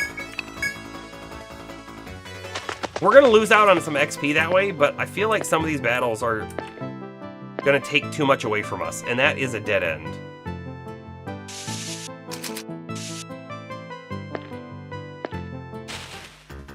And we're just getting so many encounters. This is dangerous, though, because we are going to lose out on XP, and we're going to regret it later. Here's the thing. Let's talk about Assassin's Creed real quick, right? I loved the first Assassin's Creed, right? It was so cool. It had an interesting premise and story. They introduced this like real world Desmond mechanic, and then in the machine in somehow like a fake past in your mind experience as this Altair. Super cool idea. They like had this mystery going on, what's actually happening. They had like this scene where like you escape out of the Animus and there's like crazy stuff written all over the walls from like someone else who was here before you. Amazing. And then they do the second game, and the second game is like the first game, but better in like almost everything it did, right? Story had more Desmond and more outside of the Animus stuff, and the gameplay was just better. And then they realized that, holy cow, this is a cash cow. And that's where I think it died. I mean, it didn't die, but that's where it sort of died for me, because then they started all of their studios pushing out Assassin's Creed games, right? And some of them better than others. But there are 3 Assassin's Creed games in the 2s era, right? And I was playing through all of them because I had decided I want to play them all to see all the story. And then I never actually got to 3. I never got to 3, which disappointed me because I didn't beat the last one, which was Revelations? I think that was what it was called. But like, it was very clear in those other games. I was like, oh yeah, no, they just reused everything. They may have added one mechanic here or there, but the story's kind of not there. And the ending bit of story for 2 was great too, with like the apple and where it came from and whatnot. And then the whole like, I don't know that they ever explicitly said it, but the whole premise, right, was the first game, there's outside real world, and most of the game is inside the Animus. And then the second game, a lot of stuff's happened outside of the Animus, and then a lot of stuff inside the Animus. It wasn't quite 50-50, but it was closer. And then the third game was supposed to basically be mostly in the real world as Desmond, and that didn't happen at all, right? Because that would be the end of the Assassin's Creed story, most likely. I will say, I did play the one that came out on the PlayStation Vita. That was like 3.5 or whatever. That was an alright game. And then I heard that Black Flag was awesome 4, and I really would like to play it, but there's still that part of me that feels like I should play 3 before it. And then there's a whole bunch of games that I don't even know the order or anything. And then they came out with Valhalla, the Viking one, which I did pick up on sale, so I have it, and it's a PS5 game. I hear it's super long, and I think about playing it every now and then, because I don't care about the story anymore, and I don't think it matters, because I don't think they do either. So that's my thoughts on Assassin's Creed. I think they had something really special, and they let it go. If that makes sense.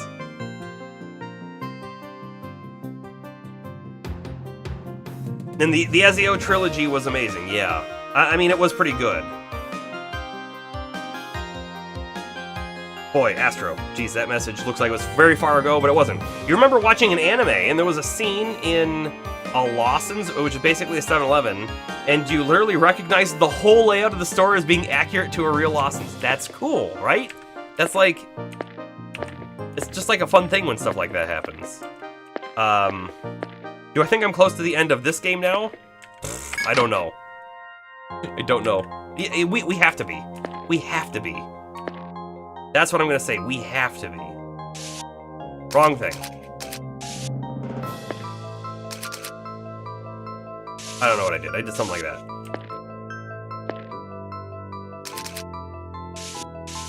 And now I'm totally at a loss. We just hit a dead end. We've hit all dead ends now so far.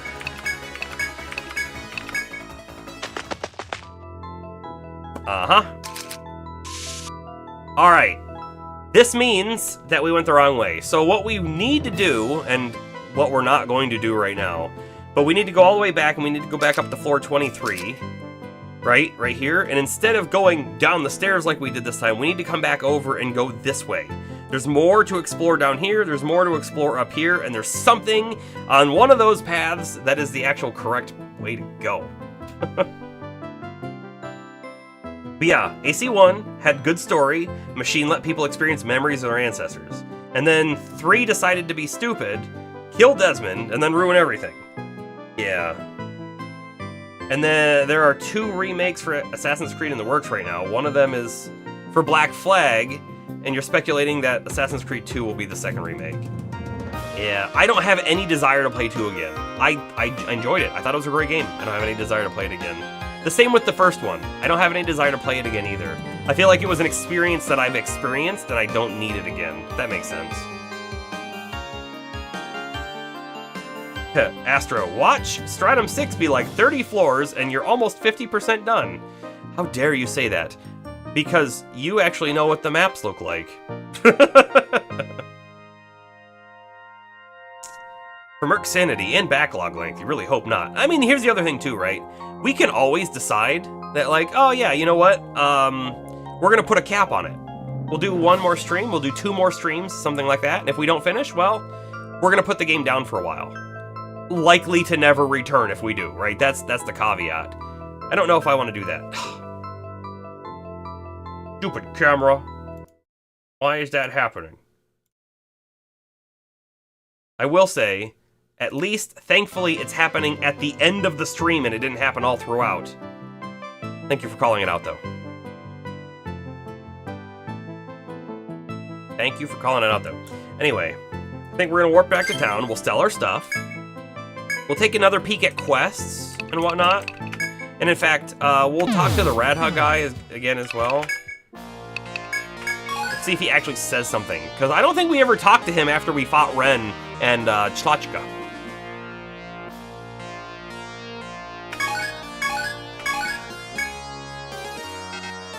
How many question mark enemies do we still have left?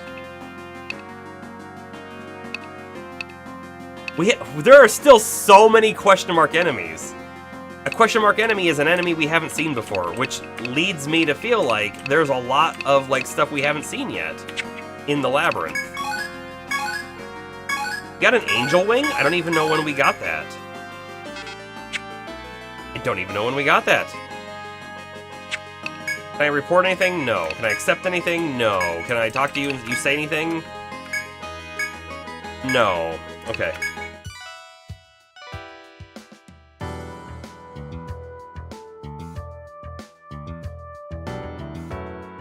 Gaming instincts. I am gonna say, if you just looked that up and told me, I am sad that you did. I don't want any spoilers. Oh, that's a good point, Astro. We are skipping a lot of the side quests, and there might be unique monsters for the side quests. We did do a few side quests that had some unique enemies. You're right, that's probably a good chunk of them. Well, there's a lot of new quests, too. Alright, we're just gonna take a peek at them, though. Millionaire's daughter, known as the Ivory Princess, requests help with the nightmares haunting her nightly sleep. Reward a Kithara, which is probably a weapon. Permanently ill woman's son begs for any adventure to find a cure for his mother's malady. Only 50 N. I refuse thee, death. This is probably a cool quest. Again, I've already basically said we're kind of done with the quests unless there's something really cool sounding, just for timing reasons. Sister's parting gift seeks to create an angel wing charm to bring her departing brother good luck. Okay, we got an angel wing. We might be able to buy a charm. That might be what this quest needs. 5,000 N. The Gold Enthusiast. I want a suit entirely out of gold. I don't know what that's going to even have. Strong geomagnetic influence is causing chaos on floor 18.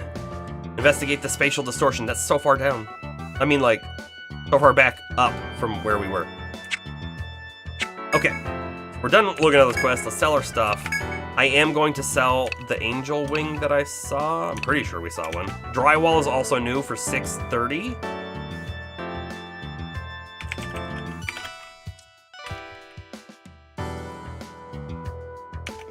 Space Claw is new for 125.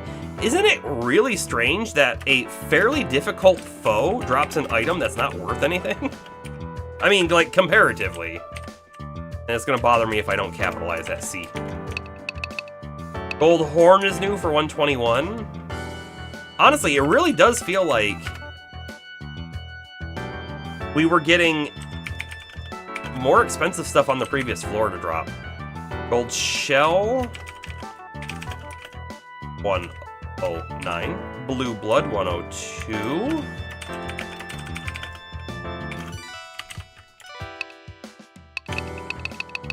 Angel Wing is only worth 101. The Death Stem we have. We probably have everything else then. And yes, I am selling the Angel Wing because it's going to unlock the item that we can craft, so.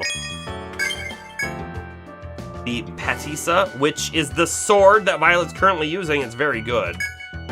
Fail Not, Circlet, cool. Let's go ahead and buy our thread right now. And we'll look at the other things and contemplate them.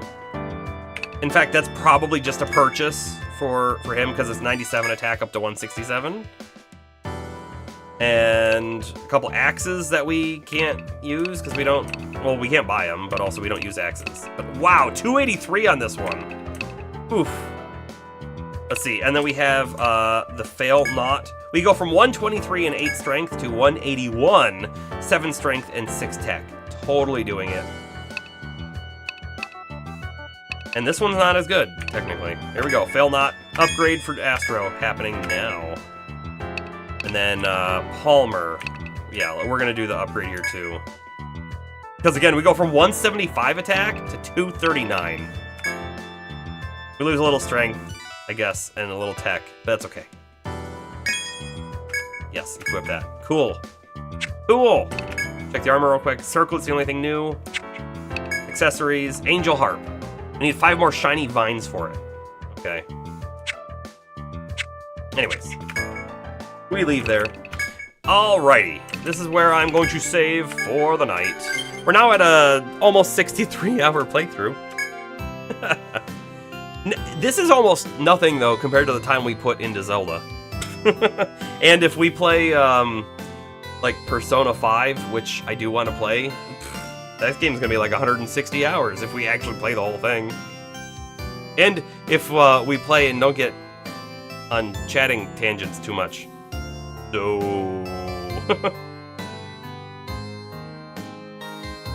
Alright, everyone. And Gaming Instincts, it's okay. It's alright. But it does probably mean that we might have one stream left of this then. I'm probably not doing post-game. Because like I said, I am ready to move on to the next thing as well. We also have, we know, right, upcoming, Dragon's Dogma is coming towards the end of March. We'll be playing that on stream for sure. Still a little undecided on Rise of Ronin. I might be doing that one off stream. Am I going to stream tomorrow? Probably not. Probably not. I'm probably going to work on some stream stuff, though. I have a lot of things I really should do. So, I'll probably be doing stream-related things. And I'll probably play a little bit of Nightingale. I'm really enjoying that game. But if you haven't checked it out, it's totally worth it. Okay. That's where we end. That's where we end. I really appreciate everyone being here tonight. It was a great time. I really enjoyed the conversation we had. I thought it was a really good one. So, to future conversations, this is Merc Terrain signing off.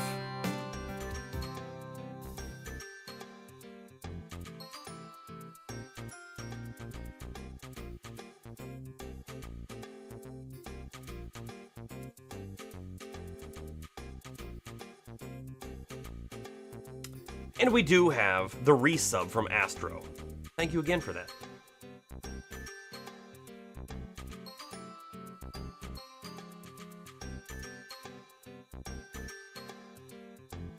We're also getting an unused song from the Crosscode soundtrack.